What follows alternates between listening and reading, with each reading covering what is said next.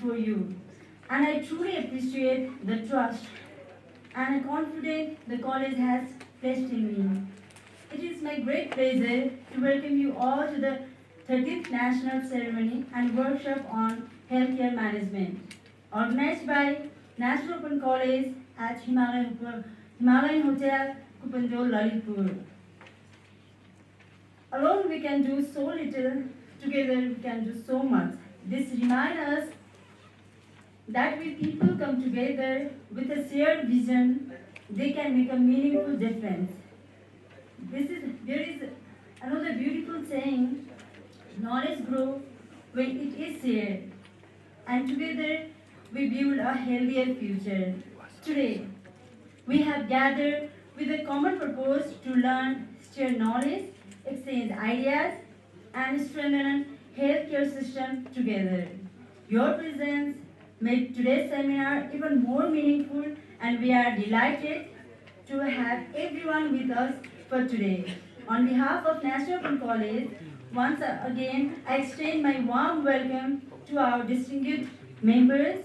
We have today's seminar will be informative, inspiring, and rewarding for everyone. Thank you very much for joining us.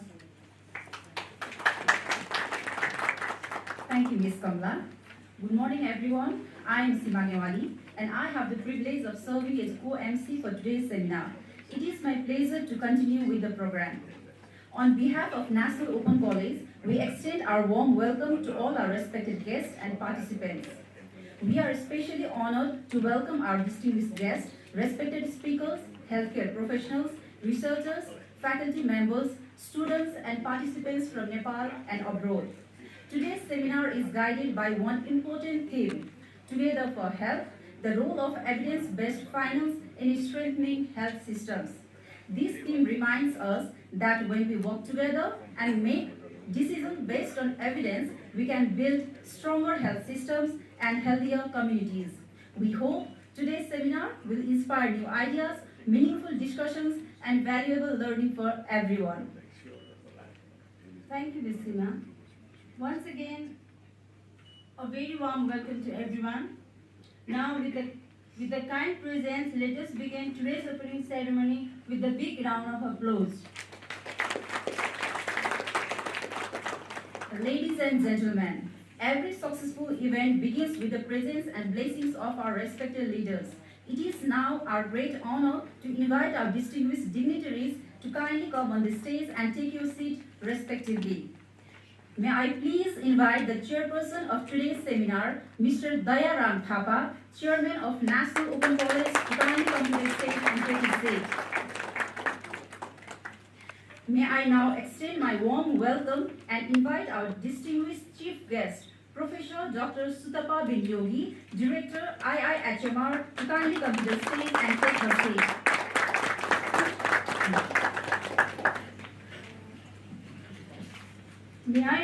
May I respectfully invite our honorable special guest, Professor Dr. Ram Narayan Aryal, former Vice Chancellor of Pokhara University, to kindly come to the Prem Narayan Aryal, kindly come to the stage and take the seat. May I also respectfully invite our honorable special guest, Dr. Anjay Misra, former registered. May I respectfully invite our special guest, Dr. Anjay Misra, Dean, Madras University, to come to the stage and take his seat. Finally, may I respectfully invite Professor R.P. Panjiar, Vice Principal of National Open College and convener of this seminar, to kindly come to the stage and take his seat. Ladies and gentlemen, let us welcome our respected dignitaries with a big round of applause.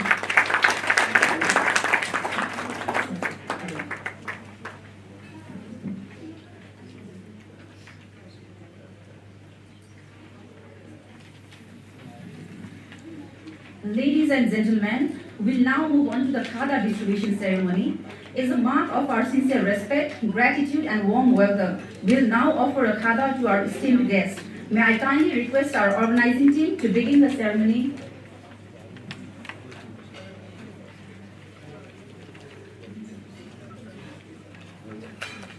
Let's begin the ceremony with the Khada Grahan.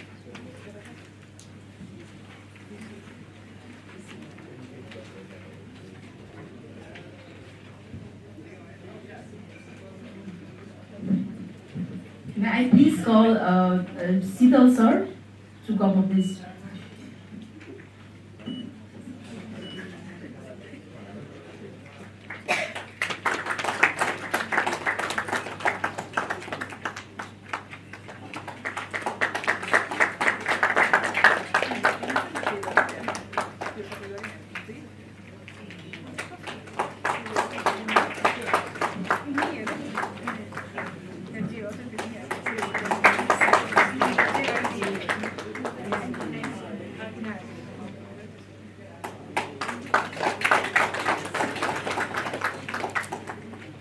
Ladies and gentlemen, to officially begin today's seminar, may I kindly request everyone for the national anthem.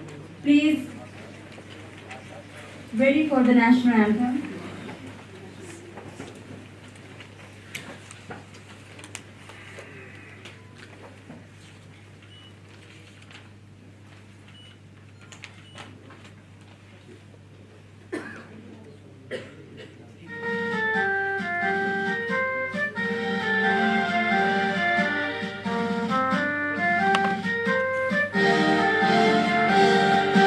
Sayupunga pulka hami yote mana nepali Sarvabhaum Vaidhiye kami mahakali Sayupunga pulka hami yote mana nepali Sarvabhaum Vaidhiye kami mahakali Prakriti ka koti koti sampada ko asala Virhanu karagatani Tantara Ajala Jnana Bhumi Shanti Bhumi Tarai Pahari Mala Akhanda Yogyaro Hamro Mati Bhumi Nepala Bahu Jati Bhasha Dharma Sanskriti Chaktishala Agragami Rashtra Hamro Jaya Jaya Nepala.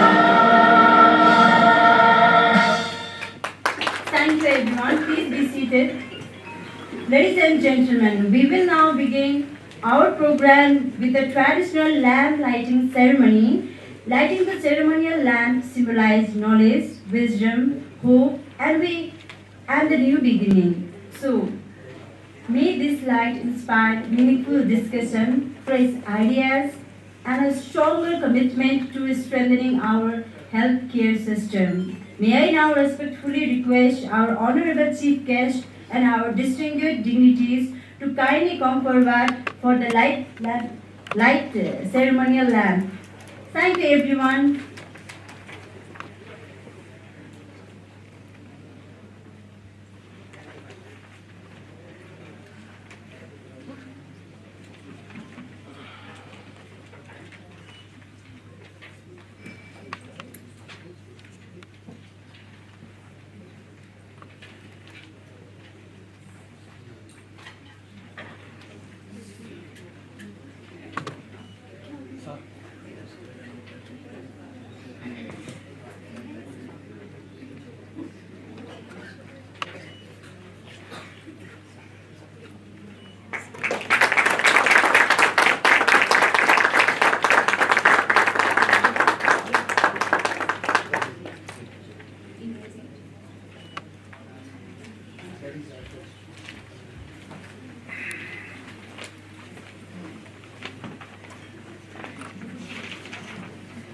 Every successful seminar begins with a warm welcome and a clear vision. It is now my great pleasure to invite Professor R.P. Panjiyar sir, Vice Principal of National Open College and convener of this seminar, to deliver the welcome address and present the proposed resolutions. So may I kindly request you to address the gathering. Ladies and gentlemen, can we please have a warm round of applause?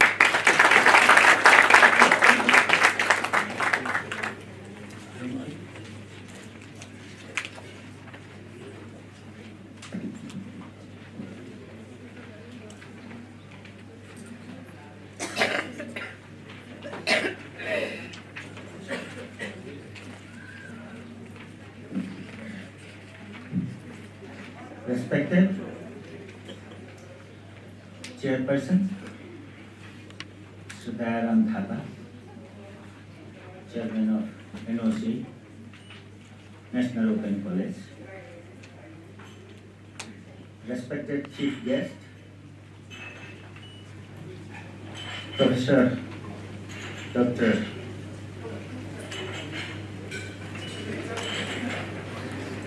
Chitupa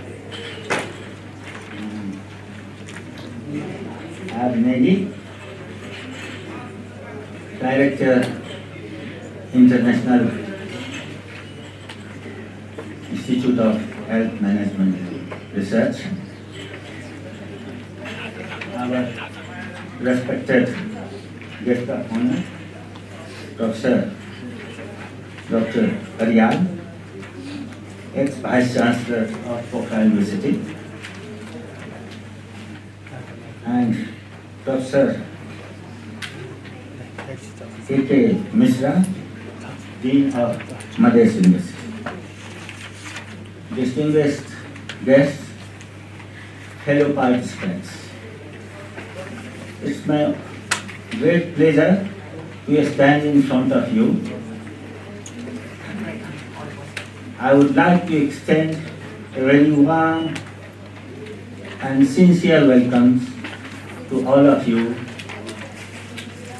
in the 30th National Seminar on Healthcare Management. To be honestly, it gives me personally also a lot of satisfaction to express and meet all of you in a gathering like this. Little bit I would like to add about this subject. The subject healthcare management just started in early 1930s, traveled from different continent to Indian subcontinent in early 60s, where I got an opportunity to travel to neighboring countries and had an opportunity to acquire the master's degree from our Institute of Medical Science, thanks to the WHO who provided me the opportunity to go and have that opportunity. Since then, the healthcare management in itself was quite unknown to the Nepalese society. However, we tried to bring this novel subject to the Nepal in early 2000, and one of the founder members, very visionary person, Dr. Professor Sital Karki, who dared to start this academic programs through Pokhara University. Since then, we have been trying, striding successfully to continually, grow this specialty in Nepal. And National Open College has all the credit to start first program in 2000, where at present we have been running 4 years program in Bachelor in Healthcare Management, postgraduate diploma in Healthcare Management, and also Master's program in Healthcare Management. We have almost completed 41 batches, and today I found very large satisfaction in a sense that I find many of our products have been managing the health institutions very, very successfully within the country and also outside the country. Some of them are here in front of me. I can see Mr. Sudhir Thakur, Milan Gurung, who are here running and leading many of the health institutions in this part. As far as this conference is concerned, let me talk something about how these things goes. Hospitals have a long and very rich history of providing medical care and to some extent even a social care. The hospitals of those days are completely different than the hospital of today.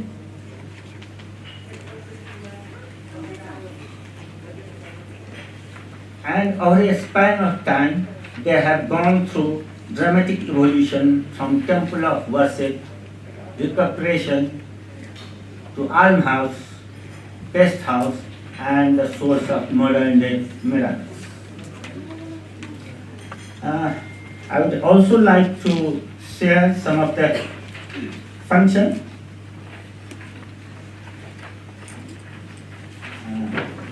Concurrently and partly as a function of its dynamic environment, the hospital has evolved into one of the most complex organizations in the society. Management of hospitals has become increasingly demanding as the hospital environment has become more and more dynamic and the organization more complex.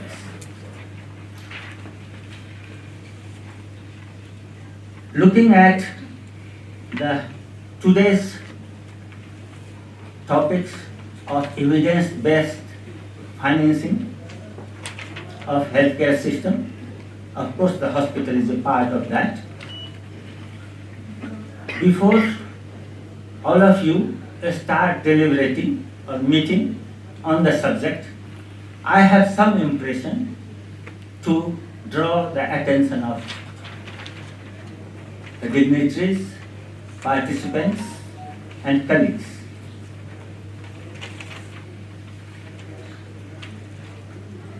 Those are 4 areas.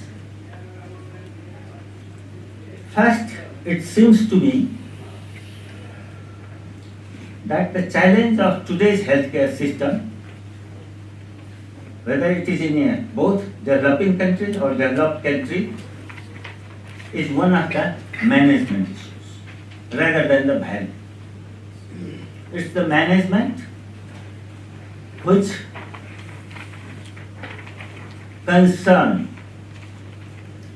provides the number of managerial tools and techniques to the healthcare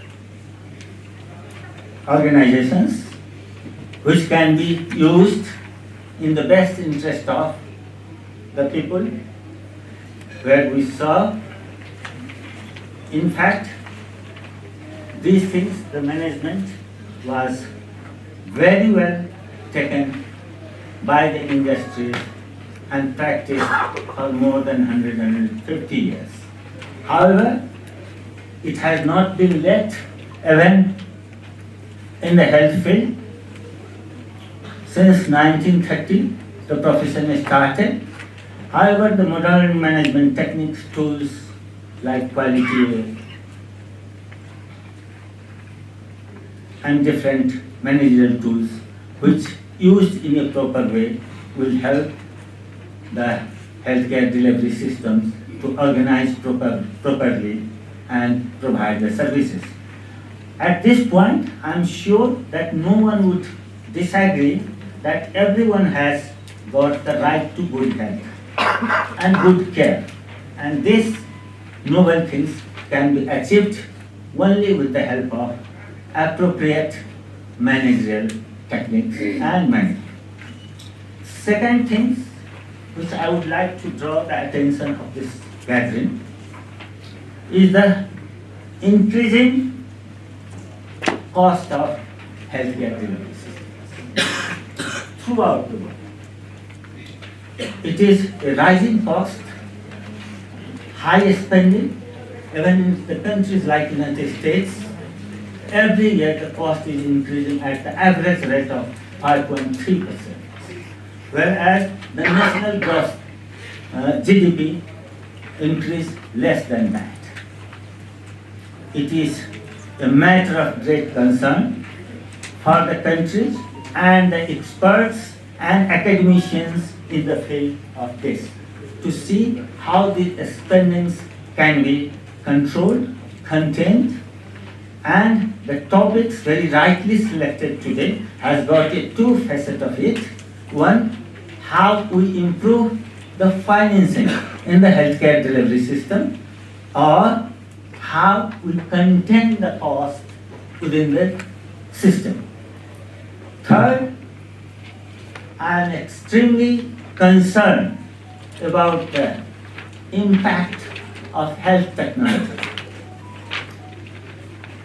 diffusion of health technology. This is the one area where a lot of advancement have taken place, which is good in a sense that it helps us to reach at right diagnosis and give the correct treatment.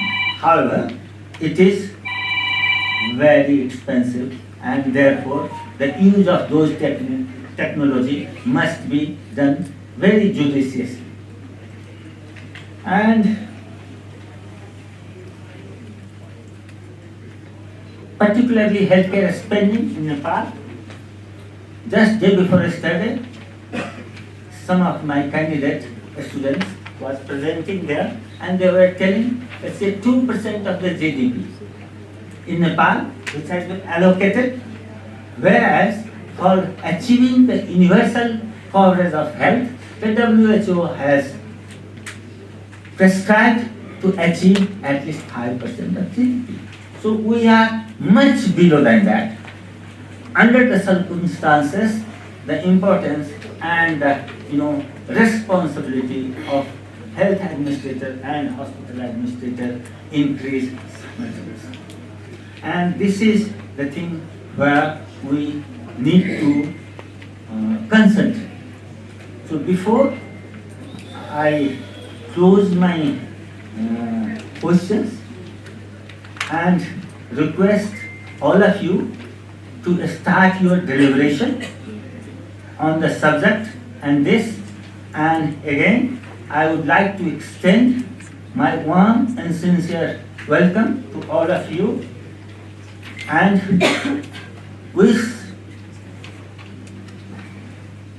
all of you to come to the conclusion which should be beneficial not only for an academic purpose, but it should also be equally relevant and beneficial to the society at large and health managers in particular. So again, I wish all of you to deliberate and would like to extend the warm welcome again, and thank you very much for listening.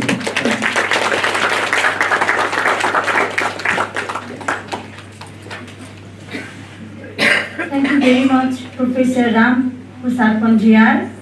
Your warm welcome, thoughtful message, and an inspiring vision had given a wonderful beginning to this seminar. So, before beginning with the address, with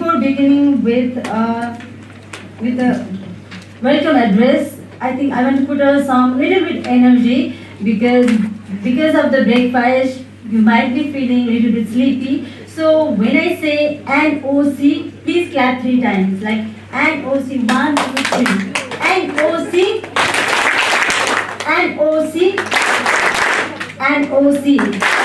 So please put your energy in this way. Thank you, Kamla. Ladies and gentlemen, we now come to the highlights of today's seminar. It is my great honor and privilege to invite our respected chief guest, Director, IIHMR, Professor Dr. Sutapa Binyogi, to address the gathering. Madam, your presence has truly enriched this occasion. We are grateful for your valuable time and guidance. May I please request you to kindly come forward and deliver your address. Please welcome Madam with a round of applause.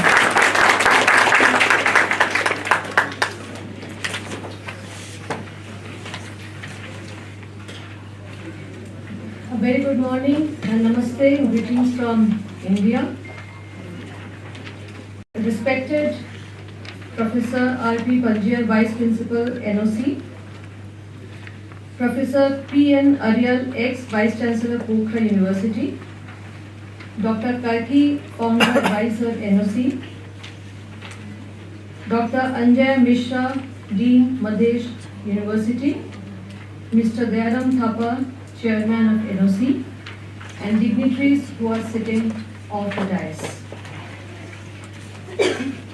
I feel truly honored and privileged to be part of this very important workshop, which is the 13th National Seminar and Workshop in Healthcare Management. And this is truly a kind of a milestone in our journey as we embark on this very wonderful and beautiful journey, which is laid down by the collaborative effort, a collaboration between two premier institutions of two countries. One is IHMR Delhi from India and National Open College from Nepal. I think, and I'm very confident that this collaboration is going to pave new ways for the new generations of professionals to follow. I'll take this opportunity to brief you something about IHMR. IHMR Delhi, IHMR stands for International Institute of Health Management Research. We are a part of the IHMR Society, which got established more than 40 years ago. And as rightly was said by or mentioned by Dr. Panjiar, that the health management program and the hospital management program actually started way back. But that time it was only restricted to the MBBS or the medical professions. IHMR created a history by stating and demonstrating that health and hospital management courses can be equally learned and delivered by non-medical professionals. And that's how IHMR developed a formal academic program, the first of its kind in India and Asia and perhaps the world. And we started off with the first formal education 2 years academic program on health and hospital management. We started in Jaipur. The need was so huge that there was a kind of a compulsion for IHMR to expand, and that is when the second campus came up in Bangalore, the third in Delhi, and the fourth one is now going to come up in Visakhapatnam. IHMR Delhi is unique out of these four IHMR sister institutions in the sense that our mandate is to take the health and hospital management concept to the international level. And that is why we have a lot of collaborations with international universities, and the latest one was the NOC from Nepal. We also stand out in the sense that IHMR Delhi has been accredited NAC by the NAC, it's an accreditation board, and the first health management institution as a standalone institution to get that accreditation is IHMR Delhi. We also have been recognized as the ICMR, that is Indian Council of Medical Research, the apex body which conducts medical research in India, as the ICMR Collaborating Center of Excellence. We offer 5 different programs, 2 offline, 3 online, all related to management, health, hospital, finance, supply chain, etc. But then we also have a kind of a mandate to fulfill the requirements of National Education Policy 2020. So there was a felt need that it's not only important to produce graduates and postgraduates, but it's equally important to make sure that our students are industry ready. So as per the mandate of National Education Policy, we are now moving towards skill development of our professionals, and that is why there is a kind of a pressure from the university, from UGC, that all our courses have to be oriented to skill development. Less of theory, more of practice. And all our academic programs are now undergoing a transformation in that regard. NEP also states that we should not be confined only to your own country. Instead, we should give the opportunity to the students to pursue more than one degree program at the same time. And that is why the twinning programs, the dual degree programs are coming into existence. With all these new collaborations that we are having with different universities, we actually want to initiate the dual degree program, which means that any student who is enrolled with us at IHMR Delhi, within the same time period, they can also pursue another program which is affiliated to any other university, as long as their routine work doesn't get hampered. Also, twinning program means that for a 2 years program, we can have an understanding that 1 or 2 semesters can be conducted in a foreign university. So if this system works out, we would be more than happy to have some twinning program developed with the National Open College, so that we give our students an opportunity to come and pursue at least 1 semester in Nepal, if that works out. But for that, we have to take the approval of AICT. It's not a promise, but obviously the intention is that we move ahead in this direction so that it benefits both the sets of students. Similarly, your student, if you get the approval, they can also come to India and spend 6 months with us as part of their degree program. The requirement to get this regulatory approval from AICTE, because once the twinning program starts, the degree will be offered by both the universities. And for that, there are some legal, requirements for which we can always take the approval from AICTE and take it forward from there. Also, as I said, that with the growing, changing environment, we also have to, keeping the focus of health and hospital management intact, we also have to embrace other growing knowledge sectors within the health and hospital management domain. We cannot be only working in the hospital. And some of the growing areas are like digital health. Now it has become so ingrained in the management sector that for the hospital management graduates also, we need to teach them digital health and how they can improve the hospital information system. Similarly, the second one is the medtech sector. Medical technology is advancing at such a great speed that we cannot afford to lag behind. And which is why the 4th campus, which is going to come up in Visakhapatnam, our main focus is going to be in the medical technology sector. How medical technology can influence or advance health and hospital management, that is basically the essence of starting the new campus over there. This we realized when last year we got a request from Africa that they wanted to train the lab technicians, cold chain management technicians, cold chain technicians. So there is no skill lab at present which can customize and conduct training program for such technicians. So that is again the need of the hour. Also for the growing elderly and the geriatric population, that is another area which we cannot afford to lose. So in the coming days, even now also you will find that 50% of the occupancy may be because of the geriatric, but in the coming years this number is going to increase. So we need to have certain things, policies in place so that we don't increase the load of the hospital, but at the same time we should be able to cater to the needs even at home. So that's how the concept of health and hospital management will again undergo a kind of a change, a transformation in the years to come.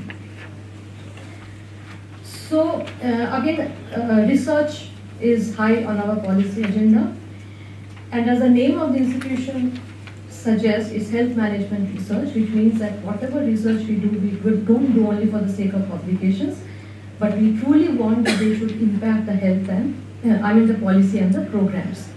So we are now big time into implementation research projects, and we would definitely want that if you want to do any such implementation research project in your area, we would be more than happy to join hands and then do it together in Nepal.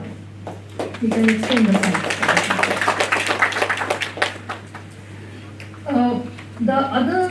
So there are many ways by which we can take this collaboration forward. In the last 2 days of my visit here, what I've observed is, because I visited here in 2014, which was 1 year before the earthquake. So Nepal of 2026 and Nepal of 2014, there's a stark difference.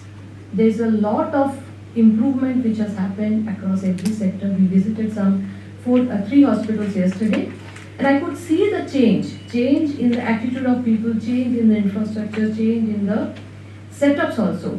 So what it means is that, and what impressed me the most was their inclination to upgrade themselves. the inclination to learn and be at the international level. And that is where I think our collaboration can mutually support each other. It should not be one way. You have to learn from us, we also have to learn from you. So nothing is perfect in this world, but I think this kind of a mutual collaboration would help both the institutions and then both the countries at large. Now, going forward, to take this collaboration forward and to make it a very active, thriving and unique collaboration, there are several places where we can join hands. One is to recognize each other's faculty as adjunct faculty. Because whenever we start any academic programs, one of the requirements which emerges is that, are your faculties attached to that university? So it's a competitive process. We can identify 2 or 3, 4 faculty from NOC who can be then called adjunct faculty to IHMR Delhi and vice versa. So if you can share some applications with us, it will have to be moved through a committee, and then based on their recommendations, we can give this kind of a designation or affiliation to the faculty members who are already working there. Similarly, from IHMR Delhi, you can also recognize 2 or 3 faculty members as adjunct faculty members, and mandatorily, we have to put those in your signature so that the world comes to know that, okay, this is an area of collaboration between the 2 universities and the countries. Faculty exchange, we are starting from this workshop, but also we would also want your faculty members to come and teach our students at Delhi. So we will let you know the time and the program and the curriculum, and then we can mutually decide.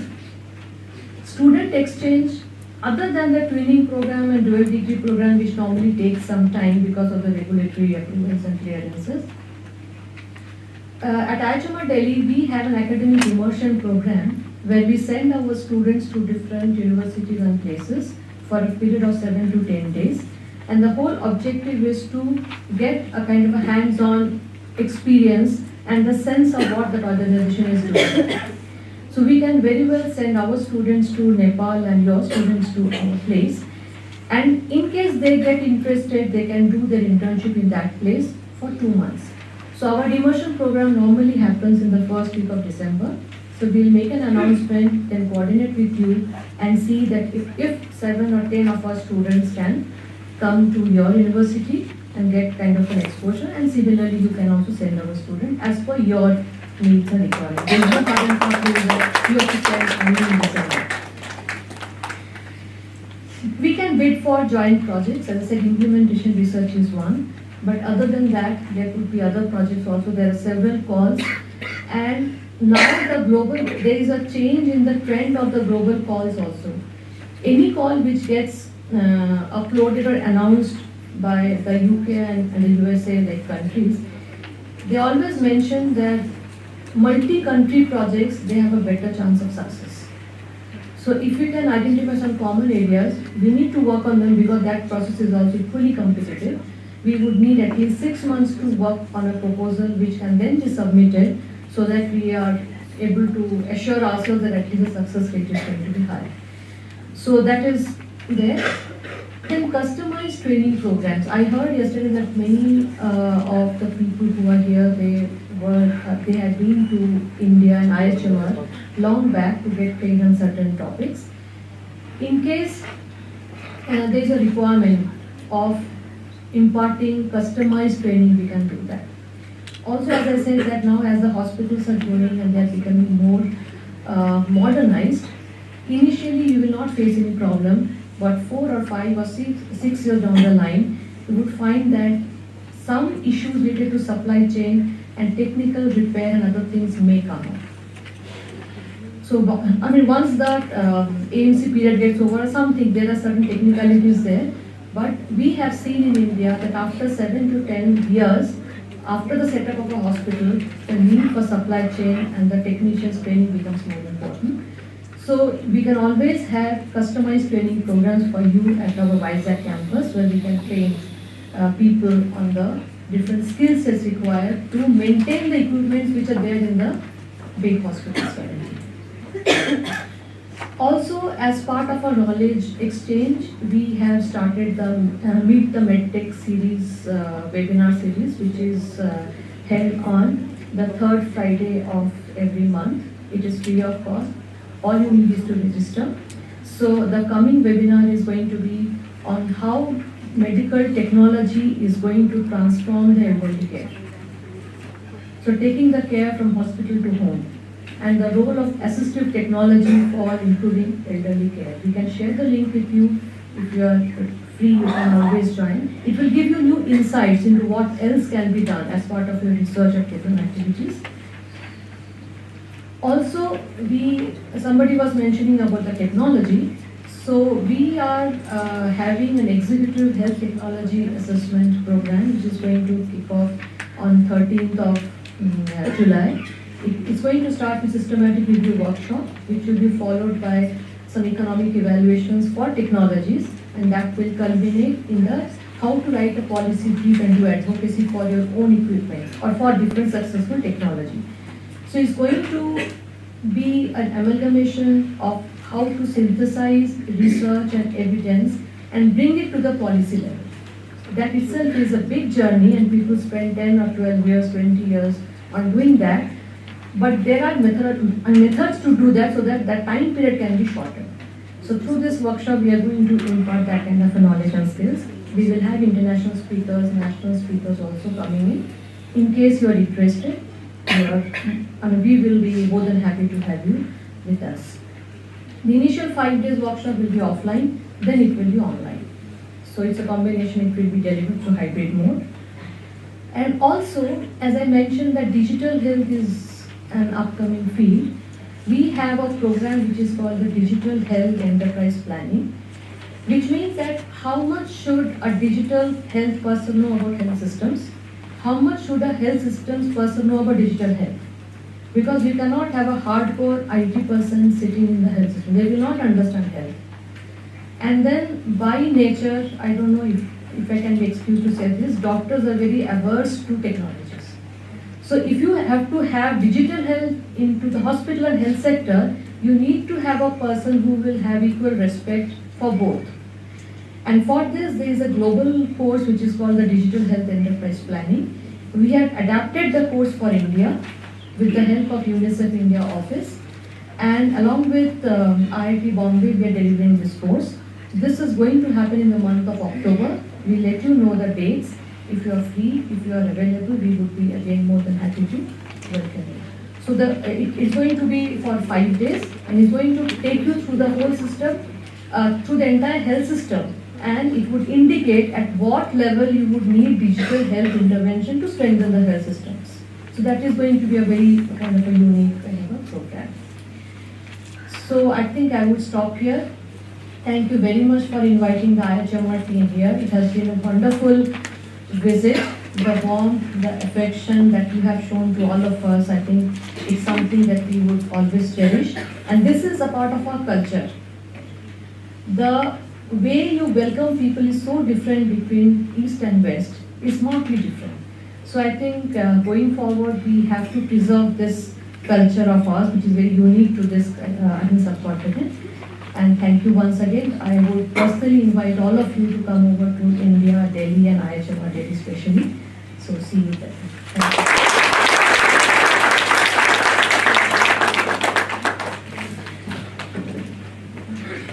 Thank you very much, madam. Your inspiring presentation, valuable experience, and practical idea have inspired all of us.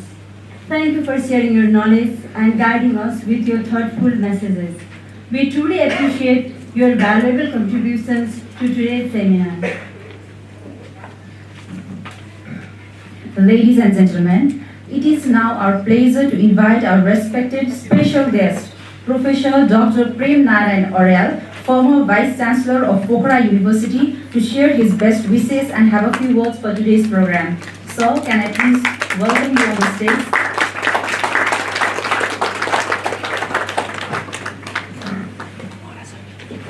Respected Chairperson of this very important seminar, 13th National Seminar and Workshop on Healthcare Management. respected chief guest and other guests, and my special beloved resource persons, learners, and experts present in this special occasion.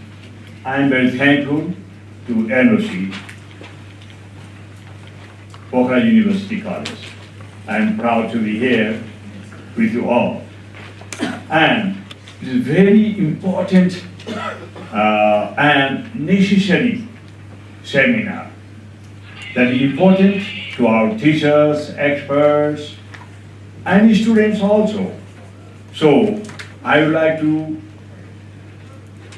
give very brief point-wise discussion on it.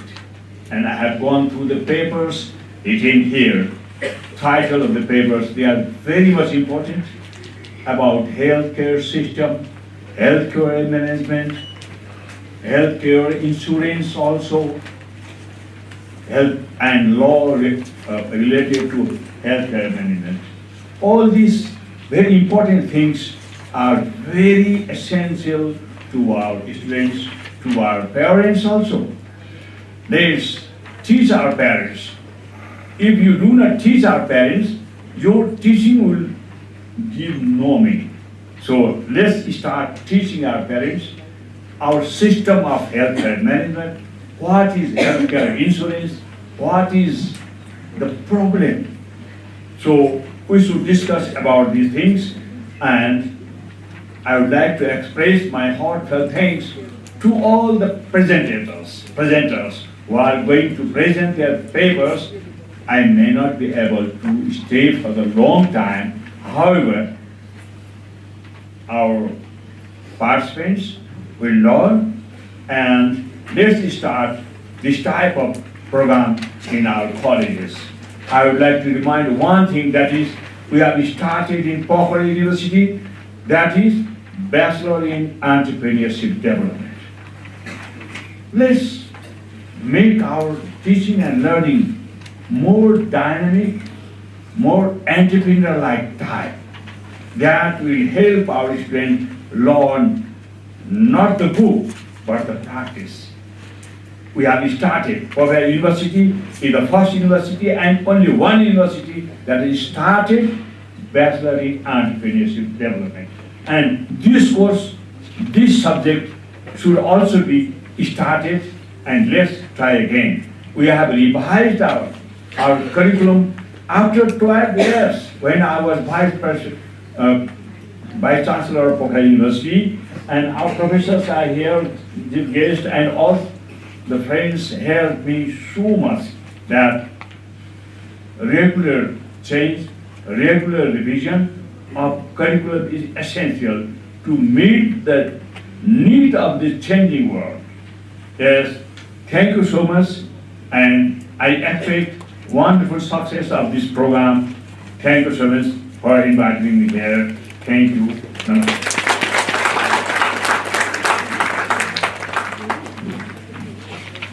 Thank you very much, sir. Your inspiring word, valuable guidance, and a kind encouragement have made today's program even more meaningful. We truly appreciate your time and your best wishes. Thank you very much, sir.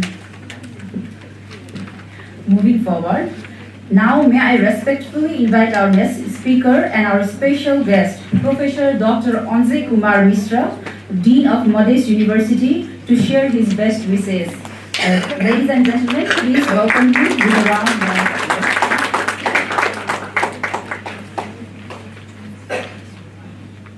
Good morning and namaste to all the guests on the dais and off the dais. I wish the seminar is already on the path of success. The way Madam from IMHR has given some of the opportunity that we can collaborate is a big achievement. In that sense, I am saying this is already on the path of success. And even by looking the titles that will brought under discussion, where we have scheduled to discuss from waste to best, that has also made us that the seminar is going to be success. So we have no doubt that seminar is going to be a great success. Nowadays, a trend has come in publication that people are doing research only for publication points of view, and even among the professor, what is written, very few of them are interested to learn what is written over there. They just try to judge the book by its cover only. In this context, if this type of seminar would be brought, then local knowledge would be brought into action. And India has already adopted a path. If you have attended any of Indian conference in last 2 years or 3 years, you might have seen that there would be one sub-thematic discussion at least on Indian knowledge system. So this seminar would be a great point for us to discuss even Nepali knowledge system, since we are also having knowledge from ancient like Buddha and all. So we have a lot of philosophical knowledge. But now it's time to change the definition of philosophy. Philosophy is no more in existence right now, since the philosophical questions is to be raised and answer is already there. So the better part is to learn how to make great questions, how to make good quality of questions rather than answering like earlier philosophy used to give. Because philosophy started from the points where you used to think. We think, therefore we are. Now even computer is thinking, so computer is also there. AI is thinking, so AI is also there. That's why I'm telling the definition of philosophy has redefined it in current scenario. And in this context, NOC has already taken one step forward by allowing the students from different streams to take 1 year postgraduate diploma and then convert into their main course of streaming. So NOC has provided us the platform to get the international exposure. As in international arena, we are allowed to cross the boundary of disciplinary. Here NOC is a true interdisciplinary institution where they are allowing since the last 2 decades or more than that. So congratulations for that also to NOC, because they have brought that diversity.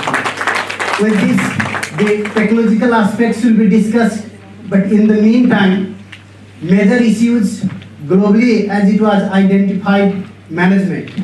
Since management has no one standard principle, in that context, your management must be locally defined, and this type of seminar would produce some of the knowledge that will be locally interpreted and locally introduced. In that context, wish all the best for the great success of this seminar. Thank you so much.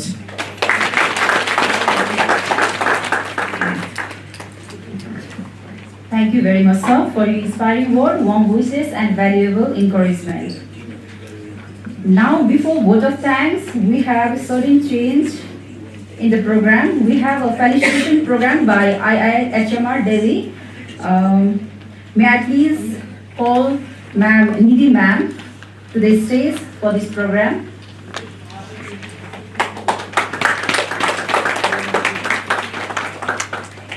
Thank you so much. Wonderful MCs. Good morning, everybody. As a part of gesture for and token of appreciation from India's side, I'm here to announce a felicitation for this from our side to the to our hosts. So first of all, I would like to felicitate Professor R.P. Pangia, Vice Principal NOC. Sir, can you please come on the dais and have the contribution? And I will also request Professor Puneet to be on the stage for felicitating.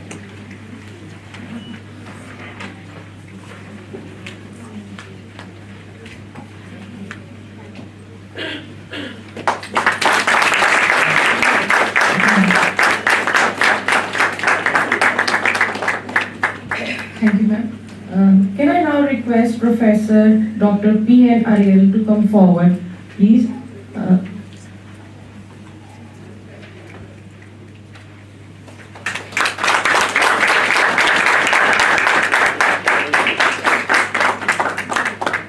Thank you so much. Can I now request Professor Dr. Anjal Mishra, Dean of Madras University, to come forward and receive the question?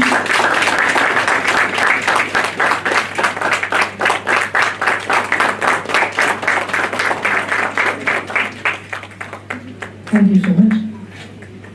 I now request Mr. Dayaram Thapa sir, Chairman NOC, to please come forward and receive the token.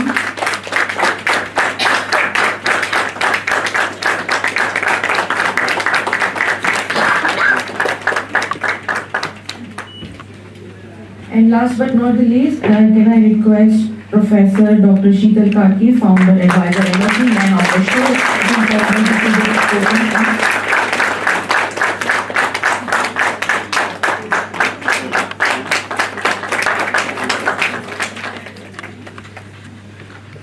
Thank you so much. Thank you, ma'am. Ladies and gentlemen, as we come close to our opening ceremony, it is my pleasure to invite our respected chairperson, Mr. Dayaram Thapa sir, Chairman of National Open College, to deliver the vote of thanks. Ladies and gentlemen, please welcome him with a big round of applause.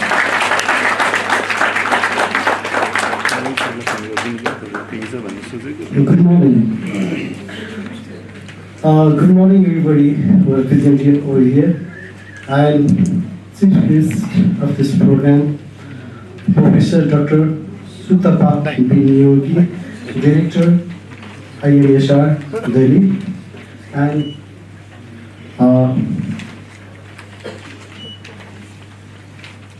former Vice Chancellor, Pokhara University, Professor Dr. Prem-Narayan Aryal sir, and Professor Dr. Anjal Mishra sir, Dean, Madras University, and our distinguished delegates from Delhi, IMHR, Professor Dr. Puneet Yadav sir, and Associate Professor Nidhi Yadav ma'am, and our all participants and all the keynote speakers, paper presenters, and especially all our beloved students whose hard work made this program happen. And moreover, I should not forget pillar of the NOC, Professor Dr. Ram Pratap Panjiyar, and Mr. Anil Kumar Khadka, Principal, as well as all the faculties, dynamic faculties, as well as there are many figures I could see from here, our ex-product with whom we feel always proud. As yesterday we visited many hospitals, we found, so they are doing very well. And then we salute them because UNOC is the pioneer college which produces managing director, CEO of the different hospitals.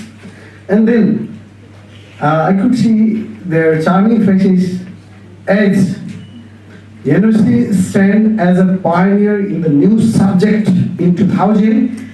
We can imagine, please, there is no any support, nothing from the government as well. Even we tried, especially in the leadership of Mr. Professor Dr. Sheetal Kumar Karki, our visionary leader. We introduced new subject in Nepal with full of challenge. Especially he is a structural engineer and graduate from Roorkee, IIT Roorkee. And he already established Nepal Engineering College, and then came to the Nepal Medical College. At last, he started National Open College with a different field. Though he was engineer, he started Health Management College. So we have to salute that man with that visionary idea, and in extreme situation he did, and just maybe 10 years the government recognized it as a good subject for the hospital, as a CEO, as a managing director, finally, and moreover, we could see wherever we visit, especially in the hospital, there are our kids, students. May I help you? What is the problem, sir? So it is the matter of proud for UNOC. And then, anyway, we established this subject in Nepal. And to further promotion of this subject, we are doing every interval of 1 year, means we are running 26 year. This is the 13th national seminar for the promotion and to give the know-how to our kids what's going on in this subject, inviting the different faculties from the different countries as well. And this time we are very much thankful with the Sutaba Binyogi, director and chief guest of this program, along with our team, Nidhi Yadav and Puneet Yadav sir. So, and we are very much thankful to you that we can collaborate with each other in upcoming days. First teacher exchange, later on and student exchange, whatever we can do.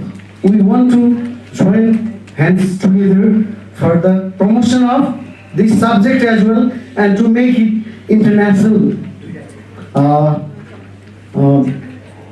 internationally recognized, and then to find the scope of this subject.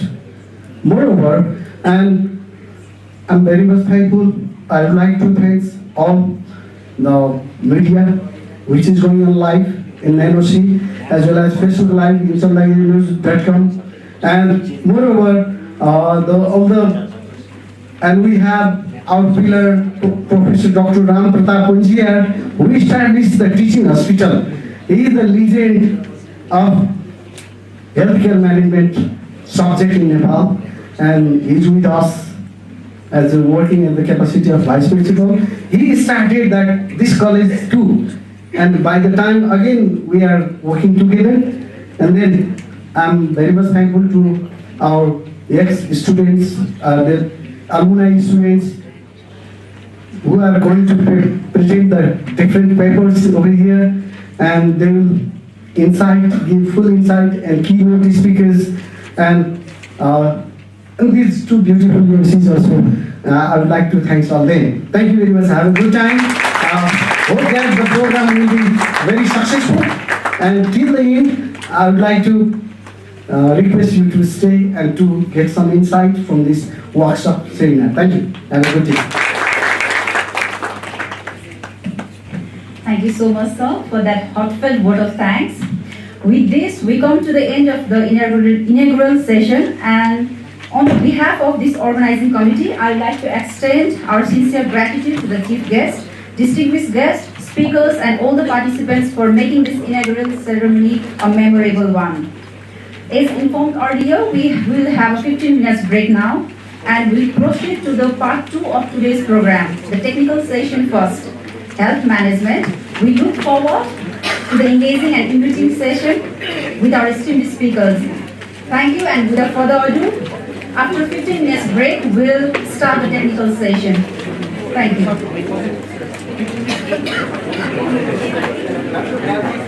According to our program schedule, technical session will be conducted by our respected rapporteurs. For the first session, we have Mr. Mahesh Maharasa as a rapporteur. Thank you and have a wonderful day.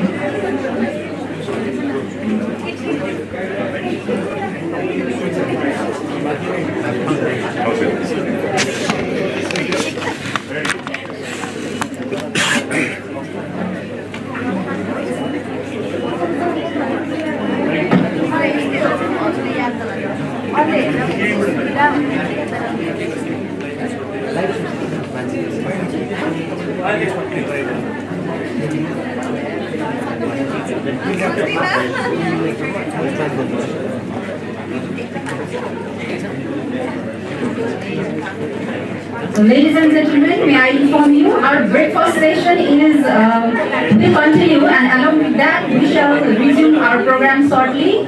I'd also like to inform that let's be prompt so that we'll start our program on time.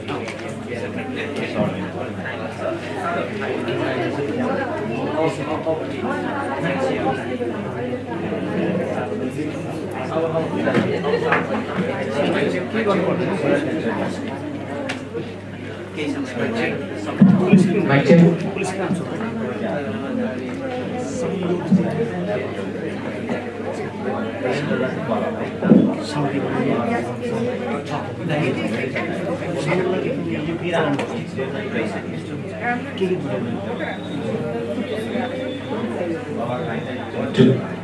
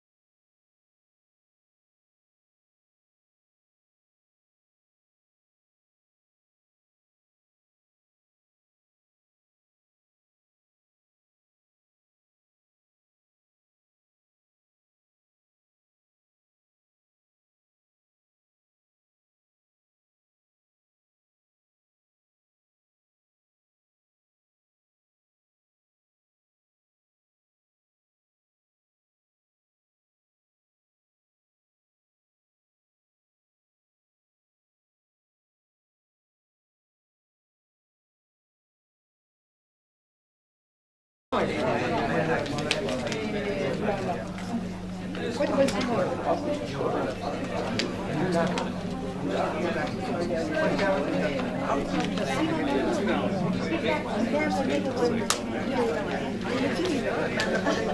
again, good morning to everyone. So, I'm the rapporteur of Session 1.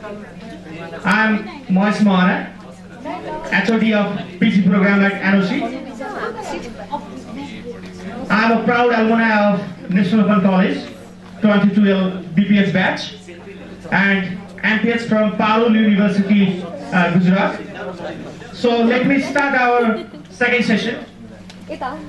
So we have a share of session by Professor Dr. Y.D. Kaki.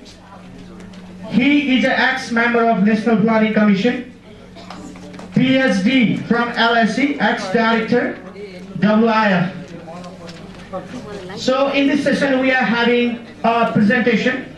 Each individuals will be getting 15 minutes for their presentation. At sub 12 minutes, you will be getting notification bell. None of the candidates will be getting more than 15 minutes of time. So we will be opening the discussion session at the end of this session.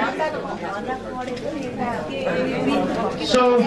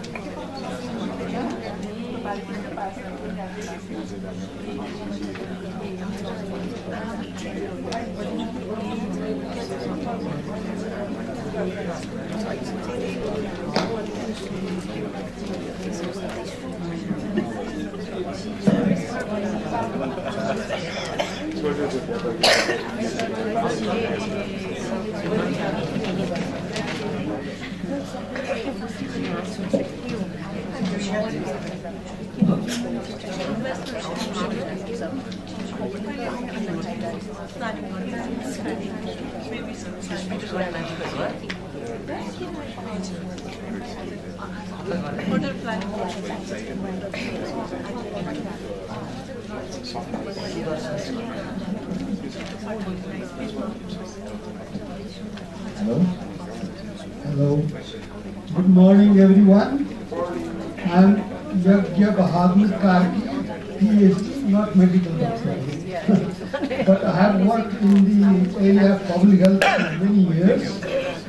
I used to be country director, UN WHO consultant, UNICEF consultant, UNFPA consultant, His Majesty's Government of Nepal consultant in the past, and now Government of Nepal consultant as well.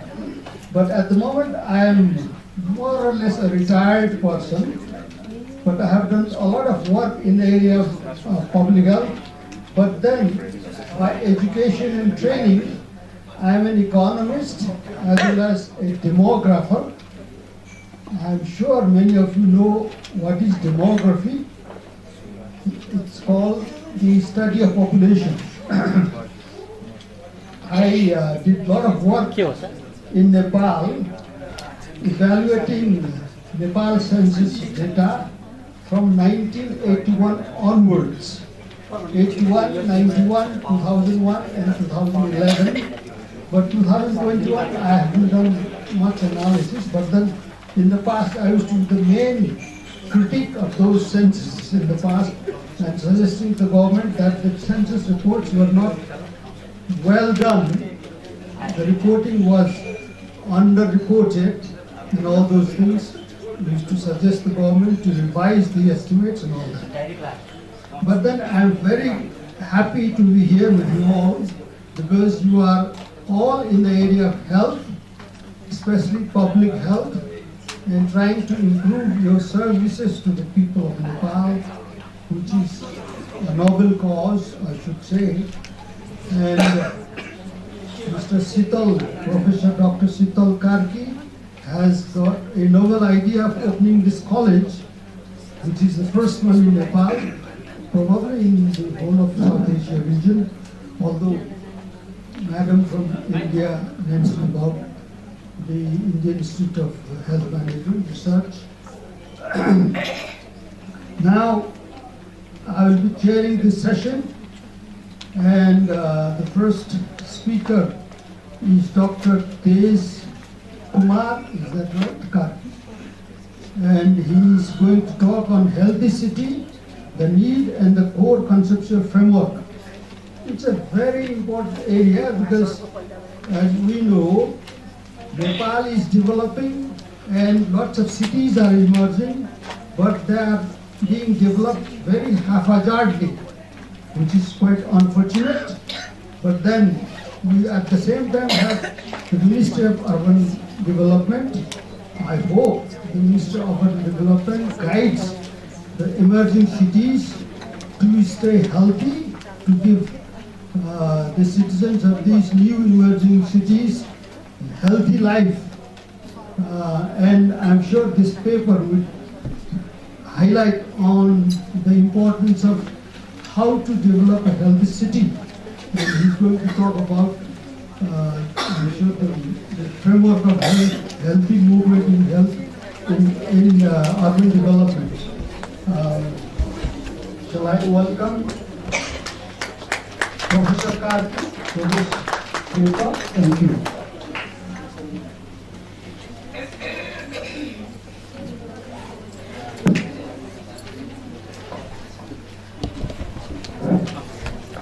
Hello, can you hear me? It's not so loud, but I'm myself is quite loud. Yeah, that's better. I hope we are in good health this morning, especially when we are going to talk about a healthy city. I must figure out that. Okay, thank you. With this, I want to start my presentation. The presentation is about what can we learn from healthy cities all around the world. Okay? The things that I'm going to cover is the role of city planning in urban health. What is healthy city? How healthy city projects are implemented, and some case studies and core messages. Actually, we all are talking about healthcare management, but I'm talking about a space where healthcare management operates. That space is city. Okay, so let's start. As you know, our country is rapidly urbanizing, and according to the municipal figures, 66% of the population stays in city. So this also suggests that more of our health problems are going to be concentrated in cities. Yeah. But the problem is how our cities are developed in Asia and including in Nepal. They are all developed through expansion of concrete structures without green spaces, open spaces, and in the outskirts it's growing very unplanned. And the outcome, especially when heat is rising in everywhere, they are the very much extreme heat conditions, and that very much impacts the health of the population. So what health risks cities are facing in Nepal? So let's talk about that. So there are a lot of deaths regarding diabetes every year, 2,500. 20,000 by heart problems, 2,000 by suicides. And this figure may be more, but I'm just giving it. And a lot of people are getting overweight and obese. So this is the health situation of our country. Okay. So the question is, what is that? That is the health issue, and what is the healthcare finance, state of healthcare finance in Nepal? I think we are going to talk a lot in the coming sessions, but I'm just giving my overview based on some information. So, 52% of total medical cost a patient has to get the burden of that. And healthcare expenditure actually is 6.1% of the GDP. The government is spending only 2.1%. And the annual budget, what is the percentage of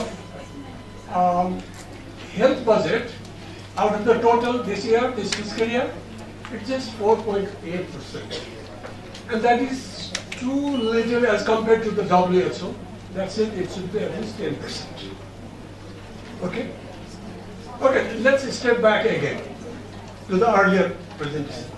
Why non-communicable disease deaths are rising in Nepal, in urban areas? Why? And one of the main reason is the urban planning deficiencies in cities and towns. Those urban planning deficiencies are causing a lot of non-communicable disease in cities. For example, lack of safe walking trails, bike trails, physical inactivity is there, people are not active, and there are a lot of health issues down. The next is absence of green parks, exercise grounds, sedentary lifestyle, more health problems. So lack of social interaction space means loneliness, and that leads to depression. And lack of urban forests and trees, that means heat exposure, a lot of heat, and there is a lot of heart attack or heat strokes. So this is the thing. Now the question is, how can we address these deficiencies? How can we address these deficiencies? These deficiencies we can address by providing the urban planning elements in the cities, like more bike trails, more physically active, less risk from health. Same as parks, more exercise and walking, and then there is a reduced health risks. And more informal spaces, less lonely population, less depression, and so on. So this is how, urban planning elements matter to the health. So in a whole city-wise image, if you see that, if you have a bike lane, if you have a walking trail, if you have parks, if you have greeneries, if you have green forests and all, it creates a condition for physical activity, and that leads to better health and reduce the risks of NCDs. So this is how urban planning works. So you can see, have you heard about 10-minute cities or 5-minute cities? These cities are built around train station or bus station within a walk. All facilities are within a walking distance. So, for example, let me give you, if you are staying in Bhaneswar, the lower left corner, and if you want to go to Buddha Nilakantha, in Bhaneswar you are within the walking distance of the train station. Take the train, go to Buddha Nilakantha. Even Buddha Nilakantha, you come out of the station, things are within the walking distance. Go to the college or hospital, do your job, come walking, take the train and come back to your home, Bhaneswar. So this creates this avoids the dependence on car and make people physically active. Okay? So this is how the health, and then this is what is done in China. I'm showing you on the map here down. That's how China is built on strategic centers of stations where the development is taking place. Right? So these are some of the issues of how to address the heat stroke in the cities. They are planting thousands and millions of trees, reduce the temperature of the cities, and make it comfortable, and also improve the air quality. This is happening in Colombia. And the next one is in China, Luzhou, where built-up area is covered almost by the forests and plants. This is how people are trying to make cities more cooler. The next is, if you have a centers in cities where people can gather, interact, talk, and all, that will reduce the loneliness. More informal social spaces are very important for mental health and physical health. Okay? And this is the case of in Kathmandu. You see this public park. There are some public parks, not many. Before there were no such physical exercise equipment. These days we see quite frequently this kind of equipment. Maybe they are coming from China or something like that. And people are coming out of home and trying to take advantage of these facilities. Imagine if these facilities were not there, what the people were doing there. They're physically inactive and more vulnerable to NCDs. Yes? So the provision of parks and equipments matters for health behavior. Okay, putting this all context in the perspective, let's define what is healthy city. What is healthy city? What do you mean by healthy city? A city that continually improves its physical, social, economic, and environmental situations with the active mobilization of community participation.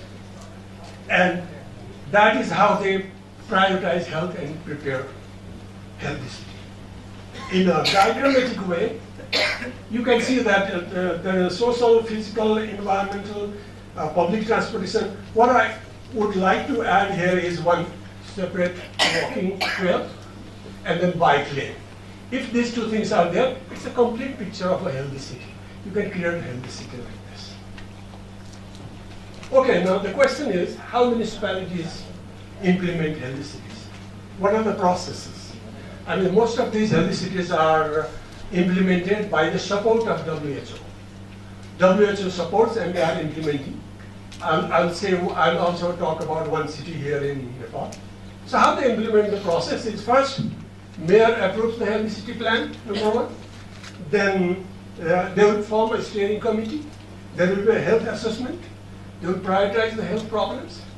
They will invite community for the discussion to finalize the priorities, prepare plans, action plans, healthy city plans, and then get the budget and implement it. This is how healthy city projects are implemented. And all over Europe and in many Asian cities. Even Bangladesh is doing that, but I have not heard in India. Okay? So this is the process. And let's see the case study of two healthy cities. One is Copenhagen, Denmark.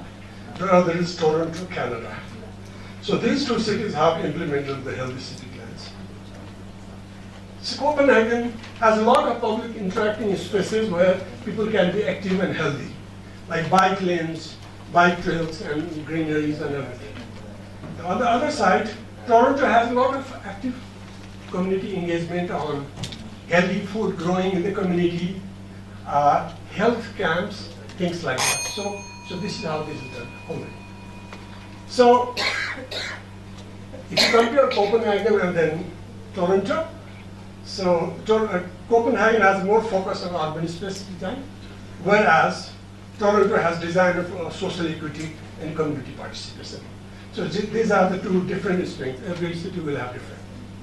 So let's talk about the healthy city in Dhulikhel. Dhulikhel is the only city that has implemented healthy city program with the help of the WHO. So very interesting. It's a small town far from Kathmandu, big problematic area, but still the NCD is rising so fast. 5 times there is a depression case between 2 fiscal years.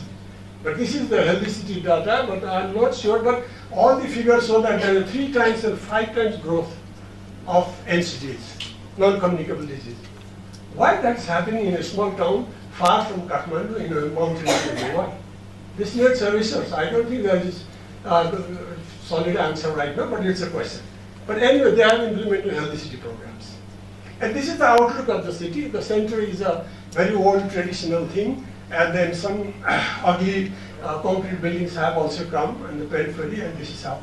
The most serious problem is this: the urban expansion on farmland and unsafe locations, without open spaces, without adequate road networks, trees and all, and this will have a very bad consequences for the people living there, especially in earthquakes and other disasters.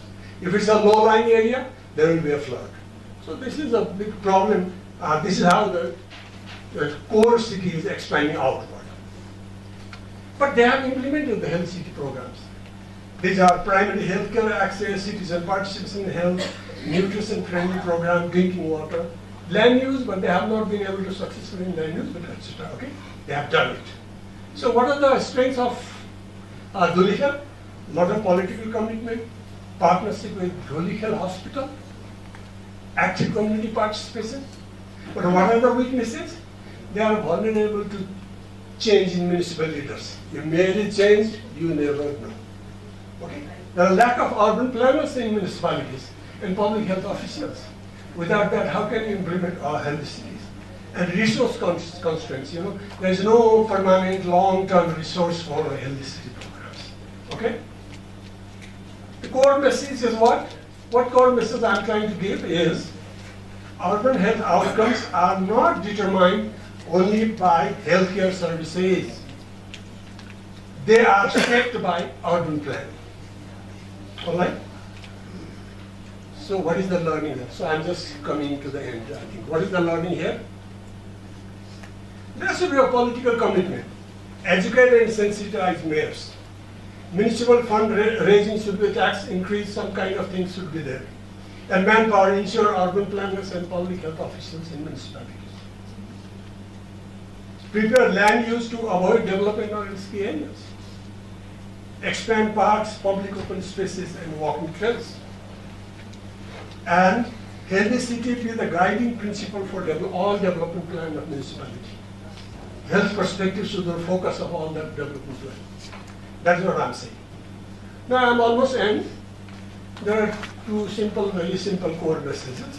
The first one is urban planning deficiencies produce unhealthy cities. And the other is very simple, that good urban planning creates healthy cities. Okay? With that, I try to, with a smile, I want to end this thing, but I'm not good at smiling. Okay, thank you.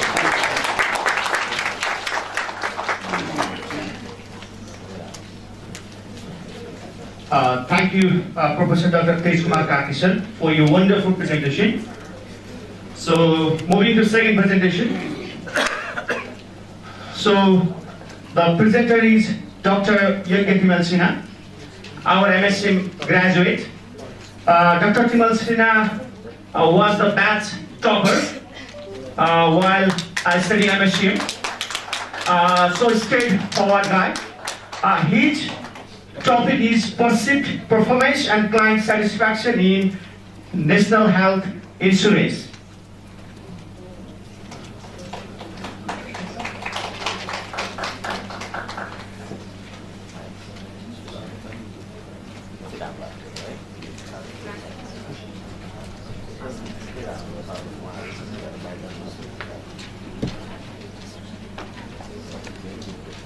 Good morning, everyone. Am I audible?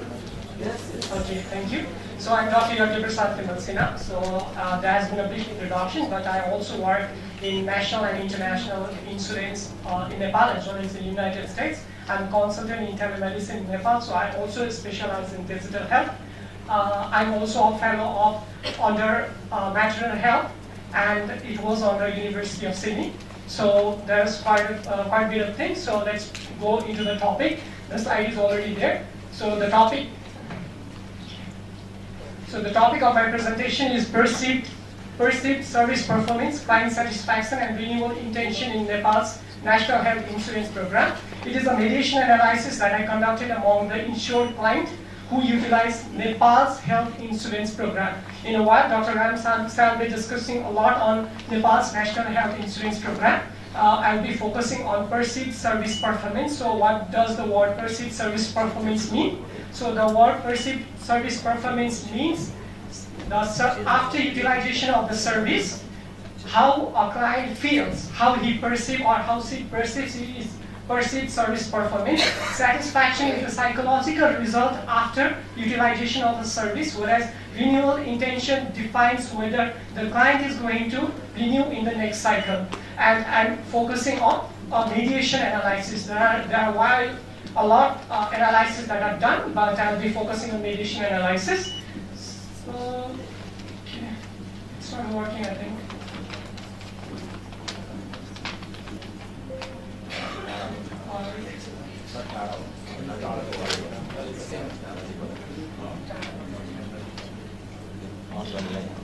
Okay, so let's go to the background. in background, National Health.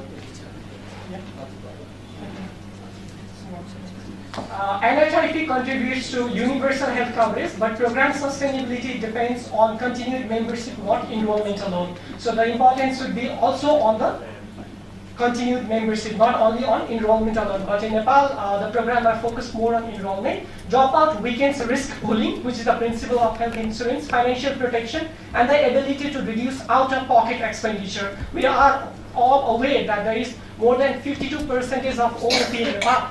So service barriers such as medicine shortages, waiting time, referral procedures, provider behavior, and administrative hassles can affect continued participation. So what is the puzzle here? The puzzle is renewal intention can remain high despite decreased satisfaction, despite imperfect perceived service. So we'll be talking in next slide. We'll be talking how I had structured the program. So for today's presentation, the rational and research question focuses on whether socio-demographic factors play an important role in intention to renew, which in my study unfortunately has not shown much. After enrollment, clients judge the scheme through actual service uses and perceived benefit. Satisfaction can be the psychological mechanism which we have already discussed. So the core question is, does client satisfaction mediate the relationship between perceived service performance and intention to renew National Health Insurance membership? So it's all about how you experience and how satisfied you are. That's the core of the topic today. Okay, so I have, in my research, which is a thesis conducted study, in my research, I have focused on two conceptual frameworks. One is Anderson behavioral model, and the second is expectation confirmation theory. So on the background and context factor, which is ABM, that shows three factors: predisposing, enabling, and need factors. There is some influence on that. I'll be discussing in a while. Whereas my main mediation pathway is perceived service performance, client satisfaction. I need to go back. Slightly forward. Okay, so it's not pointing. Okay, can you please go back? Okay, so what we are seeing here, what we are seeing is the client satisfaction. Okay, you can see it here. The client satisfaction is the mediator, whereas perceived service performance is the independent factor that we are discussing, and the dependent factor, the dependent outcome, the outcome variable is intention to renew and HRP membership. So this pathway, I would want to show this pathway is the core mediation pathway that I am going to focus. If I utilize service, I'm going to be either satisfied or dissatisfied, and that is going to affect my intention to renew National Health Insurance in the next cycle. That can be directly or it can be indirectly. So we'll be discussing what we have found. Next, please. Okay, so for the methods at glance, it is a facility-based cross-sectional study that was conducted in Bhaktipur Hospital, Khopa Hospital, and Nepal Korea Municipality Hospital. All of these are the government hospital with the co-payment facility. The participant number was 403, and all of them were NHIP insured adult household respondents. So data was collected face-to-face with the interview, structured interview. The key variables include background variables along with perceived service performance, satisfaction, and intention to renew. The analysis includes descriptive statistics, bivariate analysis, regression, process mediation. So the ethics is, it is NHRC approved study, and institutional permissions were taken, and all the participants had to have written informed consent. Next, please. Okay, so among the 403 participants, the mean age was 44.49 years, and most of the respondents, that is 54.8%, were female, and 28.3% of the respondents had bachelor's degree or higher, and 51.1% of the participants always used card, while using often card, there are approximately a quarter of them were using the insurance card, the National Health Insurance Programs card. And most of the participants, that is 93.8% of participants, had paid premium to get enrolled in the insurance. So the median utilization context, so just to get an idea, the mean healthcare visit per year was 9.83. The mean number of family members with chronic illness in my study was shown to have at least 1.14 members. That is, at least one family member was with chronic illness. Hypertension and diabetes remain the most common chronic conditions, and there was experienced user sample for card use, because those who were using card were frequently visiting hospitals.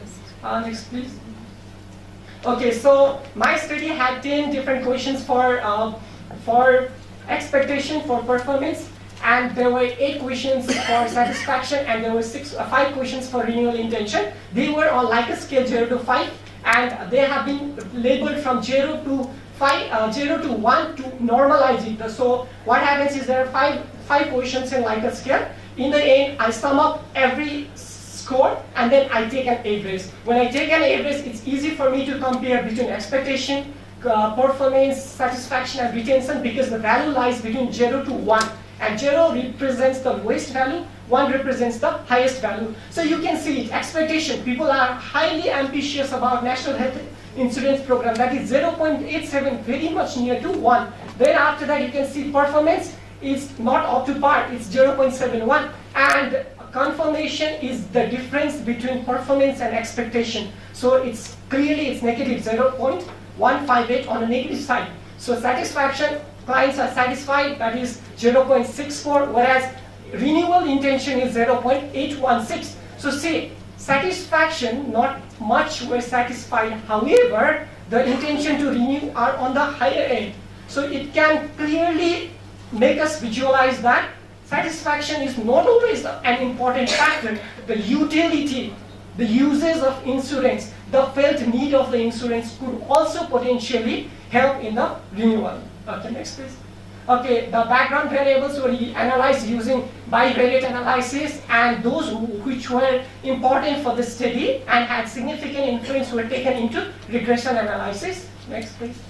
Okay, so this is just a snapshot of satisfaction model and renewal intention model, how much whether the model was significant or not, and what is the explanation. So the model shows 57.1% of the variation was explained by the independent variable, whereas in renewal intention, because these are 2 regression analyses that I'm showing, in the renewal intention model, we can see NHIP card uses has the highest beta value, followed by satisfaction, perceived performance, and healthcare visits. And these were the only significant factors. So you need to understand from this slide that card usage, satisfaction, perceived performance, and healthcare visits are more important. Next please. Okay, so this is the hierarchical model. The important model that I want to focus on is on the model 3 and model 4. Model 4 is going to explain a lot, and that is my mediation analysis. Okay, next please. Okay, this is what the mediation model describes. So this is done by Process Macro 4.2. So the model is number 4, which is simple mediation analysis. Mediation is very simple. You go from part A to part B to see whether the mediator has an influence. Okay, that's going to be the indirect pathway. Whereas a direct pathway is described from X to Y with the inclusion of satisfaction, with the inclusion of mediator. So the total effect can be the sum of the direct and the indirect pathway. In this model, we can see that perceived service influence has significant effect for satisfaction. And again, look at the p-value, look at the standardized beta value. So you can see that both these pathway and also the direct pathway, all of them are significant. It suggests that satisfaction partially mediates. Okay, it's not full mediation because there is also direct effect. If there was no direct effect, it could be the full mediation. But in this study, satisfaction is going to mediate, as well as there is a direct effect. If I am utilizing service and I am feeling the importance of service, then I'm going to renew. Or I use service, I am satisfied, and I'm going to renew. I hope this mediation is clear. These numbers are just a statistical figure that might look a bit complex, but this is just the analysis done by a software, SPSS version 20. Okay, so this is what the output of the SPSS analysis shows. So the total effect, direct effect, and indirect effect, the addition of direct and indirect effect gives total effect, and that is the standardized beta, that's the B value with standard error with P value. Okay, so this model is statistically significant, and for the indirect analysis we have used bootstrapping with 95% confidence interval. Since none of the value has 0 in it, it clearly shows the indirect effect is also significant. Okay, so looks a bit with a lot of numbers, but it's very clear. You receive service, you are satisfied, you renew. You receive service, you feel service is worth it, you renew. Okay, that's the direct, that's the core message that I'm going to convey here. Okay, so let's interpret. It's very clear now. I don't think we need much of interpretation. But perceived service performance improves renewal intention directly and through satisfaction. So health insurance people here must understand that it's a two-way mechanism. Okay, satisfaction is a psychological bridge between experience and continued intention. The remaining direct effects suggest, this is also very important, okay? Practical value, person's health needs. A family has at least one member with chronic disease, so health insurance is a need, okay? And card use, if you use, you understand its value.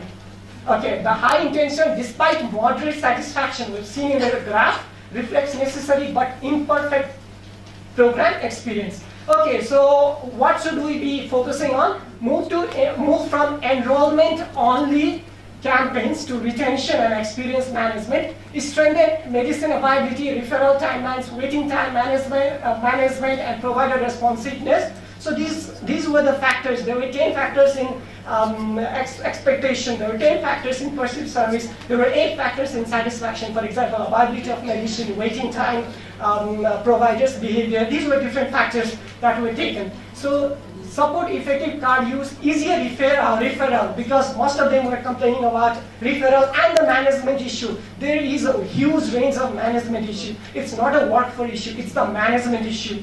Okay? So policy message, service performance is a retention strategy, not only a quality improvement issue. So normally what happens is we have also HRD board members here. So we focus on MSS for HRD inclusion, but we should also focus on service performance, and every hospital should also evaluate not based on only numbers, but how the individual users had fared about the service. What were their perceptions on the service? Next, please. I think we're okay. We're in the end. So the three final messages from my presentation, from my study is service performance matter for renewal, both directly and through satisfaction. This is very clear by now. Satisfaction partially mediates the performance renewal relationship. Improving client experience can strengthen retention and program sustainability. And it's a cross-sectional study. There are always, every study has limitation. I should not boost around it. So it's a cross-sectional study, limits causality, does not infer causal inference. So the convenient sampling from selected public hospitals, and outcome will measure intention. It's just intention. It is not whether the actual renewal behavior will be done. So with this, I'd like to conclude my presentation. Thank you so much for your attention.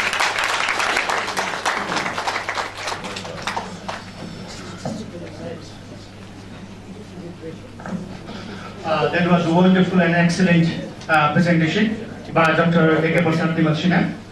So, moving towards another presentation. The presenter is Dr. Ram Thapa Chetri.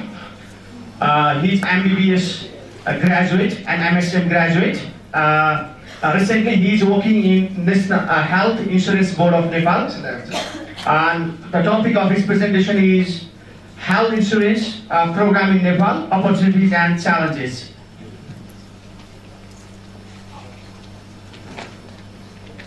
Namaste and good morning to all distinguished guests from India and other parts of the international arena. I would like to acknowledge to the Government of Nepal, Ministry of Health and Food Safety, and also my organization, Government of Nepal Health Insurance Board, to provide me the chance to represent our very public welfare program, health insurance program in Nepal, opportunities and challenges. And I would like to thank to National Open College to provide this platform to represent this very important program of this country. In this presentation, we are going to discuss about the review the challenges, policy and legal architecture of health insurance program, and also the assess the current implementation status, analyzing the gap using the multiple streams framework, identify reform priorities for health insurance board and government. As we know that the health insurance program was launched on 2016, 2072 को भूकम्पपछि चैत्र 25 गते from the two districts, Kailali district, especially Baglung and Ilam district, three districts was the first pilot project was done there. And this program was implemented by the Health Insurance Board. And it is a landmark social protection initiative designed to steer the country toward universal health coverage.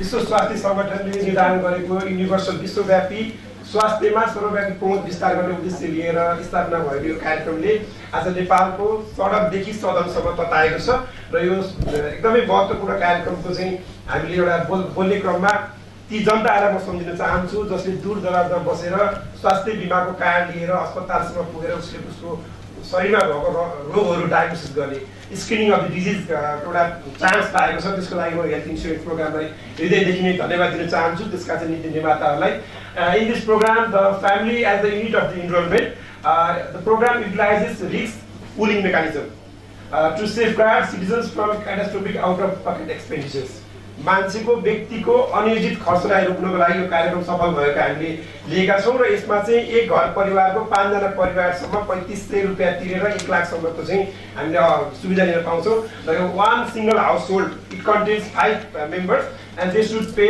3500 to gain the 1 lakh schemes. The program further success can be accelerated by modernizing its digital ecosystem, upgrading infrastructure, and equitable healthcare for all Nepali citizens. This program helps us to achieve our universal health coverage because we are already committed to the WHO and UN to achieve our USC till 2030. That's why this program is very important to achieve these SDG goals in case of Nepal. In this analytical framework, we are discussing what problems is recognizing because in health insurance program there is multiple issues are raising despite of the people are benefited. The policy screening, the what solutions are available, and is there any political commitment? Is there political support is available for this program, and what are the policy windows open for this program? As we are very benefited that all the legacy, all the constitution has committed us to provide this program to people. In this framework, the Constitution of Nepal 2015 already designated that all the people should be enrolled in health insurance program. That's why this program is already managed from the Constitution of Nepal. And after that, the संसदबाट पनि health insurance act पारित भइकन यो कार्यक्रम लागू भएको छ health insurance rules national health policy health sector strategic plan national health financial strategy त्यसै गरेर SOB annual reports which are already published in our website. These documents are already legalized. This program, it is the part of the government and the part of the constitution. Previously, this program was named as a National Health Insurance Program. It has a strong policy and legal foundation, as we already discussed about this. And the key implementation is that people are facing the high out-of-pocket expenditures, around 54.2 to 57%. The people are paying the money to get the health services from the hospitals. And the issues are the low active enrollment. As we already discussed that our Health Insurance Act discussed about all people should be enrolled in this program, but due to some legal or governmental issues, we are not able to enroll all the government employees to enroll this program. That's our first aim, to enroll all the formal and informal sector to enroll this program to gain the more and more fund for this program. And the renewal and dropout challenge also we are facing here, and there is weak inclusion of ultra poor and vulnerable groups. The best part is that our target people, just like senior citizens, the people who are below the poverty line, marginal people, HIV patients, MDR TB patients, female community health volunteers, they are the target group of this program. That's why they are already benefited from this program. And the weak inclusion of ultra power, we already talked. Fragmentation across social health protection schemes, as we have multiple fragmentation in this program, because side by side there is social health, Samajik Suraksha Kosh, and also we have health insurance program. The government is also thinking about to collaborate these two programs in a systematic way. As we see, there is out-of-pocket expenditure in 2015, 16.5%, and then it is decreasing pattern till 2023 because we are already enrolling in the health insurance program. That's why people are not going to pay from their pocket because we have already health insurance programs. The active population coverage is increasing from the establishment of this program to the recent years, because around 98,000 people are enrolling in this program. The sad part is that people are dropping out. People use this program for their major operations for this year. After that, they will not renewing. That's the issues for this program. That's why people need to, we will need to aware the people about this benefits of this program. The active general and target insurance coverage in these slides, we can see there is a general insurance are also increasing, as well as the dropout rate also decreasing. The active household coverage, as we see that the 30.24% of active household people are enrolling in this program, and our aim is to, the government is aiming to enroll all the households in this program, so that we can earn and we can collect the much more fund for this program as well. Now we are talking in the southern and southern that people are talking the Bima is collapsing, Bima is पोस्टमा पैसा छैन, यस्तो कुराहरू सुनिन्छ। यसको main उद्देश्य भनेको चाहिँ हामीले सबैलाई स्वास्थ्य बिमामा आबद्ध गराएर पोस्ट बढाउने हो, फर्मल इन्फर्मल सेक्टरले सबैले गर्ने हो। यहाँ चाहिँ अहिले हाम्रो चाहिँ there is adverse selection of this program because mainly veteran people and the disease people, बिरामी भएका मान्छे र बुढाबुढीहरू बढी बिमामा आबद्ध भएपछि त त्यहाँ खर्च यसमै त्यसको समेट्ने भयो। अनि अहिले हाम्रो हेर्ने भने हजुरको त्यो एउटा परिवारको 98% सम्म त्यो प्याकेज 1 लाख खर्च भएको छ। Most if there is a healthy people are enrolled in this program in a whole manner, especially we collect much more money and we can pull the risk to the risk group. त्यो कारणले गर्दा अहिले के भइरहेछ भन्दा सबै विपन्नहरू अनि बिरामी भएका अपरेसन गर्न परेका वृद्धहरू यसमा इन्भल्भ हुने अरु स्वस्थ नहुने, that's the problem of this programme. That's सबैलाई चाहिँ अनिवार्य बिमा गर्ने हो भने यो हाम्रो आर्थिक कोषको चाहिँ समस्या समाधान हुन्छ भन्ने हामीलाई लागेको छ। And the annual renewal rate of family is also dropout rate सँगसँगै हाम्रो annual rate पनि बढेको छ। बढेको in 2016 we are 178 times increasing the pattern of membership in the health insurance program. That's a good positive part of this program. There is some fragmentation in this program as well. Social health protection, national health insurance program, free basic health service package, and vertical target peoples. And our service provider also claim the vertical target programs like Safe Motherhood, Ama Suraksha, then also subsidiary programs like cancer, they are claiming such amount from health insurance board as well. That's why we have obligation to pay such money from the dual duplication of this program. And there is some SSP components with social security schemes like SSF, EPF, and health insurance scheme. We have some benefit packages of health insurance package, free basic health service package. There is some margins of OPD visits, essential medicine, diagnosis services for this health insurance program, as well as free basic health service. Due to the duplication of this program, we are paying much more amount to the government as well as private organization due to the duplication of this program. That's why government is working to separate the free basic health service package as well as health insurance programs, which also covers only the without basic free basic health service package. So दुईटा छुट्टा लोगलाई चाहिँ अहिले के भइरहेछ भने basic health सर्भिसको programme पनि बिमाबाट cover गर्ने अनि दुई थरीको पैसा लिँदाखेरि चाहिँ हामीले दोहोरो घाटा दोहोरो चाहिँ मार परेको अवस्था छ। The problem is streaming emergency system is faced. There is additional pressures on implementation because the high utilization of this package among enrolled groups.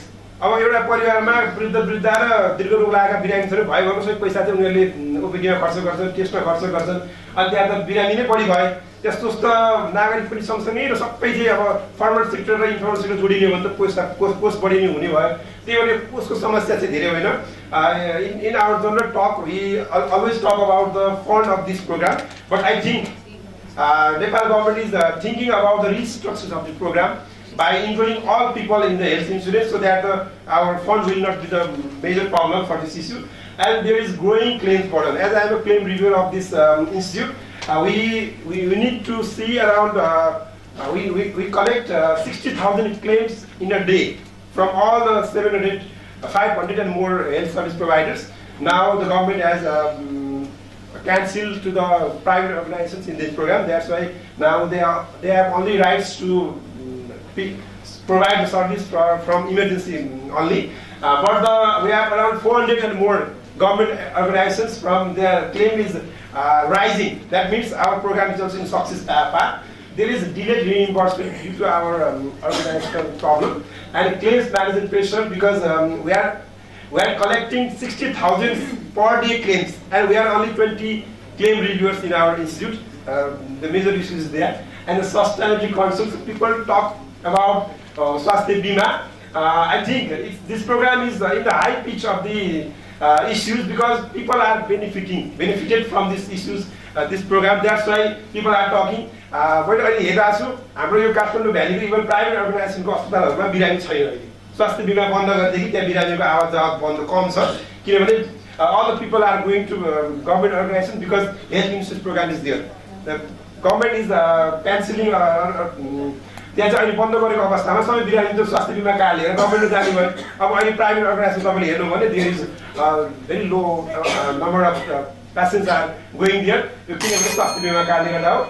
The weak trust in payment and service issues persist. हिजो मात्रको हाम्रो government health insurance board has released a press note about we have paid around 23 अर्ब till मङ्सिरसम्मको reimbursement चाहिँ हामी तिरिसकेका छौं. अब हामीलाई चाहिँ के आएर आउने गर्दै थियो पैसा तिरेन भन्ने र हिजोसम्मको हाम्रो वक्तव्यले चाहिँ 23 अर्ब हामीले तिरिसकेका छौं. And सामान्य प्रधानमन्त्री बालेन सरकार शाह सरकारको सरकारले चाहिँ स्वास्थ्य बीमालाई प्रायोरिटीमा राखे भएर नै यो आर्थिक वर्षमै उहाँहरूले 23 अर्ब हामीले फर्चुन गर्न सफल भएको छ. यो पनि एउटा हाम्रो स्वास्थ्य बीमाको सफलताको बढीको रूपमा मैले ल्याएको छु. यसरी चाहिँ health care utilisation by general population चाहिँ बढिरहेको छ. अभियसली पनि अब पहिला 89.1 थियो भने 2079-80 मा इन fiscal year 2081 to 82 there is 92.8% of health care utilization of the people. यो पनि जनताले सुविधा दिएको हो. यसमा हामीले आपत्ति जनाउनु पर्ने छैन. र कतिपयले चाहिँ स्वास्थ्य बीमालाई खर्च भयो भन्छन्. यो खर्च होइन. We are investing the people to be a healthy people. किनभने जनता स्वस्थ भयो भने उनीहरूले उत्पादकत्व गर्छन्. They will utilize their energy to earn the money. अनि जनताले रोगी भएर पैसा नभएर घरमा बस्नु भन्दा त बिमा कार्ड देखाएर उपचार पाएर स्वस्थ भएर आफ्नो परिवारलाई चाहिँ पाल्न सक्ने क्षमता भनेको त त्यो राज्यले लगानी गरेको हो. त्यसै म चाहिँ यो स्वास्थ्य बीमामा गरेको लगानीलाई खर्च गर्ने भन्न चाहन्न. यो हाम्रो लगानी हो. यो लगानी भनेको तपाईँ हाम्रो स्वस्थ भविष्य र भोलिको नेपाललाई सुन्दर र स्वस्थ समृद्ध बनाउनको लागि चाहिँ यो लगानी हो. द्याट्स वाइ यो प्रोग्रामको चाहिँ एउटा म पार्ट हुन पाउँदा I feel very happy and proud to be this part of this programme. And the financial burdens of claim expansion over the year is increasing, as we already talked about these issues. Healthcare utilization by general and private insurance. Obviously, many general services are using private services. So, we have लक्षित समुदायले पनि धेरै सुविधा लिनु भएको छ. आज स्वास्थ्य बीमा कारणले गर्दा धादिङ, मकवानपुर, चितवन, गोर्खा र तनहुँसम्मका ती चेपाङ समुदायले सुविधा पाएका छन्, राउटे समुदायले पाएका छन्, दलित समुदायले पाएका छन्. यसको चाहिँ राम्रा कुरालाई भन्दा हामी बढी नेगेटिभ कुरालाई बढी इन्फोसाइज गर्छौं. एउटा औषधि नपाएर हल्ला गरिन्छ, तर त्यो एउटा बीमा कार्डले चाहिँ गंगालाल र मनमोहन मुटुमा गएर उसको मुटुको भल फेर्नेदेखि लिएर 1 लाखसम्मको उपचार पाएको हामी कुरा गर्दैनौं. हामी नेपालीहरुमा पनि केही नेगेटिभ कुरा गर्ने बढी बानी छ. यसका फाइदा गर्ने हो कति छन् कति. हिजोसम्म एउटा एपेन्डिसाइटिसको अपरेसन गर्नको लागि we need to pay around 1 lakh for this operation, but due to the health insurance program we saved the fixed amount of fee for this program, for this service. एउटा एपेन्डिसेक्टोमी गरेको अहिले 28,000 मा हामीले 35,000 सम्म हामी तिर्छौं. तपाईको तुलना गर्नुस् यो स्वास्थ्य बीमा नहुँदो हुन्छ आज पनि जनताले एपेन्डिसाइटिस अपरेसन गर्न पाउँथे. त्यसरी हामीले बुझ्नु पर्ने हुन्छ. That's why we have some policy stream solutions that we should mandatory involvement under law. Government private सबैजना चाहिँ यसमा आबद्ध हुने हो. प्रोग्राम सफल हुन्छ किनभने हामी नेपाली भनेको 3 करोड जनतालाई मिलाउन त्यति गाह्रो पनि छैन. And all the international our biometric organisation also helping us like GIZ, WHO. यसरी चाहिँ यो प्रोग्रामलाई चाहिँ हामीले सफल पार्न चाहिँ हामी दिनरात लागिरहेका छौं. यसले चाहिँ अल्टिमेटली हामीलाई चाहिँ नेपालको चाहिँ युनिभर्सल हेल्थ कभरेज प्राप्त गर्नलाई र स्ट्रङ पोलिसी फाउन्डेसन भएको छ. र अब नेपाल सरकारले नै घोषणा गरेको छ स्वास्थ्य बीमाको पुनर्संरचना हुने भएको भएर government is emphasizing to restructure the health insurance program. That's why we are happy to launch this program for the benefit of the people. And I would like to acknowledge the government of Nepal, Ministry of Health and Food Safety, as well as my organization, Health Insurance Board, GIZ, Oxford Policy Management, and all the stakeholders of this great organization.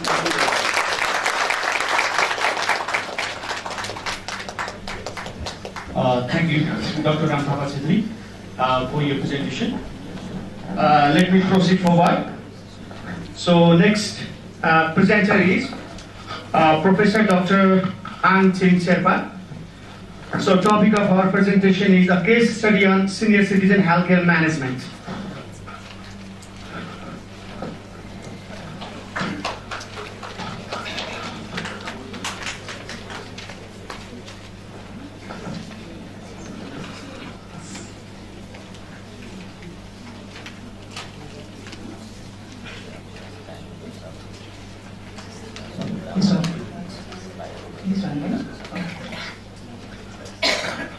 Namaste, ladies and gentlemen. Very good. Well, okay. Very good morning. I'm Professor Dr. Ang Cheng Lama. I'm representing here Rapte Academy of Health Science. I'm very thankful to the Rapte Academy of Health Science for providing me for this research-friendly environment, for supporting my logistics and all the travel cost for coming here, and also thankful NOC for providing me for this platform, and I'm deeply indebted to my research participants from Gorai Dang. All right, my background in the my research background is basically I'm more on the human reproduction program. Just to let you know that I'm the pioneer researcher on human papillomavirus. We know that cervical cancer is the #1 cancer. And then, for your information, I'm the first researchers who have identified the human papillomavirus strain. For that recognition, WHO has chosen me as the expert. So I'm now the HRP from Nepal. I'm the HRP Human Reproductive Program reviewers, and I'm working for that also. But as the time goes by, आफ्नो रिसर्चको era पनि change हुँदो रहेछ. Silver hairs आउँदा अनि यो beautiful रिङ्कल्सहरू आउँदाखेरि मेरो रिसर्चको दायरा पनि चेन्ज भएर मलाई चाहिँ यता कता कता यो जेरियाट्रिकपट्टि जाने इन्ट्रेस्ट भयो. So concerning the health care management I have chosen this geriatric health केयरमा. So basically my topic is a religious community support group in managing a physical and mental well-being among older adults, a case study on senior citizen in Gorai 15 Dam. All right, we all know that the demographic transition is there. So as the demographic transition goes by, our previous speakers has also highlighted the changes in diseases pattern, that now the NCD has been more prevalent than the infectious diseases. So this is all about it. So the proportion of the population that is 60 years of age older increased steadily from 5.8% in 1990 to 10.2% in 2021. So this shows that significant number of the older adults are increasing, and also Nepal's life expectancy is now 70.9 years in 2025 against a global average of 73.7. So this shows that we are in a demographic transition of having a bulk of people with older adults, and this trend. So what is the problem then? This trend has led to the rise in chronic diseases. हाम्रो योभन्दा अघिको पूर्व वक्ताहरूले पनि भनिसक्नु भएको छ यो एनसिटीको प्रब्लमहरू कति छ र यसले के समस्याहरू कज गर्छ भनेर so a total of recent data has shown that about 70.1% of the deaths were contributed to non-communicable disease in the context of Nepal. So demographic transition, transition. Middle slide, or wait, what else? Okay. My middle slide or पुरानो slide मैले edit नगरेको slide हालिदिनु भएको छ के यो slide चाहिँ फाल्दिसकेको थिएँ मैले. एनिवे I have मेरो ल्यापटप दिए मैले अघि हालेँ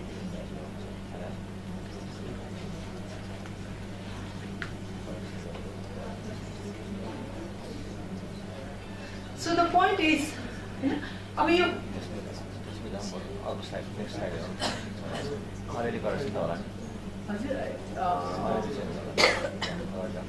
होइन टोटली अपोजिट छ मैले टोटली सबै चेन्ज गरेँ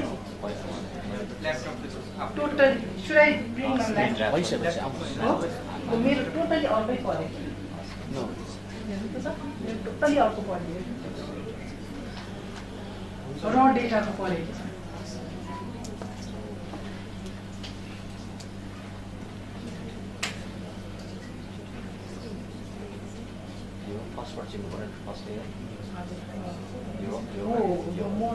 एकदम बडी र data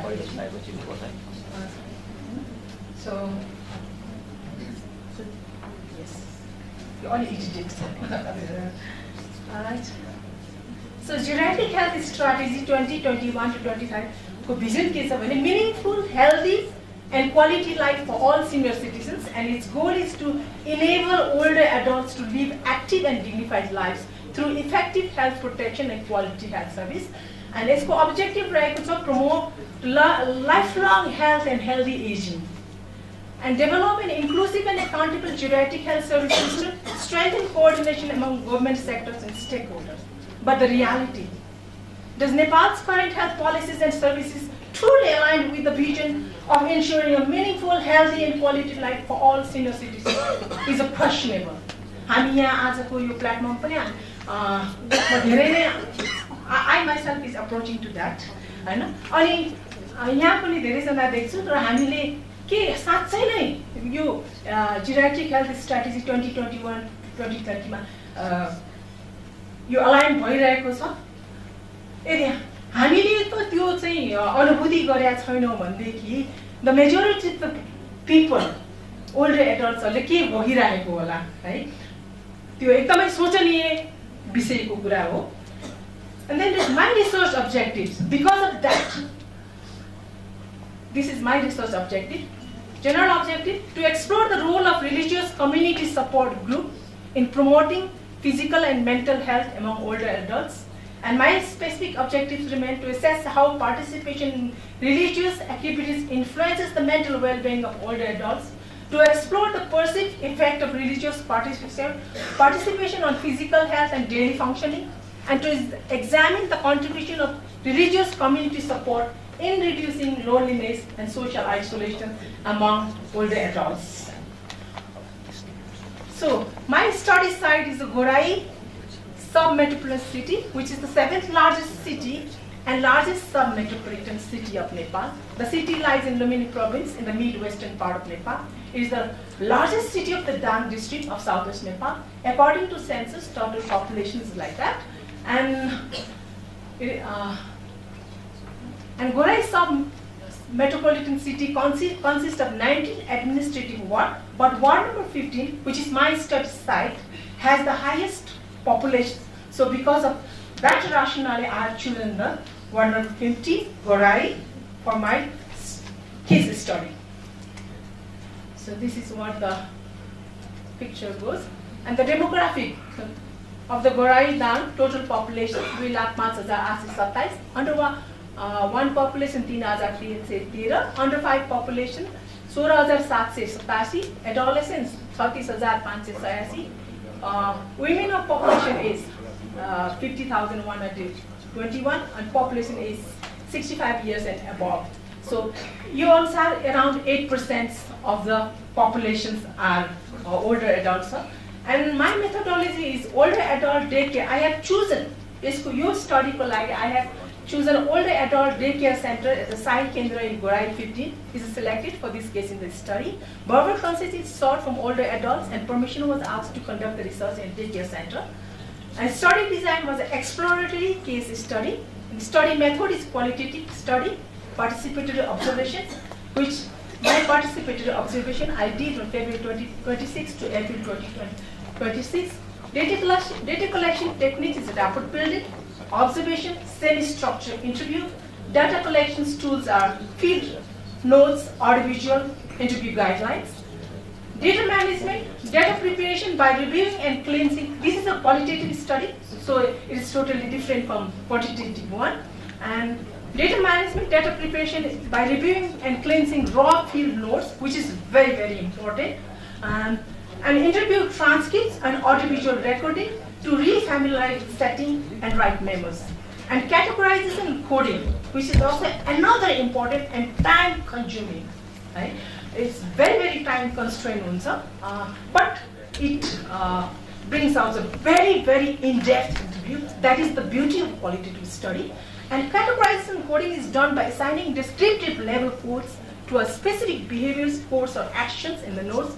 And thematic grouping is made by grouping similar codes into broader categories, and data analysis identifying patterns and analyze relationships between categories to find recurring incidents. So my analysis, thematic analysis, was done by inductive reasoning and synthesized the final analysis in a narrative form.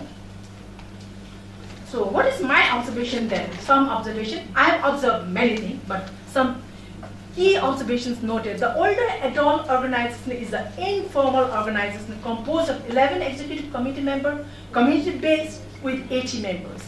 The organizations run in alignment with Jyeshtha Nagarik Operation Procedure 2077 guidelines issued by the Gorai Sub-Metropolitan City, managed locally by an organizing committee of senior citizens and community stakeholders who oversee daily attendance and activities. Funding is through municipal budget, local ward offices, membership fee.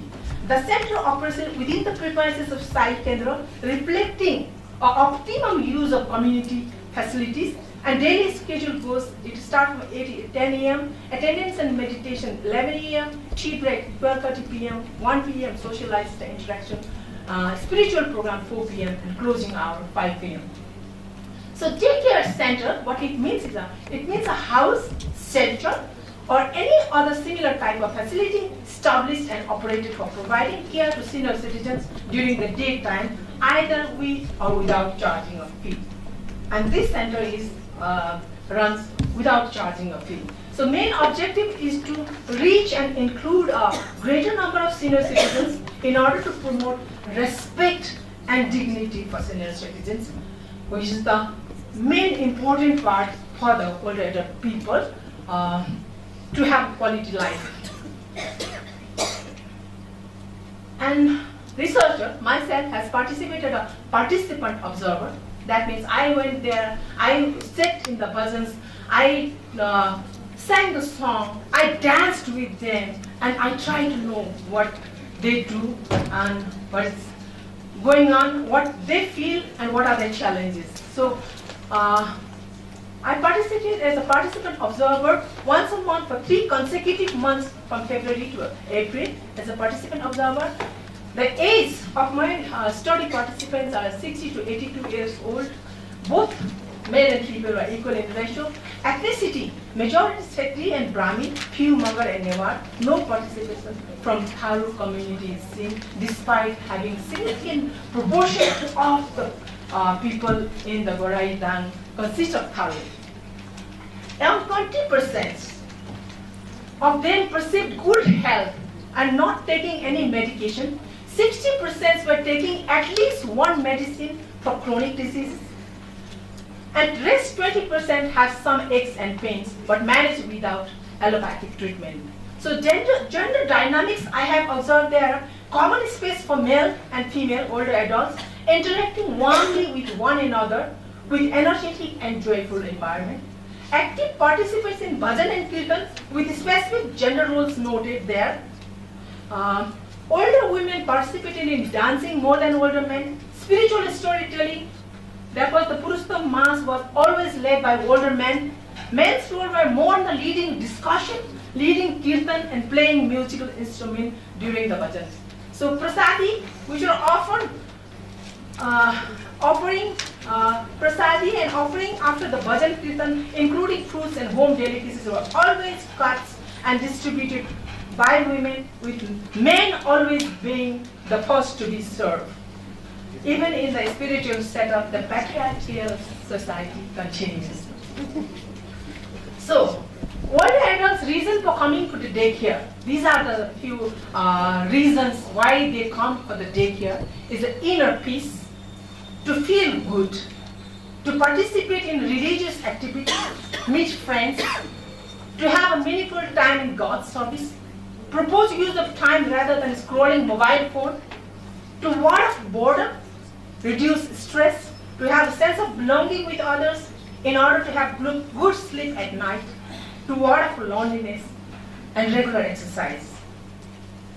So some key responses from older adults through the Burma team, I have found this one. घरमा हामी बुढाबुढी मात्र हुन्छौँ, दिन कटाउन गाह्रो हुन्छ, यहाँ आएपछि समय कटाउन सजिलो हुन्छ। त्यस्तै गरेर घरमा बस्यो भने कामै काम हुन्छ, कहिल्यै सकिँदैन, सबै आफैले गर्नुपर्छ, छोरा बुहारी अफिस गइहाल्छन्, दिक्क लाग्छ। त्यसैले यहाँ आउँछु, समय पनि बित्छ, मन पनि खुसी हुन्छ। घरमा दिन कटाउन धेरै गाह्रो हुन्छ, त्यसैले यहाँ आउँदा साथीभाइ भेटिन्छन्, मनका कुरा साट्न पाइन्छ, खुसी हुन्छु। घरमा बस्यो भने धेरै कुरा सुन्नुपर्छ, बुढेसकालमा यो कानले राम्रो कुरा चाहिँ सुन्दैन, नराम्रो कुरा भने सुनिहाल्छ। त्यसैले यहाँ आएर राम नाम जप्दा मन खुसी हुन्छ। घरमा एक्लै छु, विवाह गरेका दुई छोरीहरू आफ्नै घरमा छन्, यहाँ आएर सबैलाई भेट्न पाउँदा मन बिसाउने ठाउँ हुन्छ। एक्लै हुँदा धेरै पीड लाग्छ। घरमा बस्यो भने यहाँ दुख्छ, त्यहाँ दुख्छ, यहाँ आएपछि भुलिन्छ। So lots and lots of mental health components are carried by the older adults, which actually has been neglected in our health system. So my research is religious community support group plays a role in promoting both physical and mental health among older adults. It can contribute to, my coding was mobility, nutrition, sleep, hygiene, health seeking practices, and from those, in the bracket is my coding, and this is secondary coding, primary coding is different. And then from this coding, I made into the theme, chronic physical ailments. So chronic physical ailments ma ke paunनुहुन्छ हजुरहरुले भन्दा mobility किन त why it is promoting, why religious community support is promoting physical ailment. Physical मा हेर्नुहुन्छ भनेदेखि mobility, nutrition, sleep hygiene त्यहाँ आइसकेपछि better हुने रहेछ, and health seeking practices यिनीहरु सबै प्रमोट हुने रहेछ। त्यस्तै गरी it provides respite from the conditions that contribute to mental suffering, household burden त्यो फिल गरेछ हाम्रो older adultsहरुले, loneliness, irritation and disputes between family members and guilt of wasting time. And finally, it helps to establish physical, mental and social being among older adults through the entertainment, socializing, sharing, storytelling, sharing food, sense of belonging, warding off boredom. So older adults seek to advance their self, and also हाम्रो Maslow's hierarchyमा हुन्छ नि, सबैभन्दा लाग्छ सबै कुरा पाइसकेपछि हामी के चाहन्छौँ भन्दा self actualization. So this can be also enabled through this one. So older adults seek to advance their self actualization process through religious community support group, faith, motivation, meditation, meaning, dignity and spiritual enrichment. My discussion is the demographic situation in Gorai Dam shows that population of older adults are in increasing trend. These results more physical and mental health problems. Physical health are catered to some extent by national health insurance. हाम्रो अघिको पूर्ववक्ता साथीहरूले पनि भनिसक्नुभयो, definitely national health insurance is a very good role and significant role for attaining universal health service. तर आजको यही प्लेटफर्मबाट doctor Ram थापालाई पनि म address गर्न चाहन्छु। Having a health insurance is very important. तर मेरो रिसर्चमा चाहिँ what I found is the process of getting health insurance, especially for the older adult, should be revisited.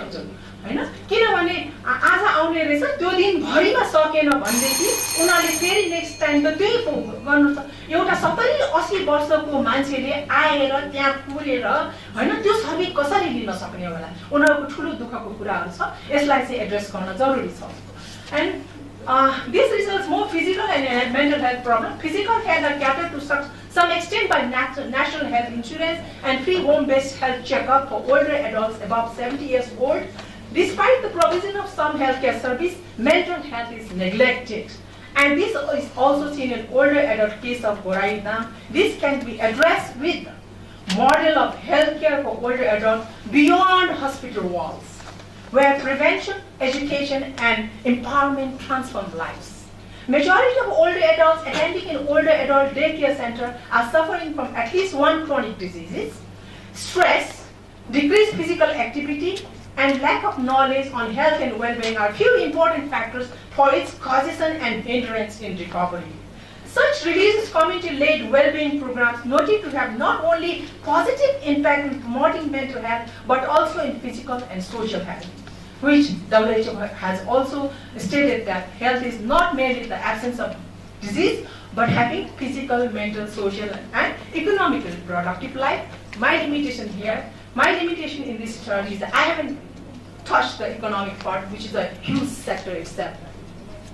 So, majority of older adults attending an older daycare center are suffering from at least one chronic disease. And participants, participation is predominantly from Kshatriya and Brahmin ethnic groups, while the involvement of Thar community and other ethnic groups remain limited. Equity health service is a fundamental in primary health care, and inclusion of other ethnic groups to ensure equal health right into practice is necessary. So conclusion recommendation, the community-led older adult daycare center in Gorai Pintang is functioning effectively and contributes to the promotion of both physical and mental well-being among older adults. To ensure holistic healthcare service provision, it is recommended to include and integrate community support group in and as healthcare service. And future research may look into the underrepresentations, the factor behind it, and if the religious community support group model would be appropriate to ensure inclusion. So, with this note, I would like to stop here. Thank you so much.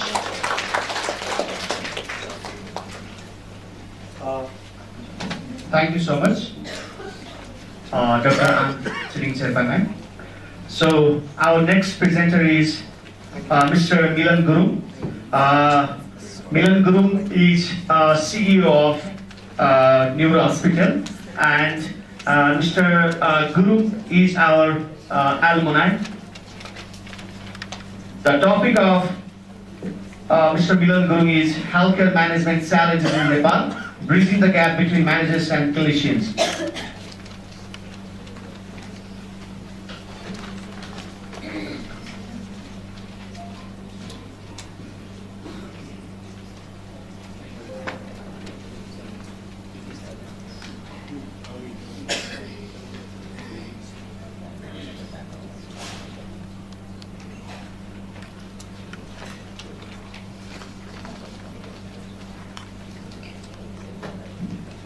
Good morning, respected chairperson, distinguished guests, faculty members, healthcare professionals, and dear colleagues.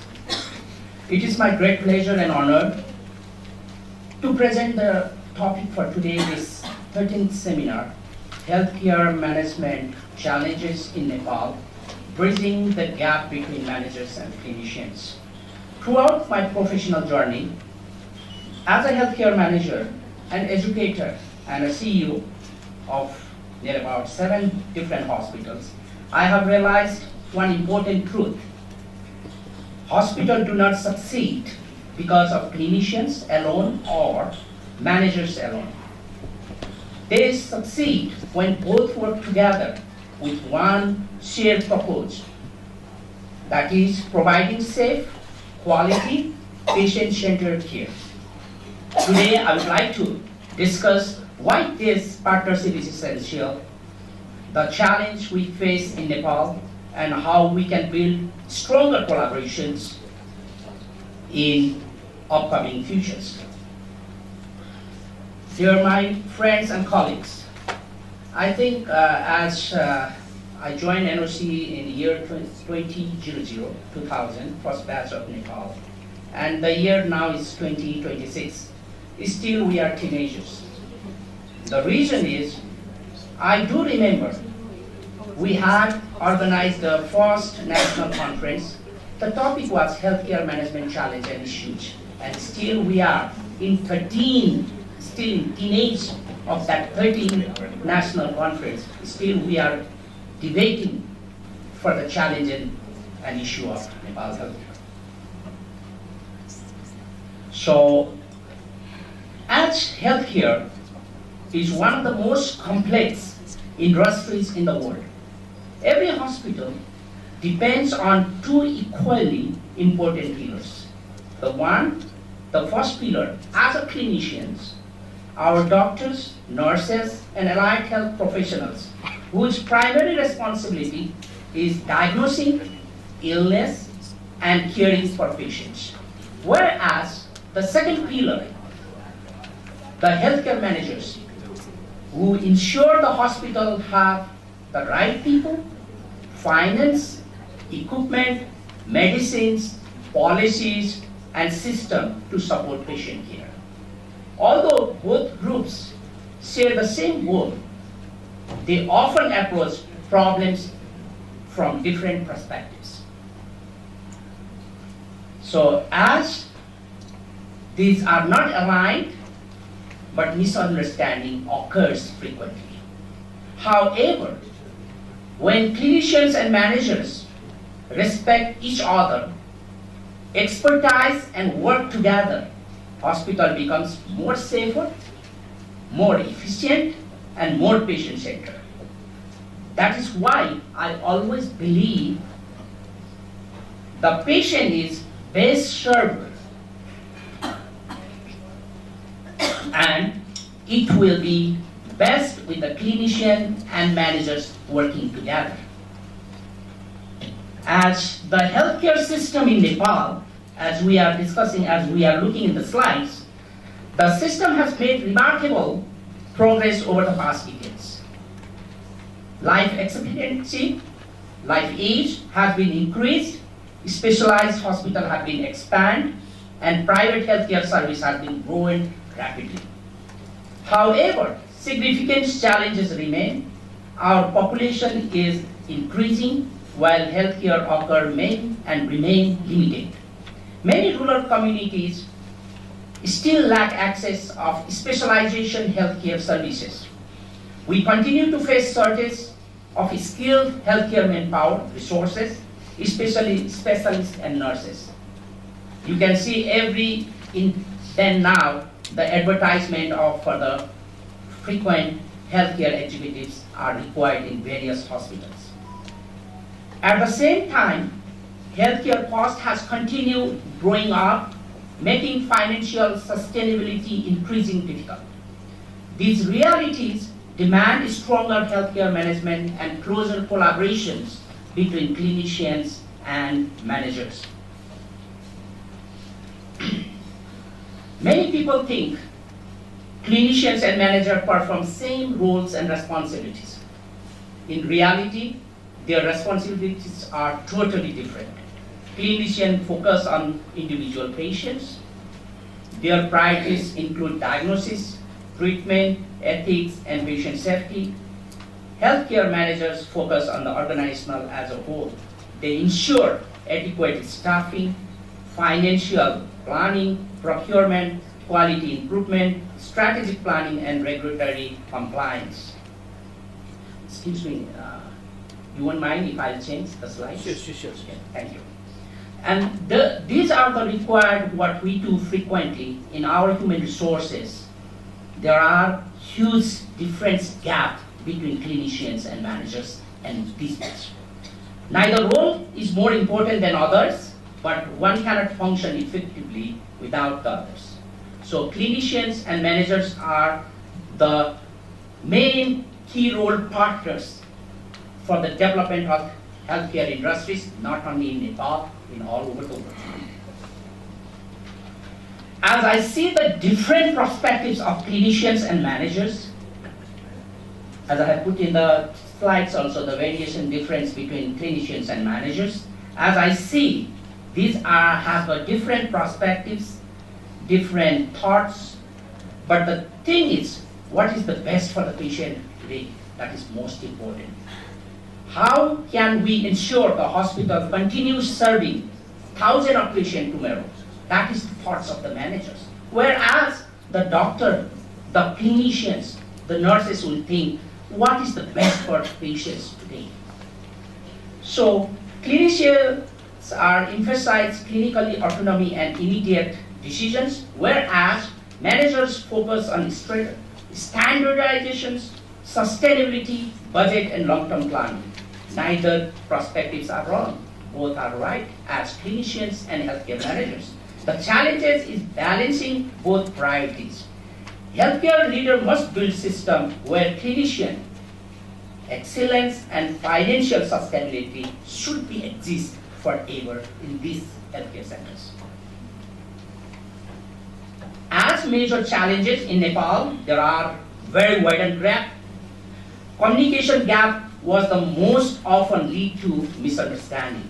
Limited resources force difficult decisions.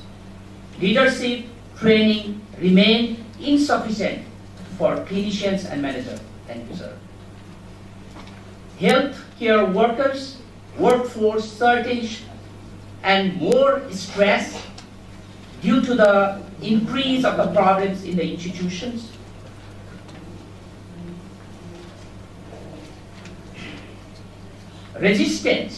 Resistance of organizational change delay innovations. Political influence sometimes even affect appointments, procurements, and decision makings. Whereas this challenge creates unnecessary conflict that ultimately affect the care of the patients. Hospital levels problems, as we go through, there are another huge, near about 5 or 6 points that I like to address today. Allow me to share the situations we commonly experience in our hospitals day by day working in different fields. These are the disagreements regarding equipment procurement. There are, most of the time, the clinicians and managers has this type of disagreements. Clinician may request advantage of the technology, new technology, while manager must evaluate affordability and long-term maintenance. Staff shortage create workload pressures, workload issues. Administrative approval sometimes delay urgent decisions. Budget limitation was the more forced hospitals to prioritize among many important things. These are not management problems or clinical problems alone. There are organizational problems requiring joint solutions, and that solution will be solved by the mutual understanding of clinicians and healthcare managers. Impact on healthcare. When managers and clinicians fail to collaborate, everyone suffers. Staff moral declines. If you have a conflict, and that's I'm facing since last more than 26 years, or near about 3 decades, that if you have any problems, then your employee, your staff moral will decline, internal conflict increases, it grows up, operational efficiency decreases, patient experience longer waiting times and reduce their satisfaction. Hospital face financial losses due to poor planning and implementations or duplications. Most importantly, the quality and safety of patient care are compromised. At the center of every disagreement is a patient waiting for better health care. That should remain as why collaboration is matters.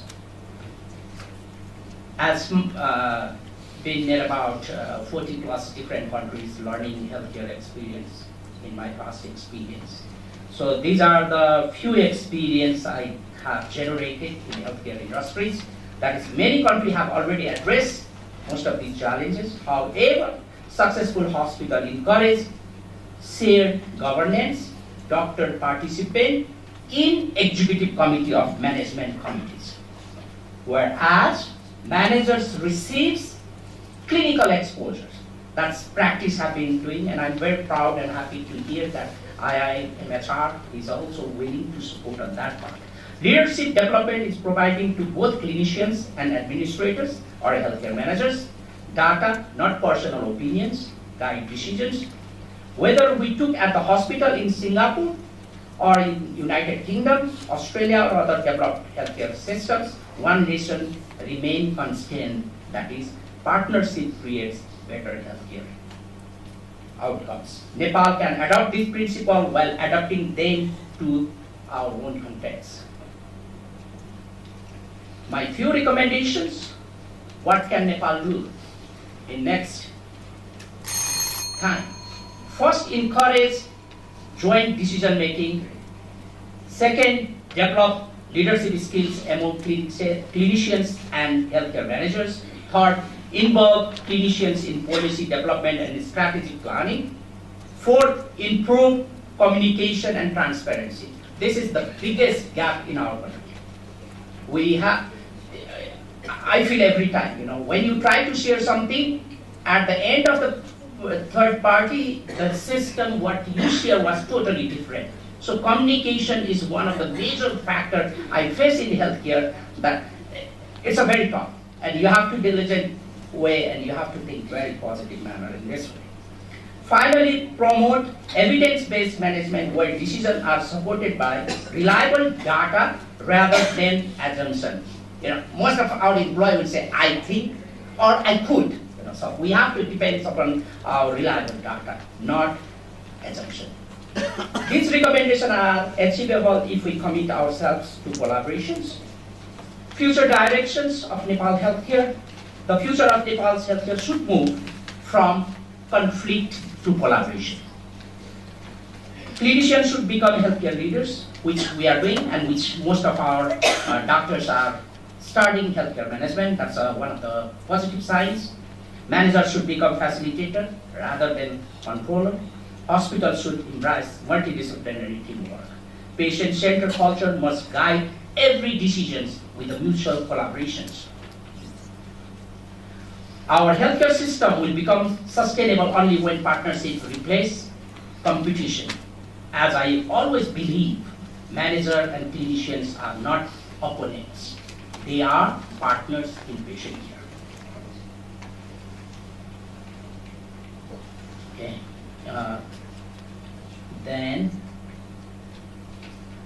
As I conclude, I would like to leave you the important thoughts.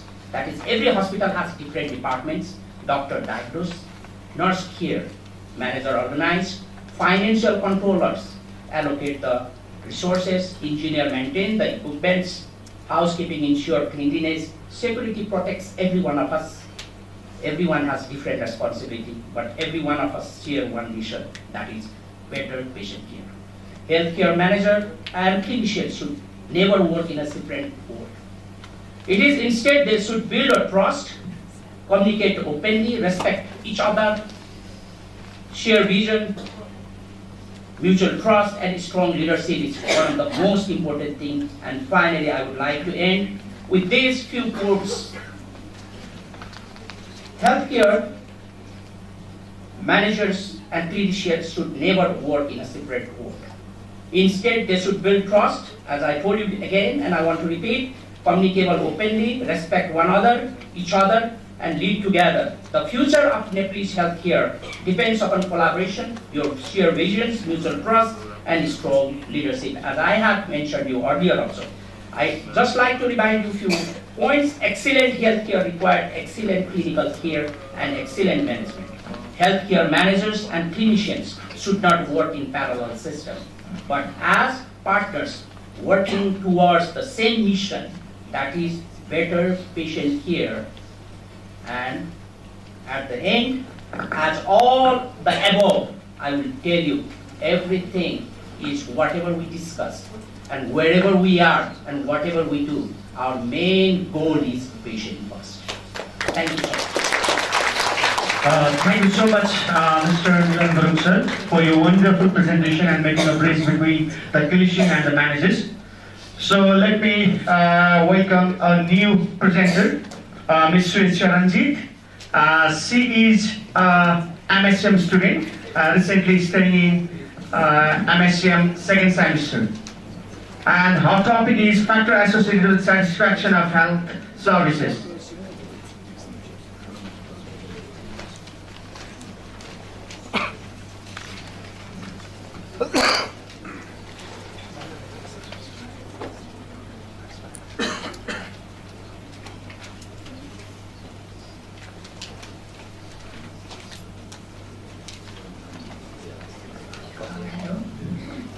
Respected dignitaries, my dear friends, and all the guests present here, good morning. I'm going to present a research presentation that is on the topic factor associated with the satisfaction of service users in Urban Health Promotion Center of Kathmandu Metropolitan City. Moving forward, this is the presentation outline. I'll be dealing about introduction, methodology, results, discussion, conclusion and recommendation, and bibliography.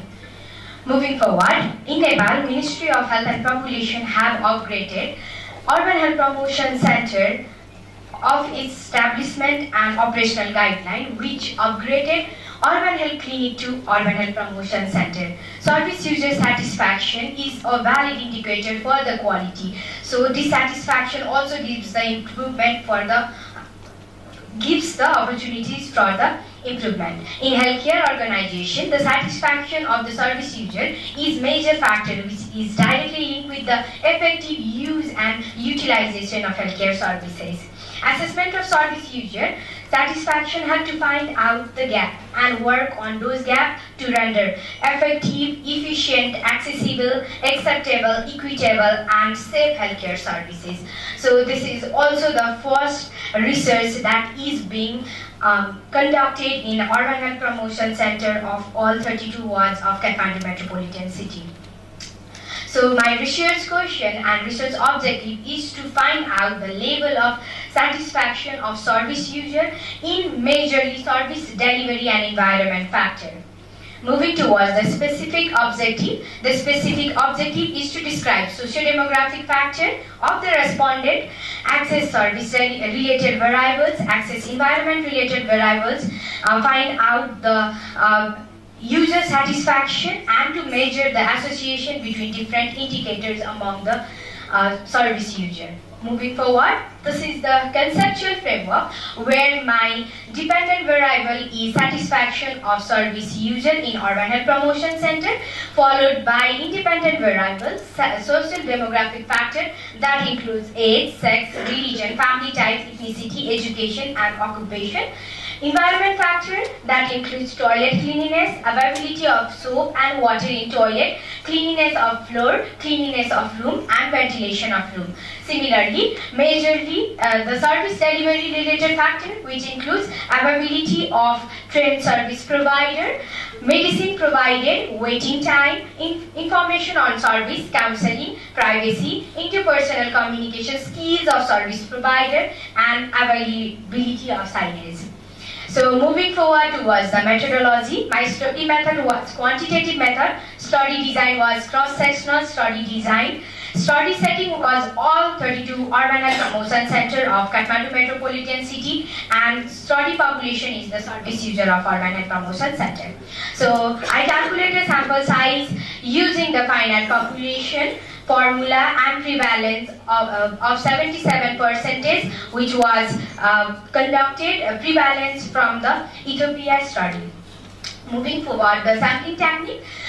The study was conducted in all 32 wards of Kathmandu Metropolitan City, and each ward has its own Urban Health Promotion Center. Sample was collected from all the 32 wards, and the sample was divided among 32 wards, which is 273.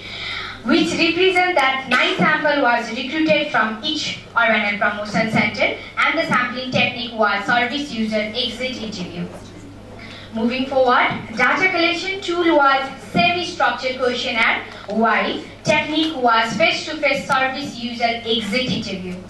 Data was entered in Epidata 3.0 3.1 and analyzed in SPSS software. Validity was maintained by the development of questionnaire and extensive literature review under the guidance of supervision, and cross-checking of data was continuously done immediately after data collection. Reliability was checked by the 10% sampling, 10% pretesting of the sample size in the related setting that was in Urban Health Clinic of Lalitpur district. Tool was developed in 3 languages, English, Nepali and Newari language. Cronbach alpha was calculated to measure the internal consistency of the tool. Moving forward, these are the ethical consideration that was taken before the study and during the study. Moving towards the result, moving towards socio-demographic character, it was found that most of the people, service users that visited the Urban Health Promotion Center was less than 40 years. Most of them were female and lives in nuclear family. They were married, follows Hindu religion, and they were mostly relatively adventurous Janajati. They were educated till high school, and most of them who visited Urban Health Promotion Center was unemployed. Moving to our service-related information, it was found that the information of Urban Health Promotion Center was mostly found from word of the mouth. Most of the people that visited the Urban Health Promotion Center have the distance less than 1 kilometer from the home to the service user. The main visit of the health service was general checkup, and as it was newly constructed, the waiting time to see the healthcare provider was more than 5 minutes. Most of them were choosing that healthcare facility because it was very near to their home.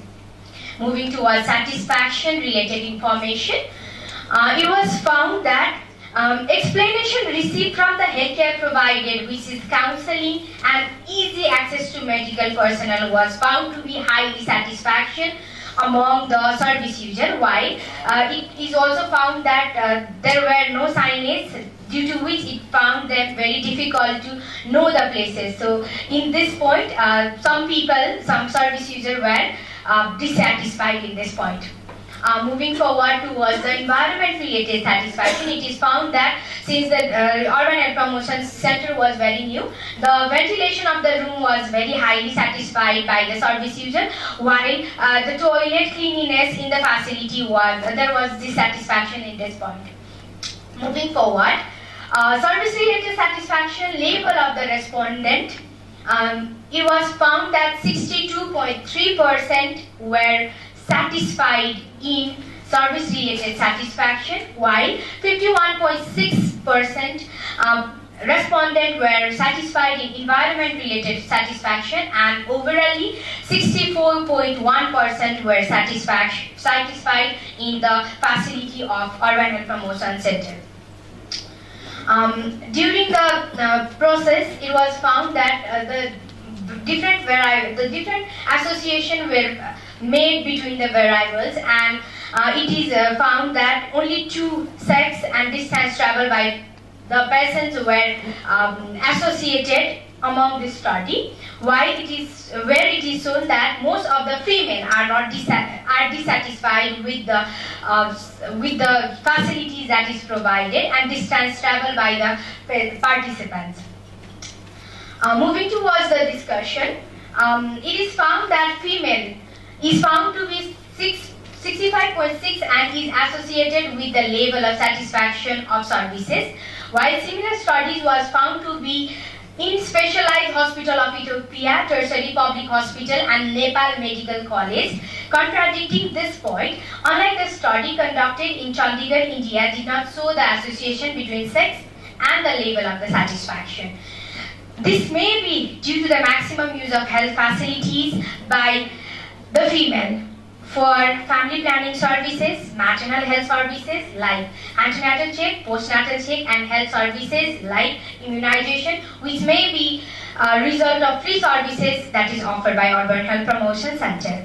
Moving towards distance travel, the study showed that distance travel from the residence to health facilities affect the level of satisfaction. Similarly, the study conducted in Special Hospital Zima University, Ethiopia, demonstrate that address of the responses affect the satisfaction of the respondent.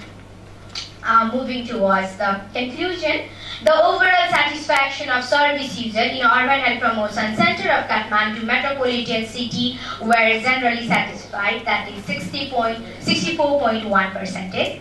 Majority of services user were female, but male were more satisfied in the services. The research reveals that distance travel from resident to health facilities affect the level of satisfaction. This is the recommendation that is based on the association. Urban Health Promotion Center must focus to female because their satisfaction needs in healthcare services.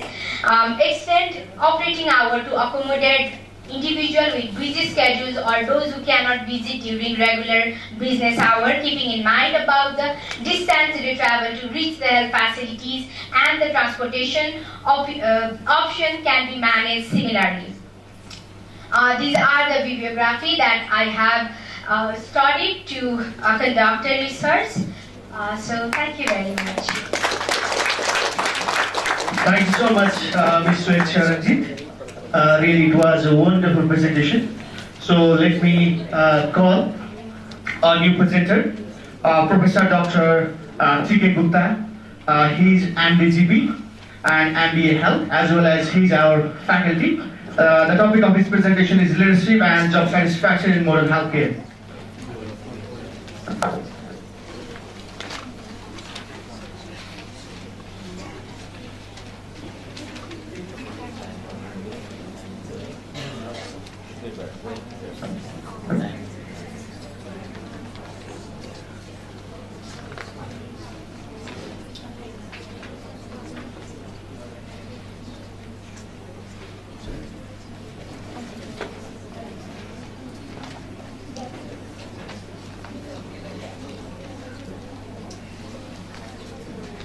Good morning, distinguished member of the faculty.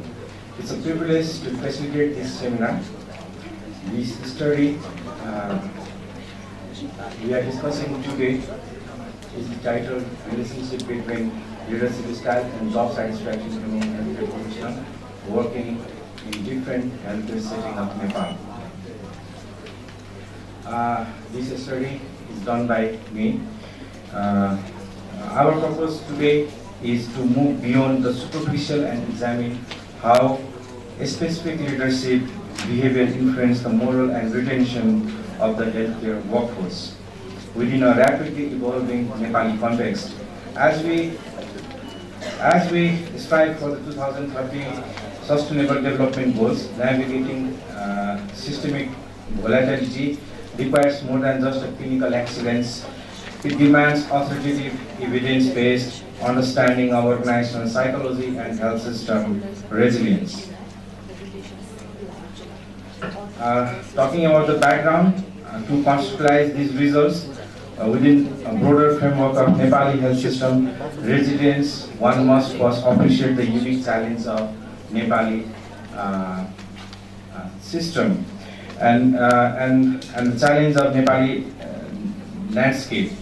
The nation is currently navigating a complex transition to federalism involving substantial decentralization of power to 7 newly formed provinces.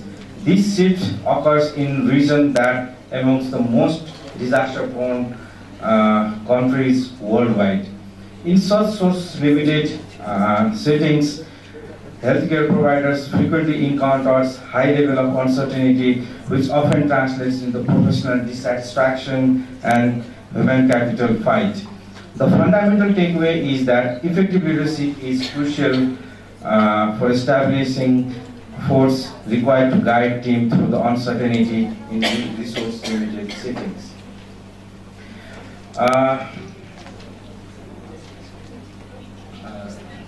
The objective of this study is to determine association between leadership style and level of work, level satisfaction among healthcare professionals in different healthcare settings in Nepal. This is a quantitative quantitative study and analytical cross-sectional design. The participants were healthcare professionals at different healthcare facilities all over the Nepal. We took participants from all provinces, all 7 provinces, and including all healthcare centers, including medical colleges, including province hospitals, district hospital, primary healthcare center, and health post. So we included 11 participants from each healthcare facilities total. Okay. The sample size was 385. The total number of health centers to be 35, 5 from all provinces, and we did leadership style assessment using multi-factor leadership questionnaire. Data was collected from eligible participants using multi-stage sampling. I already mentioned that. The tool was a structured questionnaire that was leadership style and degree of job satisfaction. And lastly, we analyzed this using SPSS 16 version. Survey questionnaire was this. It was a 4-point Likert scale, and the job scale we used was this one. You can see later also.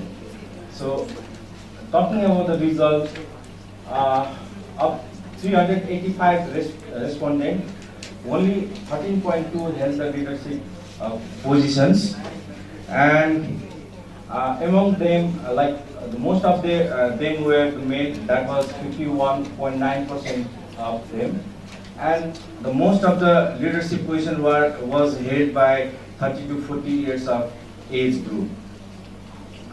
And talking about the gender and education, that we found there was a significant association between them. And in all kind of leadership, we found a moderate level of job satisfaction. It was around near about 70%. And among the transactional leadership style, only contingent reward was significantly associated with job satisfaction.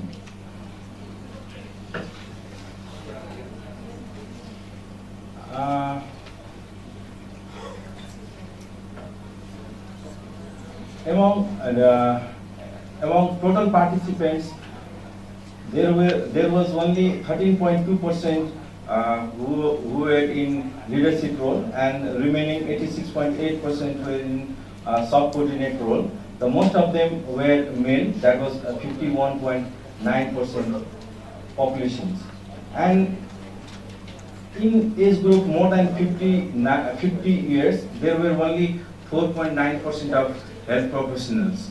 And in educations, most of them were having 253 participants were having higher tertiary level education. That was 65.7%.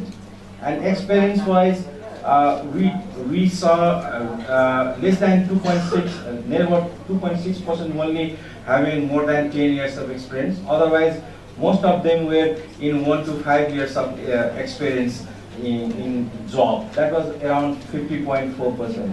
And the level of satisfaction was, in case of high level of satisfaction, it was only 13.5%. And most of them leadership, and they saw around 75.8% moderate level of satisfaction. And among different leadership style, only idealized influence was the one that saw the significant correlation, and among them, most of them I already mentioned, there was a medium or moderate level of job satisfaction. So that was the one surprising result. And level of job satisfaction, talking about in leadership, I already mentioned there was only 7.8% having in leadership roles, and job satisfaction was very less in that category. And in subordinate role, there was around 48 or 40.4% having high level of job satisfaction. So this result is for like all taken from all provinces of Nepal. And the only correlation was sought by this idealized influence type of leadership style. According to the last table, the transactional type, like when you see all the leadership style, only contingent reward was found to be significantly associated with the job satisfaction. We didn't found any other leadership style that was associated with job satisfaction. Most of the parameters in transformational leadership have non-significant association with the job satisfaction. And conclusion, less than 1/5 of the managers and subordinates had high level of job satisfaction. Majority were parameters of the transformational leadership had no significant association with the job satisfaction. The result can guide policymakers to formulate a strategy to recognize leadership hierarchies in the organization that is realized in the healthcare delivery. This is a question you can ask me. Thank you. Thank you so much, Dr. T.K. Gupta sir, for your wonderful presentation. Our next presenter is Miss Bethan Morishan, a graduate of BA Pharmacology and MBBS student at Cambridge University, UK. And our topic is Healthcare Law Overview of National Health System of United Kingdom. Thank you so much for inviting me to here today. I've very much enjoyed listening to everybody else's presentations, and I feel very privileged to be in a room with so many intelligent and highly qualified people.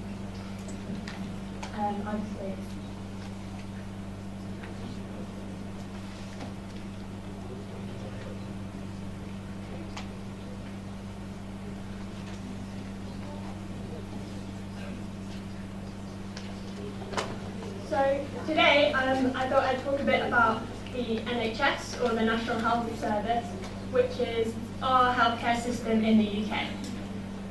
So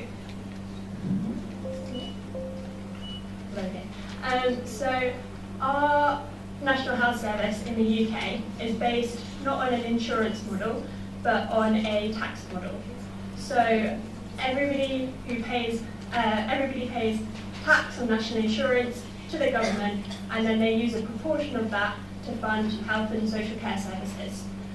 It tends to be around 200 billion a year on the NHS, which represents 11.3% of our GDP. So the way that the NHS is structured is there is a department in the government called the Department of Health and Social Care, and this is led by one of the ministers in the government. And the Department of Health and Social Care sets out a budget to spend on the NHS. It's spent on the NHS. Each integrated care board, of which there are 42 across the country. If I just go on to the next slide, the diagram on the left demonstrates the integrated care board. There are 42 integrated care boards across the country, and these allocate funds. And these integrated care boards allocate funds based on the needs of that area, of the population in that area. And these can be towards primary care, so general practitioners, some dentistry services, some pharmacies, and some eye care as well. Hospital trusts, which are our secondary and tertiary care. So we have district hospitals in our smaller places, and then tertiary care or teaching hospitals in the bigger cities. And it also can fund home visits by nurses, especially to the elderly, social prescribing to groups to help people get back on their feet, and public health. So, So yeah, as I said, this on the left is a diagram of our integrated health care boards, and on the right, they are all of the hospital trusts, so all of the secondary and tertiary care centres in the country. There are some key bodies which are involved in running the National Health Service. I want to start with the body at the bottom, NICE, or the National Institute for Health and Care Excellence. These are responsible for determining which treatments we provide in the NHS.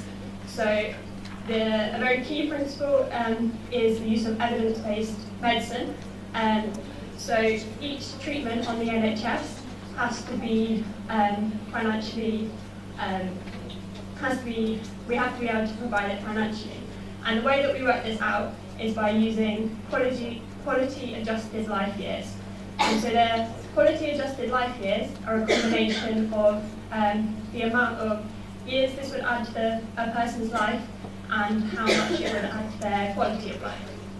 And so the amount in the UK is £200,000, which I think is about 4 million Nepalese rupees, and that's the amount that a treatment has to cost under to be able to be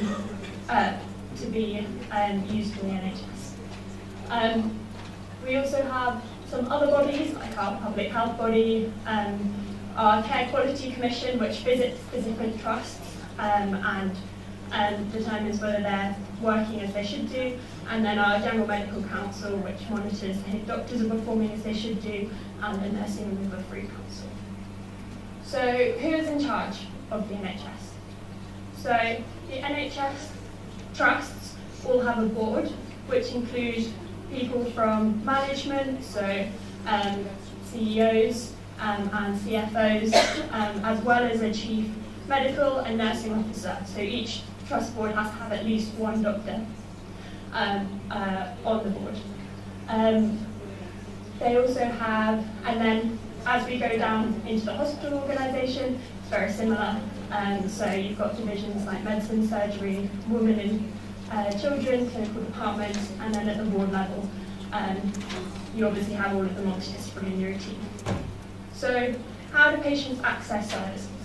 So no matter the amount of tax that you pay into the government, which is based on your income, everybody has access to the same services. And a key point for the NHS is that it's free at the point of use. So anybody can walk into a A&E department and receive care. So the way that this is organised in the UK is through the NHS Constitution, and this outlines what patients are entitled to and outlines what staff are entitled to. So some of the key points that patients are entitled to include being able to access the NHS free of charge, being able to be treated with dignity, accept and refuse treatment, and they have the right to consultative-led treatment within 18 weeks of a referral from a GP, and within 2 weeks if the GP suspects cancer. And then on the flip side, staff rights include working in a safe environment, being treated fairly, and there are other staff rights, including our working hours and things like that.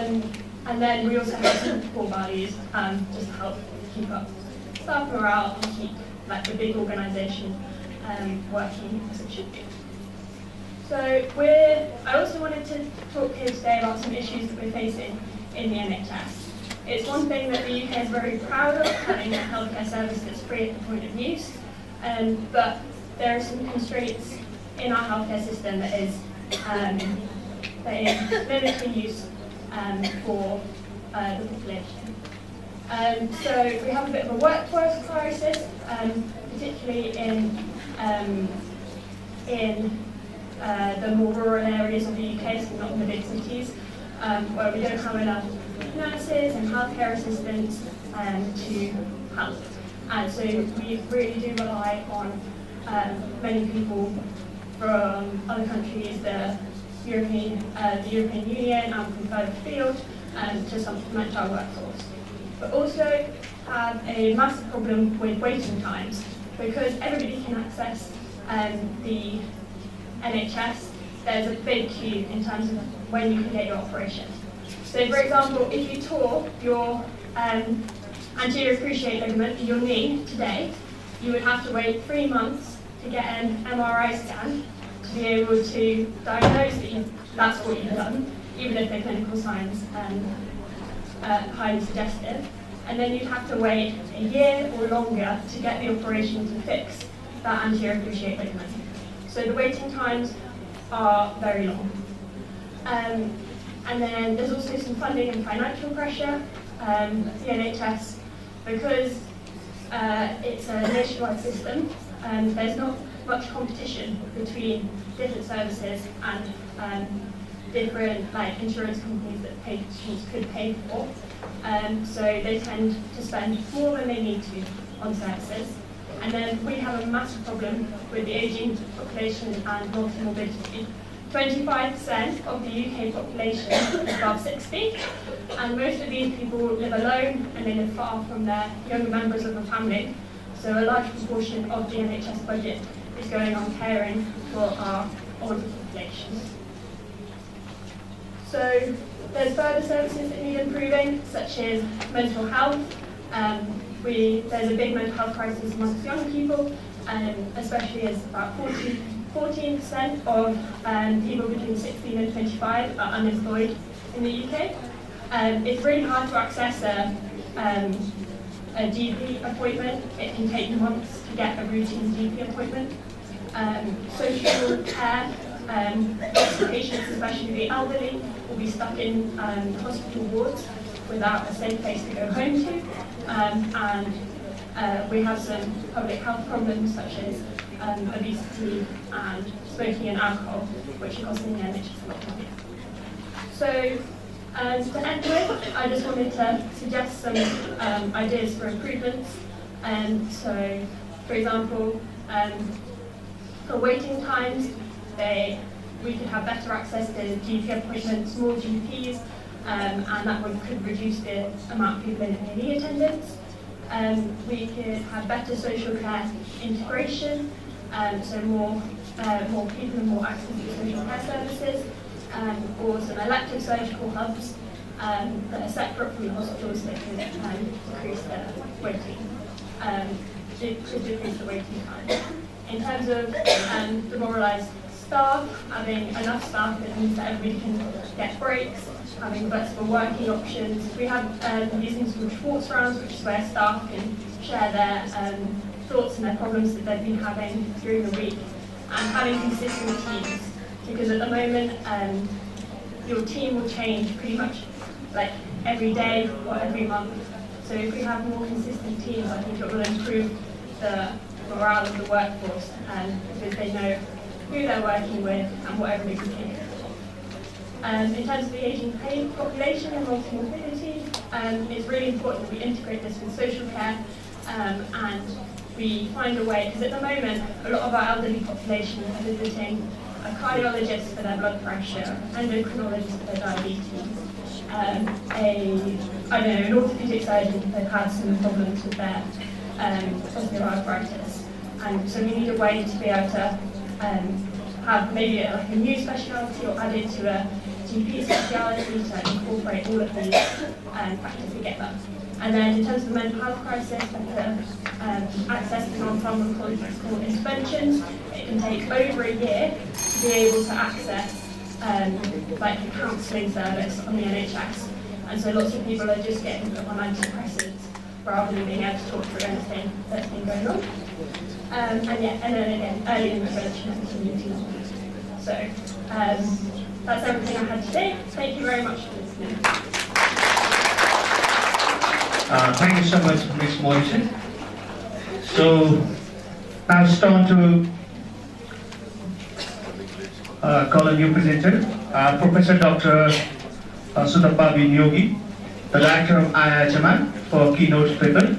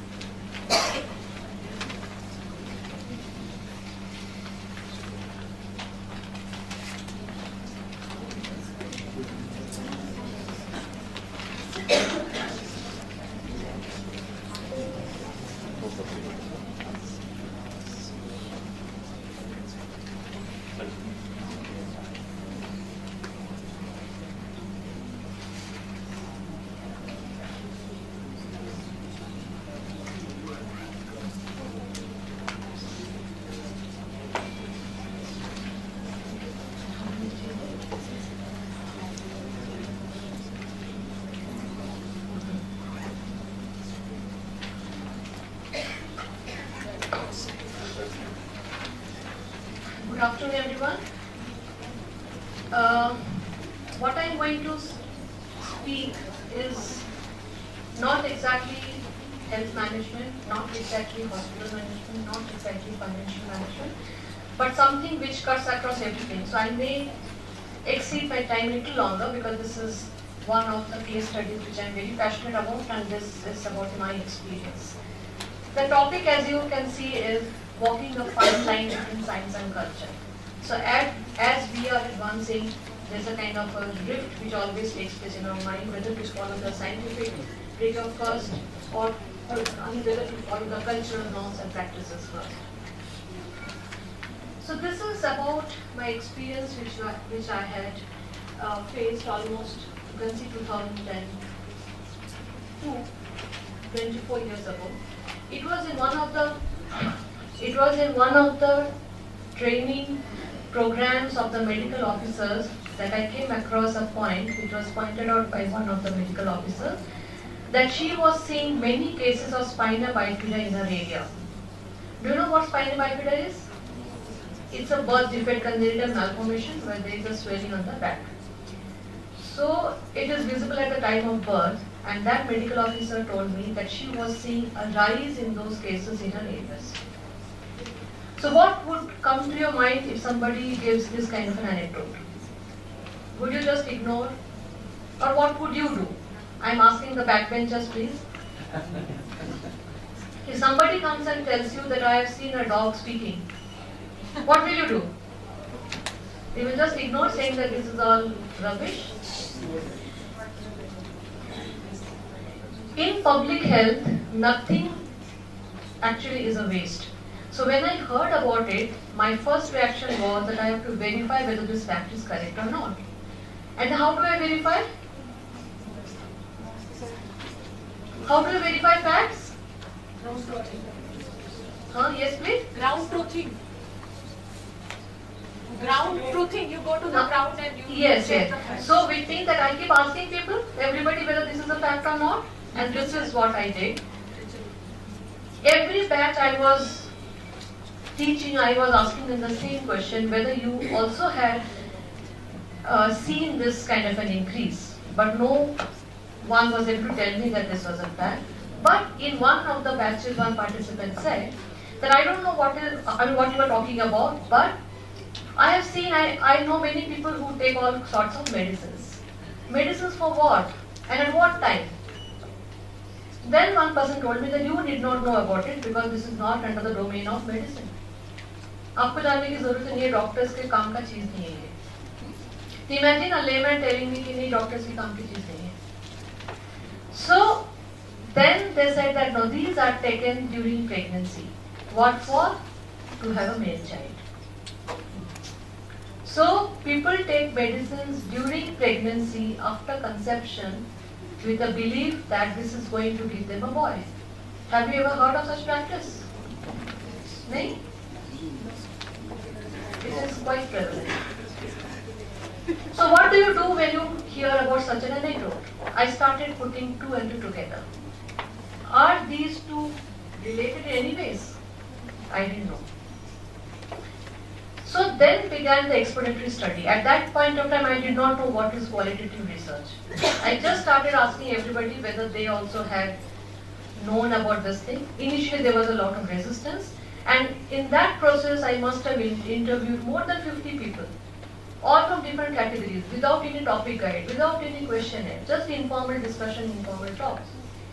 And those respondents ranged from guides to health workers, to faith healers, to doctors, to women, anybody and everybody that I could come in contact with. What surprised me most was they all were from different genders, but the information provided was exactly the same. Everybody told me that yes, there is a practice like this. This is in Haryana language called Su Badalne Ki Dawai. So people have an impression that if a woman is not able to give birth to boys, which means there is some problem with the reproductive tract. So this medicine would change, bring about some kind of change, and after that the woman would start giving birth to boys. That is what the name is Su Badalne Ki Dawai. These are all indigenously prepared, these are not branded preparations, these are not marketed. These are just indigenously prepared using some herbs here and there. And most commonly used are Shivringi, Madhupar, Morpanka Chan. But what again surprised me most was the time of intake of this medicine. They said that if this is not consumed within 1.5 to 2 months of pregnancy, this will not give you the desired results. The time has to be strictly adhered to. Now, because it had got something to do with the sex selection or sex change, we gave the term sex selection drugs to such preparations. I would be wrong if I say medicines, because these are not actual medicines. But way back in 2002, when I was quite naive, I just said that these are medicines. So then what do? Then I started asking people. I wanted to know, because the start of any intervention begins when you know it is a public health problem. As a person from the public health sector, we can only intervene when you know that yes, it is a public health problem. And for that, quantification is most important. So we just went to 3 villages, interviewed all the women to find out if ever they had heard about this. 90% of the people, of the women, said they had heard about such preparations. When they heard, it means that it is still in practice. That is why people are aware. Then we conducted 2 surveys briefly, and we found that people were taking those medicines, but not in their first pregnancy. They would always leave it to chance. If they don't have a son in the first pregnancy, they would start taking it. If they have 2 daughters, then all the more the chances of increasing this or taking the medicine increases. So this is what the pattern emerged. Then I wanted to see how these medicines look like. I was still now only hearing from here and there. So I went to several shops asking for the medicines. All of them refused. They said these are not something which are branded and kept. You have to place an order, and only a pregnant woman can come and place an order. So there was no other way but to become a pregnant woman the next day. So then I went to different people and places as a pregnant woman, और सब जगह मैंने जाके यही कहा कि मेरे 2 बेटियां हैं, मेरा आदमी मुझे बहुत पीटता है, मुझे मदद करो. And when a woman goes with this kind of a complaint, everybody comes for help. उनको लगता है कि इनकी मदद करो तो I will straight away go to the help. So people then started supporting me. They gave me all those samples which I was supposed to consume. I bought them in fact. मुझे पैसा देकर खरीदना पड़ा. These are some samples of the medicines, what they look like. There is no standardization. There are some syrups, somewhere there were capsules, somewhere there are churans, somewhere there are concoctions, all kinds of preparations.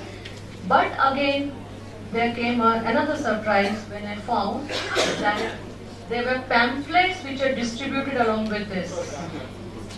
So structured was the system. I have never seen in any public health program people distributing pamphlets on do's and don'ts.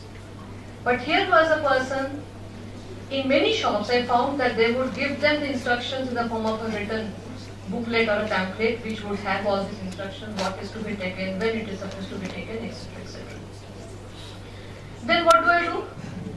Now I have some samples. I didn't know what to do with them. So the next step was to get them analyzed. I went to the laboratories, they refused. They said, you have to come and tell me what exactly you want to look at. I was also not knowing, and that is why I came to you. But there was no response. So after a lot of hurdles and struggle, one laboratory, they said we can do it, but you have to again tell us what exactly you want to do. I said, please look for steroids, whether these contain steroids or not. And 50% of the samples actually contain steroids. Now, natural products will not contain steroids as such. So these came from contamination which was from the feather of the peacocks, Morpanka Chan, that is rich in steroids. But they also contain natural testosterone or what we call it phytoestrogens. So these are naturally occurring estrogens which are available in the herbs, and they may change and behave like testosterone once it is ingested. Then I started doing a lot of literature review on the use of these herbs. I won't call them herbal medicine. But worldwide, 80% of the global population relies on traditional medicines, whether they accept or not.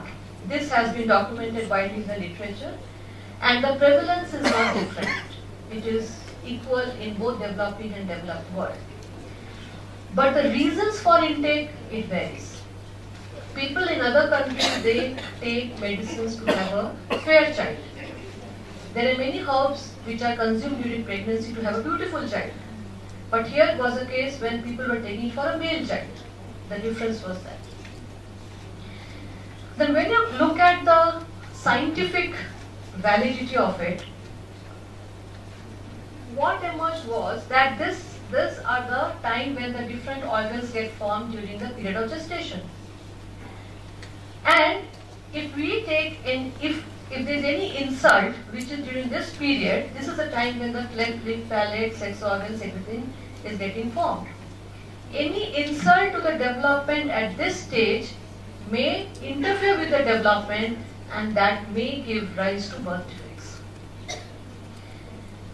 When we had done the study till this point, my professor told me, please publish, because this is something which is under the carpet practice, but nobody seems to be talking about it. So when I started writing papers, everybody rejected. Then this is not something which has got any scientific validity or backup, so it can't be published. We published the first thing in a newspaper, Tribune, but no journal was accepting it. They said that publication of such papers may increase the practice even further, so we are scared. One journal then accepted it, and it was Indian Journal of Community Medicine. And after that, I found that out of frustration, because I had developed a proposal and I kept on submitting to every possible funding agency, everybody refused, because it was not their priority. It was not their agenda to do such studies. So everybody refused. But then, one fine day what happened was that I found a blog, a question which was asked by somebody from the US. A lady asking that, I have a daughter, my husband wants a son, what should I do? My mother-in-law is telling me that such medicines are available, please guide me. And then somebody from another part of the world responds to that question saying that we don't know whether it is right or wrong, but there is a study which has been published from India which says that it may contain steroids and it may be harmful. So then came the turning point. So I thought to myself that if by reading a small paper, if somebody is trying to advise another person, which means I should not stop at this point. I should continue my work. So with this I developed a kind of a, so this is in a day when you don't come across any problems, you can be sure that you are traveling in a wrong path. This I kept telling to myself for 10 long years. It was not only for 1 or 2 days. Every day I used to get up and think, what should I do? So the study was, the hypothesis was that if that is the case, that this could be related to birth defects and stillbirths. Now who would fund for this study? Then I thought to myself that if nobody is funding, at least I can start writing. I started writing small letter to the editor here and there. Who would publish it, I don't know. But then it caught the fancy of a mission director of Haryana state, and then he contacted me and said, you must do this study, I will support you. That day I was on the 7th heaven. And then with the support of Haryana government only, we started doing this study. And because these are not branded preparations, each time I started doing it, all the samples had to be collected afresh. That was a major problem with this kind of a study. It could not be stored. It used to be prepared and consumed within 3, 4, 5 days. That was the whole idea. So when we published it, we found when we did the study, it was a case control study done in Haryana across all the districts. And what we found was that the odds ratio was 3, which means there is a very high, a strong association between the intake of these medicines and birth defects. And this was clearly visible that this risk increased when they already had more than 2 children. Because India is also advancing, nobody wants to have more than 2 children. So this is the problem. Then they asked me to do the same study, now taking stillbirths as the outcome. So if there is a major malformation, it would give birth to a stillborn baby. For stillbirths, the ratio was 2.6, which means it is actually a contributor to birth defects and stillbirths. Then we had a detailed analysis with the help of very standardized laboratories, and we could decipher the exact quantity of phytoestrogens which are present in such preparations. We collected almost 48-49 samples, and then we did a very standardized, using a very standardized protocol, we did the analysis, and this is what we found. Then somebody came and told me that you started your expedition by thinking that it would change the sex, and now you are going back to birth defects. So what is happening to the sex of the child? Which means I have to do an experimental study, because that is the ultimate problem. So for that, it could not be done in humans, it is unethical, so we had to take the help of animal studies. Now we had collected some 48 samples, and nobody would dare to do animal studies on all 48 samples. So we had to boil down to 2 or 3 most harmful samples. For that, we did a toxicology study experiment on worms, where we exposed them to different samples, and we could identify 2 samples which would be most harmful. They would contain the maximum number of so-called phytoestrogens and other stuff. This was again done in one of the very standardized laboratories, and we could show that there is something which is called the dose response. So as we increase the dose, it becomes more toxic. So we here saw the progeny count of the worms, and in the next one, egg count and the progeny count. And you can see that it decreased with increasing dose, which means there is a dose-response relationship, which means that it is causal. There is something to do with the this medicine. Next, we took the 2 samples which are found to have maximum concentration of those contaminants, and conducted the animal studies. So we fed the rats with milk and those medicines, and tried to see what happens. When those things were given in the 6 to 19 days period, which is equivalent to 1.5 to 2 months of humans, we found that those rats had malformation, visceral malformations, skeletal malformations, which means these findings corroborated with what we actually found in the form of birth defects and stillbirth. But again, there was no effect on sex ratio, which means that it is quite natural that it will not hamper or affect the sex organ development. On the contrary, it was doing something else which was much more harmful. Then what do you do as a public health person? We have done enough research. Again, research should not remain confined to journals and papers and publications. My first job was to make people aware that this is harmful. And how do I do that? When the first publication got unpublished in Drug Safety, there was an HT correspondent, Hindustan Times correspondent, who published this as a front page news in all the editions of Hindustan Times. Once that was done, then we again took the help of Haryana government and said that it's time that you disseminate the message. Nobody would listen to me. I'm no one in the picture. I'm just a researcher. Then Haryana government took it on themselves. They said that okay, in every district, in every newspaper, this would get published as a news item from the district magistrate's desk. So government got involved in the process, and they only disseminated the message in different newspapers in local language. Meanwhile, it got covered in several international dailies also, like Guardian, British Medical Journal, Wall Street Journal, even BBC also captured this as a news. Now when all this was happening, you can imagine how happy I was. No? This was in the year 2015, 16, 17, when I was again, I thought that okay, all my efforts have not gone waste. Then I thought that who will read the newspapers? Who has the time to read the newspapers, and that too only one news. So then there was this promo which was circulated from the Chief Minister's office by Haryana. But then my next question was, who is going to look at the website of the Chief Minister, of all the people? Nobody would do that.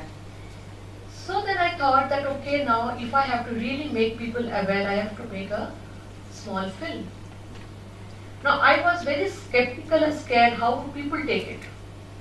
Till now I was only talking to the researchers and academia and whatever. So within, as a litmus test, we had a light and sound show. It was a 20 minutes program which depicted in the form of a play what happens if you take those medicines. It was staged in one of the annual functions in North India, and this function was attended by the mayors and the governors. From their reaction, I could assess that nobody would throw tomatoes and eggs on me if this someday becomes a kind of a film. But who is going to see a 20 minutes film? Nobody has the time and patience. So then I requested one NGO to make a small film which would not be of more than 1 minute, only capturing the essence and saying that it is unethical and illegal and harmful to take these medicines. It was again then captured by All India Radio also, but I don't know. Can you play this?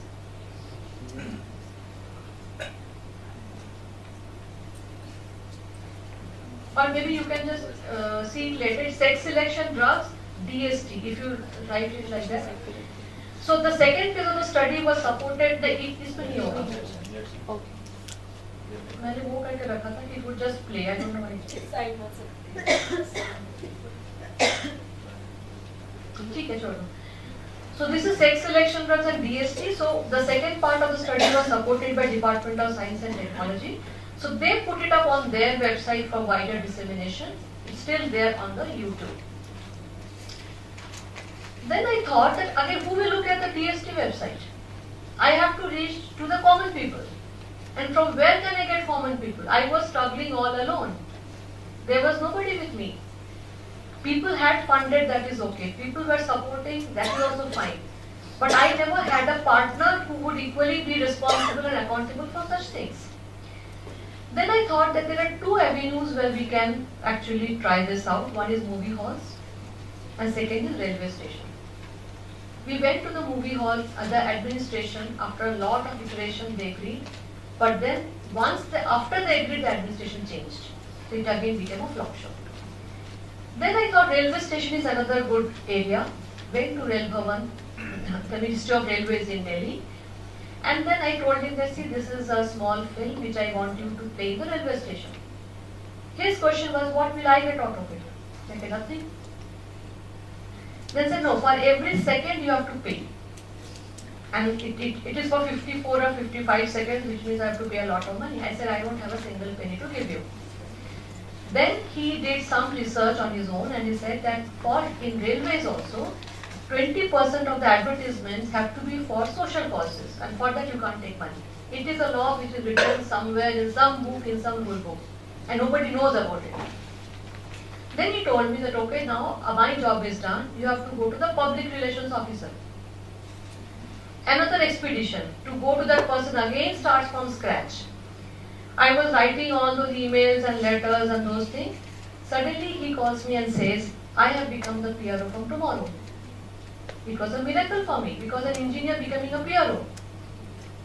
Again I went to him and said that, please sir, please give the approval and please make sure that it is played in the railway stations. He said, yes, it's done. I said, I need proof, I am a researcher. I can't believe you as it is. There was no documentation. He just passed an order saying that it will be done. I kept on chasing him with no response. But then one fine day what happened was, I was traveling somewhere and I found that this film was running in the railway station. I captured this moment and I can't tell you how happy I was that day to see that it is actually running, playing in the railway stations. Again my happiness kept on increasing manifold. But then God doesn't want to see me happy, no? It happens with everyone. Along with that, then I found that people started contacting me from other countries, although it was there in the BBC and other places. It says that this is a mail from National Geographic which says now we want to make a documentary on this issue. I said, very nice. And it would be there in the Vice News and other stuff. Then they said that I want an actor. I see India is so huge, you can find many actors. Then no, I want to have somebody who has taken the medicine. And they would have to come on the camera and speak. Then I told them that see, although you are in the US, you must know the ethics of it. Whenever we do research, there is a confidentiality agreement which is there between the client and the researcher, and it is said that we will not divulge any information. Obviously, I can't provide you with information. Then they said, then we are not interested. So fair enough. I'm not interested in your documentary. You only came to me, but I can't divulge this information in the national interest. Then as things were going on, somebody from a local media channel called Aaj Tak, I think you must be knowing about Aaj Tak, they came to me. कहते इसका ना एक documentary बना, आपके interview लेना है. ठीक है. आप उन लेडीज का नाम दे दो जिन्होंने दवाई लिया है. I said, no, I can't give you. And they became very threatening to me. आपको देना ही पड़ेगा. आपको मैं दिखा दूंगा इस टाइप का. Then I said, see, I have done it for Haryana government. I have handed over everything to them. You please go and take everything from them. And nothing is with me. Then I told them, why are you after my life? If you really want to do so, I can tell you how to get the medicine. Because now I become an expert. I will tell you where to go, how to go, what to ask, and people will be there to support you. Then they conducted a sting operation. They just went to a shop, asked for those medicines, they were handed over, and that was captured on camera. And that was telecasted in the news channel. They interviewed the Chief Minister also. Fortunately, I was working with the government, so Chief Minister was aware of this. Then after it was telecasted for 2 times, then suddenly what happened was I get a call from the police station. Of all the field. They said that हम आपसे आके मिलना चाहते हैं.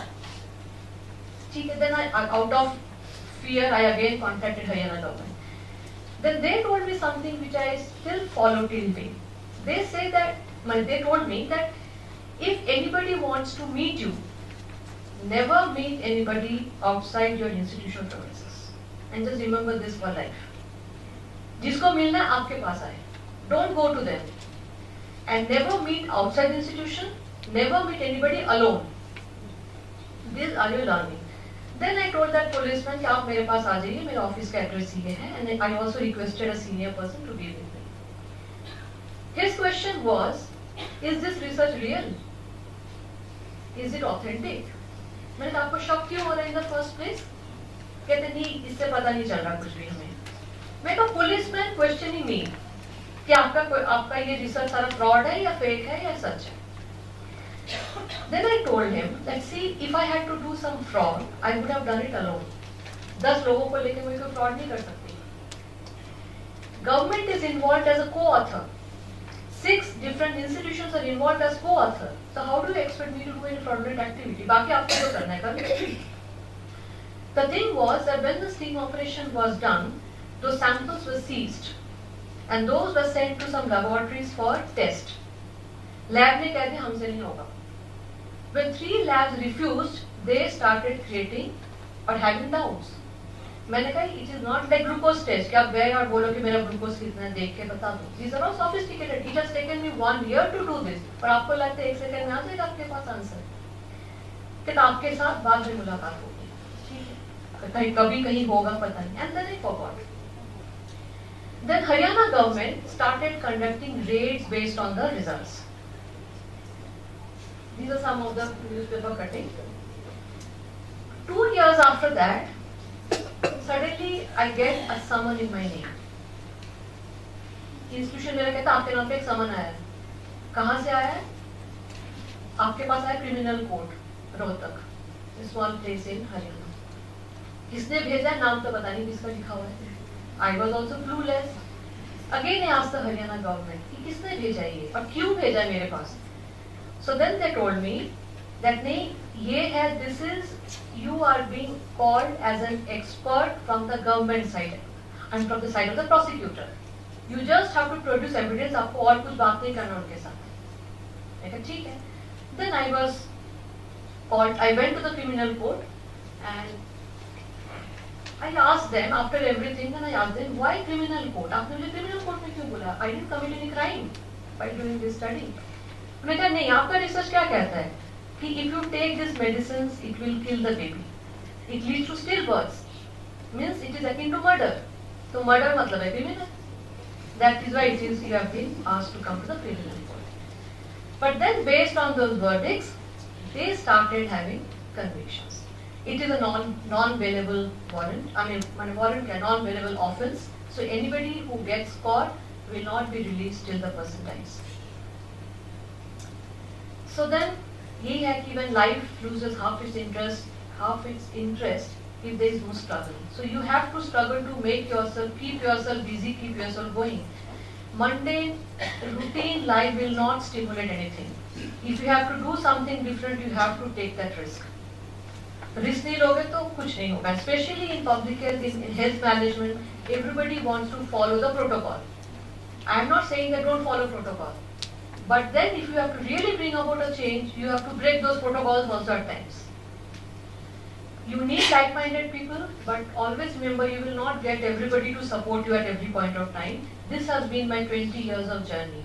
I have written a book on this, thinking that someday somebody would read it. So under PC 20 Act, as I said, 100 convictions have already taken place. And what I want to convey is that research is a cycle. Health management, hospital management, everything comes under its ambit. One research will give rise to 10 other research questions. But don't stop at that. Don't think that the ultimate aim of research is only to gain grants and funds and publication. There's a lot more beyond that, and as people from the health sector get equally responsible for community service.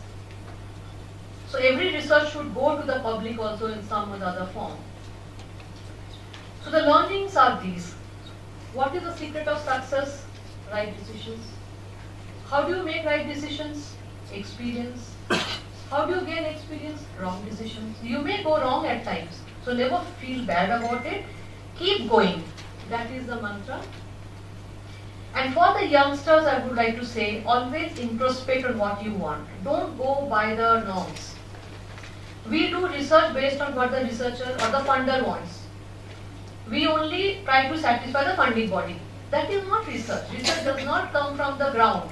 You have to talk to people to frame a research question. When you see that you are not being recognized, keep writing. Writing is a very powerful weapon to make yourself known to people and also to share your ideas. Problem with most of the researchers is that we are very insecure about our own ideas and we don't want to share. My advice is, if you are insecure about something, make it public. सबसे पहले दुनिया को बता दो मैं ये चाहती हूँ. Nobody will be there to copy you then. The more you try to hide, there will be more avenues to steal that idea. So better to make it public. Interact with people from different sectors. Health में ना there is a lot of क्या बोलते हैं walking in silos वाला phenomenon. People don't talk to each other. People feel engineering is मतलब वो तो अलग ही field है. Engineering is important for health. Pharmacy is important for health. Social sector is important for health. Health cannot develop in isolation. And we want to, make this intersectoral coordination a reality. And for this, we must learn how to make friends. My feeling is that intelligent people cannot make friends. They are not very good team players. But we have to do that. Talk to people whom you don't like. Do things what you don't like. That will always make you a better person. And in public health, you cannot do anything without the support of the government. Never go against the government. Even if you find that something is not happening well, you have to have the courage to bring the government under you. Means just talk to them, do your advocacy, but never publish anything which is against the government. That will make your life hell. It is not right also, because we all are working for the country, for the government. So always keep this thing in mind, that for public health, for advocacy, you need to have the government as your partners. So this is all. And just to tell you that the happy ending, 50 years of DST, Department of Science and Technology,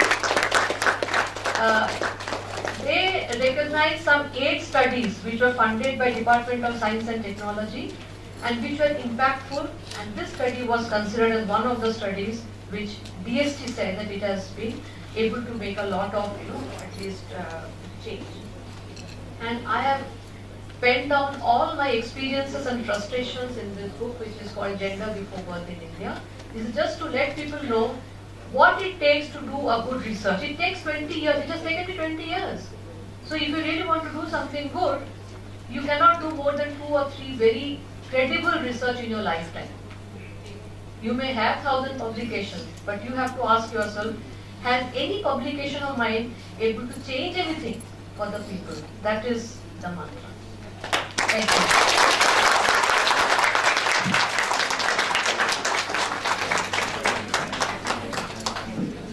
Thank you so much, ma'am, for your wonderful presentation.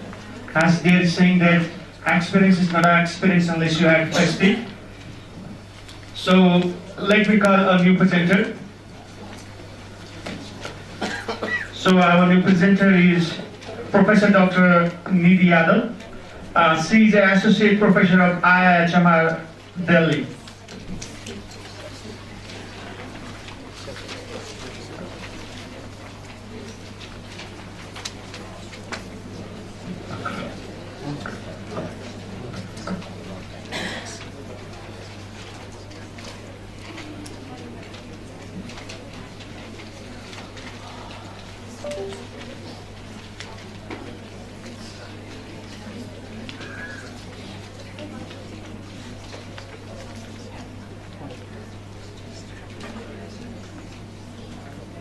Okay, thank you so much. Good afternoon, everybody. Good afternoon, Chair, Professor Vaidhi Kati. Good afternoon, Professor Sutapa, my director. And thank you for this wonderful presentation and beautiful story of 20 years. So many take-home points from that. And to be inspired for taking the research work forward, I work in the space of disaster preparedness, hospital disaster preparedness, and the study that I'm going to present here more or less covers the point which ma'am spoke in the last few slides. For example, not working in silos, working for the community at large. Publications, although important, but they have to be meaningful and impactful. And finally, if you're on the wrong path, maybe don't change the path, change your way of looking at it. So from here, I'll take this opportunity to present my work on how silos can actually affect our lives in totality, because disaster does not spare anybody, any institution, any frameworks, any governments, and it affects everybody and anybody, starting from the individual to the institutions and to the systems. So is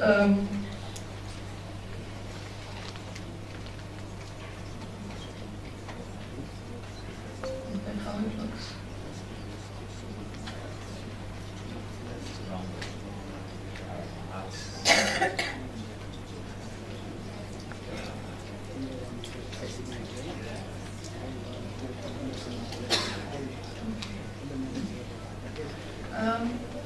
When I say hospital preparedness does not just mean the infrastructure should keep standing, or for that matter my equipment should keep functioning. It should mean that in the event of a disaster or when a hazard, I should not call it a disaster, because disaster happens only when a hazard, for example fire, for example water, for example a tectonic plate movement meets the property or meets the person, takes the life and interrupts the business. So there are 3 qualifying criteria for a phenomenon to be called as a disaster. Until then it is called a hazard. For example, if fire reaches and kills my business, it is called business interruption because of a fire event. Or for that matter, when water turns into flood. Otherwise rains are okay, they are important, they are essential. But when rain surpasses, the precipitation level basically surpasses a level which my capacity cannot accommodate, and it affects my business continuity, or it drowns people, or it hijacks the show by drowning or flooding my basements where I house my supplies, where I house my CSSD department, my laundry department, my pharmaceutical stores, my basically other medical records department, then it becomes a disaster for me because my hospital is rendered non-functional. So there is a difference between hazard and disaster. So we should not use this term first of all and very loosely. And second is disaster should not be taken very lightly. So any amount of loss of life, loss of property or loss of business amounts to a disaster event, and hospitals are affected more significantly when it comes to disasters. Because hospitals have a psychological bearing also. Besides being the clinical offshoot of the entire public health system, or rather I would say the delivery point of the entire healthcare systems, if the hospital keeps standing in the event of disaster, it gives a psychological support to the population who is suffering right now from that hazard event which affected them and is looking at the hospital or the healthcare system to come for the rescue. So the hospitals not only is a lifeline, but it is also psychological lifeline. And as per the studies, various studies, approximately 25% of Indian hospitals at any given point of time are vulnerable and can be rendered non-functional in the event of any disaster or in the event of a hazard event. When I talk of hazard event, if I have to tell you the magnitude of hazard events, India per se is prone to several disasters, and we call India as a laboratory of disasters because you can study, you can analyze, you can work upon, you can experiment, you can fail on managing various disasters and learn from them.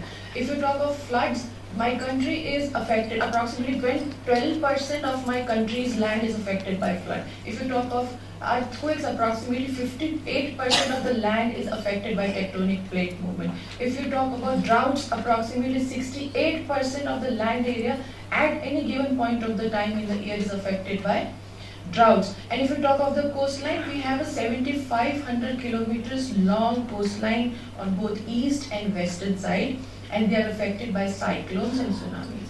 So that is why I call myself as a laboratory for disasters management. We are a multi-hazard country, as I just said, and safe hospitals is not just a mandatory requirement to save lives, it is also international priority that comes to us when we say India is a signatory to, or it has aligned itself to the Sendai framework, which runs from 2015 to 2030, and we all, from systems to governance to individuals to hospitals to functionaries to early warning systems, all of us have to be aligned with that, and that's a government agenda and priority as well. The three frameworks that we talk about when we say hospital preparedness, they generally are drawn from the WHO PAHO safety framework, and they comprise primarily functional safety of the hospital, which comes from the manpower. Then it comes from the structural component, which is brick and mortar, the beams and the columns that stand, the walls and ceilings, and the non-structural component. These are basically the three dimensions or three segments which I'm talking right now. So structural segment, the non-structural segment, which is my electricity, my HVAC system, my piping, my conduits, my supply line, my fuel storage, my water, my food supply, my linen supply, etc. And functional is all about my manpower. So these are the three segments or three pillars which we studied using the WHO PAHO framework with respect to this study, and we studied them in the context of three opinions, or rather I would say three players that are there. One is the Disaster Management Act 2005, which was instituted in India and implemented thereafter. Then the National Accreditation Board for Hospitals and Healthcare Providers, which is a quality accreditation system which is there prevalent in India since 2005, and it was a voluntary system at the beginning, but in 2012 and onwards it has been made a mandatory system for the hospitals to be accredited by NABH, so that the insurance, the regulatory bodies, and the empanelment for the government employees can be sent or parked. We can park such patients there for treatment purposes, a mandatory requirement. And the third one was the NDMA guidelines for hospital safety. NDMA is National Disaster Management Authority under Ministry of Home Affairs, which were issued so that the hospitals comply by them and makes themselves resilient. Basically, it was all about bringing the resilience level up for the hospitals. The guidelines, the NDMA hospital safety guidelines were the third thing, which were issued in 2016. So we had 3 pillars: structural, non-structural, functional components, and we have 3 fragments here, which is the Disaster Management Act, the legal framework, the quality framework coming from the quality standard accreditation systems, and the safety guidelines by the Ministry of Home Affairs. And in my research, I tried to look in northern India, which share the homogeneity of a lot of disasters, barring cyclones, in the North Indian states, and how these 3 things are affected when these 3 structures are affected when legal system, quality accreditation system, and the guidelines, they interplay. So that is how the study evolved. So the question now, what question should I ask? The first question was, how fully do the 3 frameworks integrate, or do they integrate at all? So because there were 3 guidelines at different point of times in the evolution period, starting from 2005, the Disaster Management Act, the 2007 Quality Accreditation Guidelines, and 2016 Hospital Safety Guidelines. So do these 3 systems, which were pushed by the ministry, by different ministries, are they actually leading to any sort of safety preparedness or disaster preparedness for the hospitals or not? And are they actually talking to each other, or is it fragmented? So where do the monitoring and accountability gaps exist? Because ultimately that is the question that I have to answer for any policy recommendation which I plan to have at the end of my research.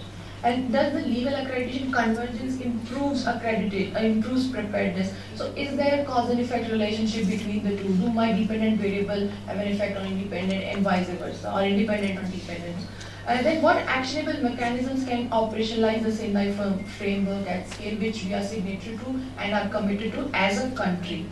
So with these 3 questions in mind, with these 3 objectives in mind, we proceeded with our research.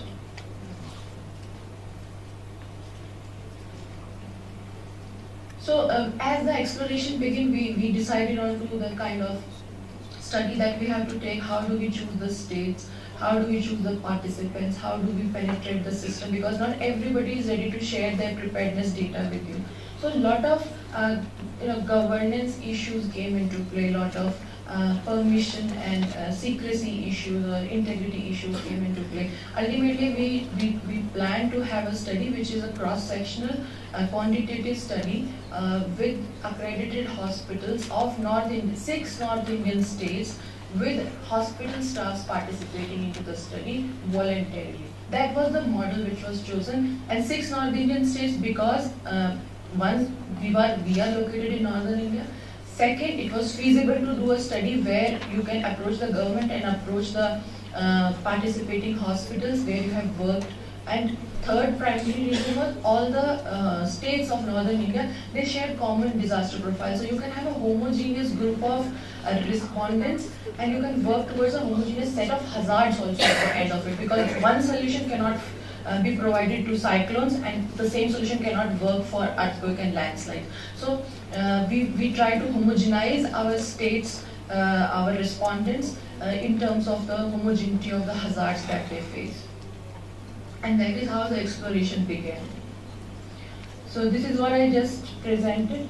So 10 NABH accredited hospitals, all super speciality, all the single specialties were eliminated because they had their different set of rules and SOPs working there. So multi-speciality, more than 100 bedded hospitals with at least 1+ accreditation cycle after at least 18 months of accreditation, 18. Because accreditation itself has a gestation period, and once accreditation happens, the system has its own teething problems to settle down with the SOPs and the indicators and the continuous quality improvement plans that are set in by the quality team to acclimatize themselves and walk through it on a daily basis comfortably. So a period of 18 months of acclimatization was taken. In totality, 609 respondents were reached in these 10 hospitals, comprising of a homogeneous group which work from which comprised of primarily people working in housekeeping department, security department, technicians, nurses, doctors, medical officers, consultants, specialists, and the medical administrators. So we didn't leave anybody behind, because disasters also don't spare and leave anybody. And everybody has their own specific roles to come up with when it comes to hospital preparedness. We can't say it is just the work of the doctors or of the nursing staff or of the security to handle the things. It is all of us work together, all of us survive, or all of us fail. So it is all or none phenomena. That is why we covered everybody vertically and horizontally.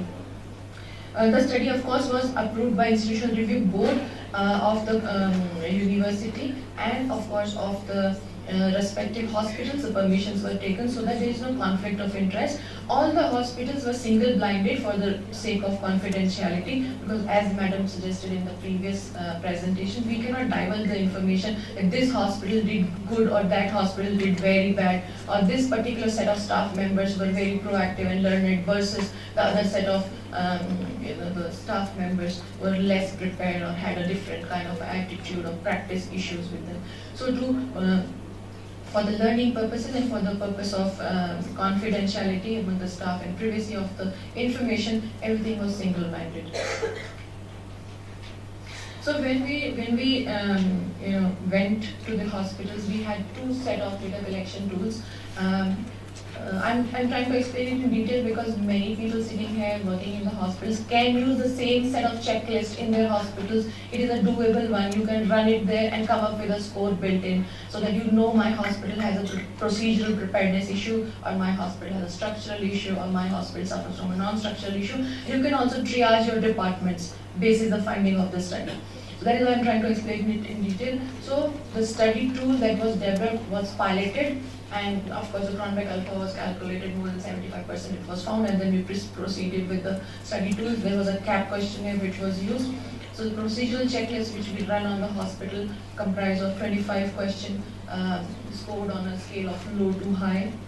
Structural and non-structural items were like 30 plus, and CAP questionnaire had approximately 21 questions from 7 for knowledge, 7 for attitude, and 7 for practice, which covered the staff across length and breadth.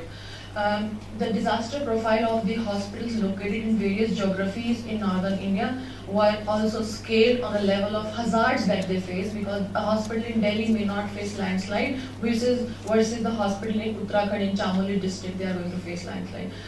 Tectonic plate movement, if we talk about Hindu Kush mountain range is centrally affected by them, and the districts of Uttarkashi, Chamoli, Rudraprayag are affected versely. They are sitting on a rating scale of 5 on a Richter scale, versus Delhi and UP, lower part of UP, sitting on a scale of 4 or 3 on Richter.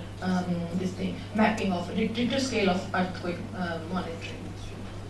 And in the last, when we did the entire exercise using this checklist across the participating hospitals, all the findings were mapped to the Sendai priorities given by the Sendai, mentioned in the Sendai framework, all the 4 priorities. So this was a screening procedure that we, or the sampling procedure that we applied. I just mentioned here. Inter-rater kappa was of course very high, and we used a 2% reliability coefficient for understanding of questions, so that we do not have any ambiguity when it comes to understanding to the questions, or when it comes to replying to the questions. We can have a statistically significant finding which we can strongly put up as a policy advocacy to the government. Ultimate goal was to have a rating for the hospitals for the manpower, and put up a policy paper to the government, so that they get to know where, or it's like a triage of their own hospitals or of their own systems, and for them to intervene as the procedures move forward.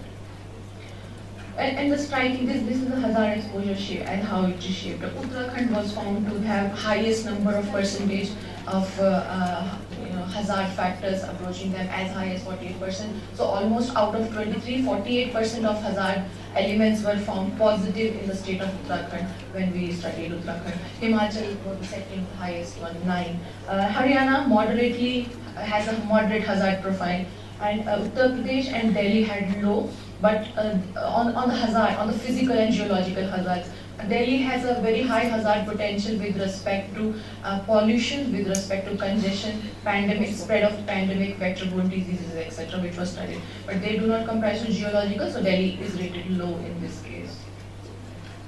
If I have to talk about the scoring in terms of the procedural preparedness, there was a paradox that you're going to see right now. So Uttarakhand, which is a less resource-intensive state, versus Delhi, which is a highly resource-intensive state, where you have best of the facilities, latest infrastructure, best in the class equipment. There was a paradox that was seen. The staff of Delhi was less prepared. They presumed that having a swanky structure, a beautiful layout of building, good equipment makes them safe. Vis-a-vis, on the other hand, Uttarakhand, which rates them, which were found very high on the hazard profile, they had little less. They scored little less on the structural part, but they were very well prepared in terms of the manpower. So the exposure to hazard was found to be directly correlated to the preparedness levels of the staff. So it was inbuilt that I am more exposed, my hospital location is such that I am prone to floods, earthquakes, landslides, etc. So I need to be more prepared even if my system or structural system does not support for it. Vis-a-vis Delhi, we saw complacency in the staff that my system is sufficient, strong, well-built, latest, state-of-the-art. I don't need to bother much about disasters. So that was a paradox which was seen very clearly in the study, which you can see in the slides as well. Same was the case with structural preparedness. So Delhi scored very high on structural preparedness, swanky infrastructure and everything, and very low on procedural, functional status. If you see, another paradox that I realized was women. As we say, women, they can force, they have their own managerial skills, they do better micromanagement. But we say that participation by women is many times less in terms of disaster management.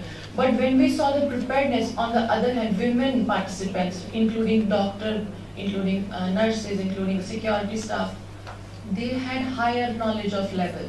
They had levels of knowledge in terms of all the aspects of disaster management, be it the preparedness side, be it the mitigation side, be it the response side or the recovery side. So women participants across all hospitals, and it was across the hospitals, all 10 hospitals, women were found to be more knowledgeable as compared to their male counterparts. So one striking feature. Another was the length of the service that they had in the hospital. Higher the number of years of experience and the length in the hospital, they were more acclimatized to the disaster preparedness procedures that were in the hospitals, and they participated more in the drills, or probably attended more training classes. So one was the gender that was found very strikingly different to be there. Otherwise, in the field, if you see, there was the manpower that we see mostly working in rescues and all is mostly males. Usually, when it comes to procedural preparedness at the ground level, it was the female staff which are found to be doing well.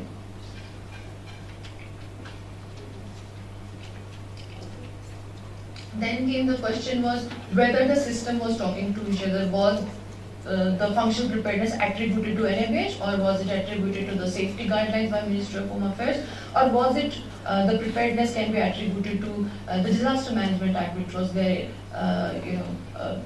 published or gazetted in 2005. So when we try to triangulate the data, we realized no two systems talk to each other. They are working in silos. It was all fragmented. Neither they were interlinked to each other at the policy level, nor at the implementation level, nor at the audit levels. So any of the system which you see, they were talking in vertical levels. For example, procedural will talk to structural, and structural will talk to non-structural. But if you see them horizontally, there was no connection found at all. There were broken links that we saw. So that was a pattern that we observed. So when we talk about the integration framework, this was the picture that we realized, that high integration with respect to NABH, disaster management, etc. was found. In terms of procedure, it was very low. In terms of high integration was found as far as procedure is concerned. With respect to structural, with respect to CAP. Moderate preparedness was seen moderate integration was seen in terms of procedural, 65 to 75% of the entire findings that we could come up in terms of the integration part. So, when we analyze the data in totality and in cross sections, the major gap that we could see is no two hospitals talk to each other, whether they are in the same region, neither the system talks to each other, the policy framework or the gadget talks to each other. So we try to synthesize the data, and we saw that the states with high risks, high hazard risk, as high as 48% in case of Uttarakhand, they have the system where the responses were very quick, because that was the first line of defense that they have to respond to and rescue as many number of people and save lives. So there was a system of rescue and response which was very active and quick in the state which was more prone to hazards. Vis-a-vis the state which has not seen many disasters in terms of active intervention by the states, was silent on preparedness as well as silent on policy integration, which was, for example, Delhi or Uttar Pradesh. So these states were low on level of integration as well. So state-specific differences also came driven by their hazard profile and their hazard exposures. So the central finding was, irrespective of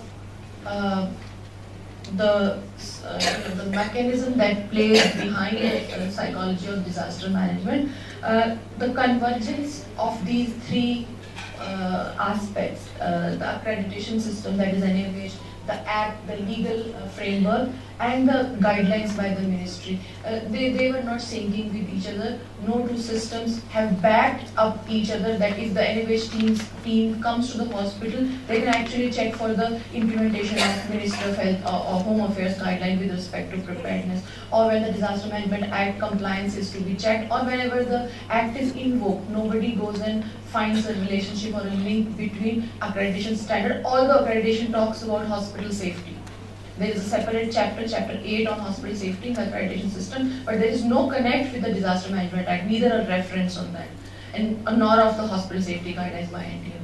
So there are systems working in isolation, not talking to each other, neither referencing to each other. So that was the biggest policy recommendation that we came up later on. And wherever we saw preparedness outcomes, the system was integrated. For example, this system comprised of structural, procedure, and non-structural. This is not about the policy side. So wherever we saw the structural, procedural, and non-structural elements in sync with each other, that were primarily high because of one of the factors, either because of NABH accreditation combined with the joint accreditation system, JCI, or primarily the implementation of DMA Act in that district. So neither can be attributed to any of these policy frameworks. So we proposed in this, at the end of the research, we proposed a unified hospital disaster preparedness framework, which had these three pillars and these three frameworks across talking to each other. And that is how the research culminated, ending up with a unified hospital disaster preparedness. And when we put it up as a publication and we proposed this framework, I got a patent from Government of India for using this framework with this triangular matrix for implementation and for improving the hospital preparedness levels. So that is patented, and when that patent was converted finally into a research study, it was provided with a grant of approximately 1.5 CR for conducting similar study on a larger scale at 3 states, Uttarakhand, Sikkim, and Assam, so that we can see if the same silos is being found at these 3 states also, all supported by Ministry, ICSSR. So we are right now working on the actual ground level or ground truthing of this framework that we proposed as an outcome of the study that we did in 6 North Indian states, supported by ICSSR, was for the 3 states that I just mentioned. Thank you so much.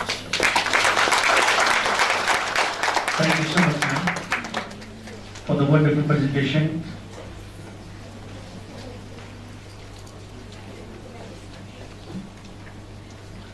So now we are at the end of this session. So before ending this session, we have award ceremony session.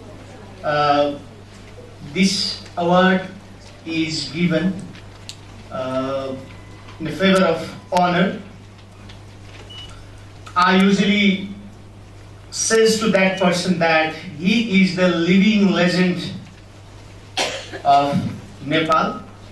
So he has given a sterling contribution to the hospital administration, hospital management. So for providing an award, may I request the chairperson of first session, YB Kagnisar.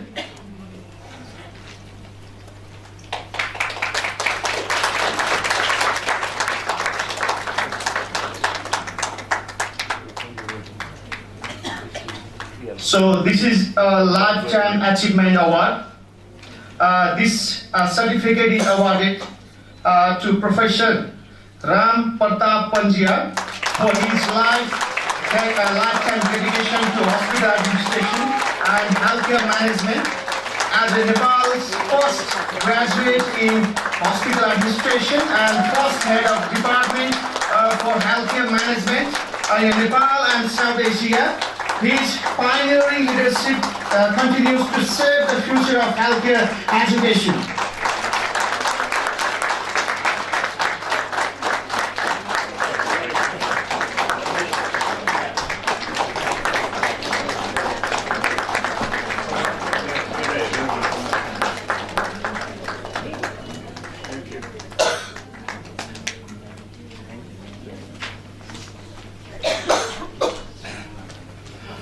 So, thank you so much, sir. So we are about to end our first session. So our lunch is ready.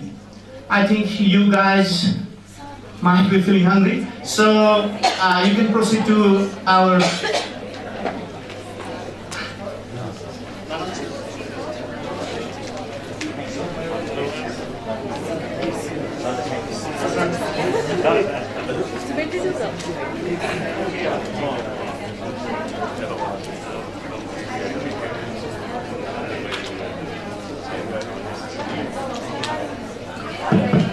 Thank you very much for your patience by listening to 10 presentations in this session as I was counting, and they were very good, excellent and unique, and some of the presentations were very new actually to me, and I'm sure the audience also found them new and interesting and very useful in our daily life.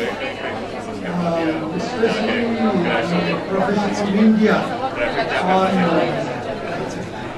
the concoction used in trying to give birth to a baby boy was very interesting to me, and I'm sure many of you found this very interesting. And that doesn't mean the other presentations were not good, but they're excellent in their own areas. And I'm sure NOC and Nepal as a whole would benefit from these presentations. Thank you very much. Thank you so much. So we will begin our second technical session at sharp 2:15. Thank you.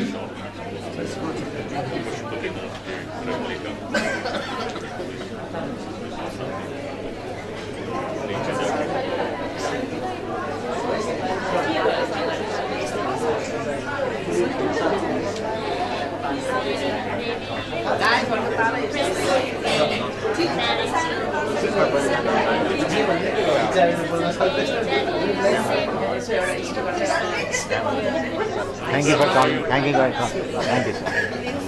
कति भयो sir कति भयो भइसक्यो I'm good, sir. Thank you. Sir, please. Ma'am, they will take you the market. Let's go. Sir, like ma'am, like first, want to buy it. No, sorry, buy it then. Sir. Those who are going out should take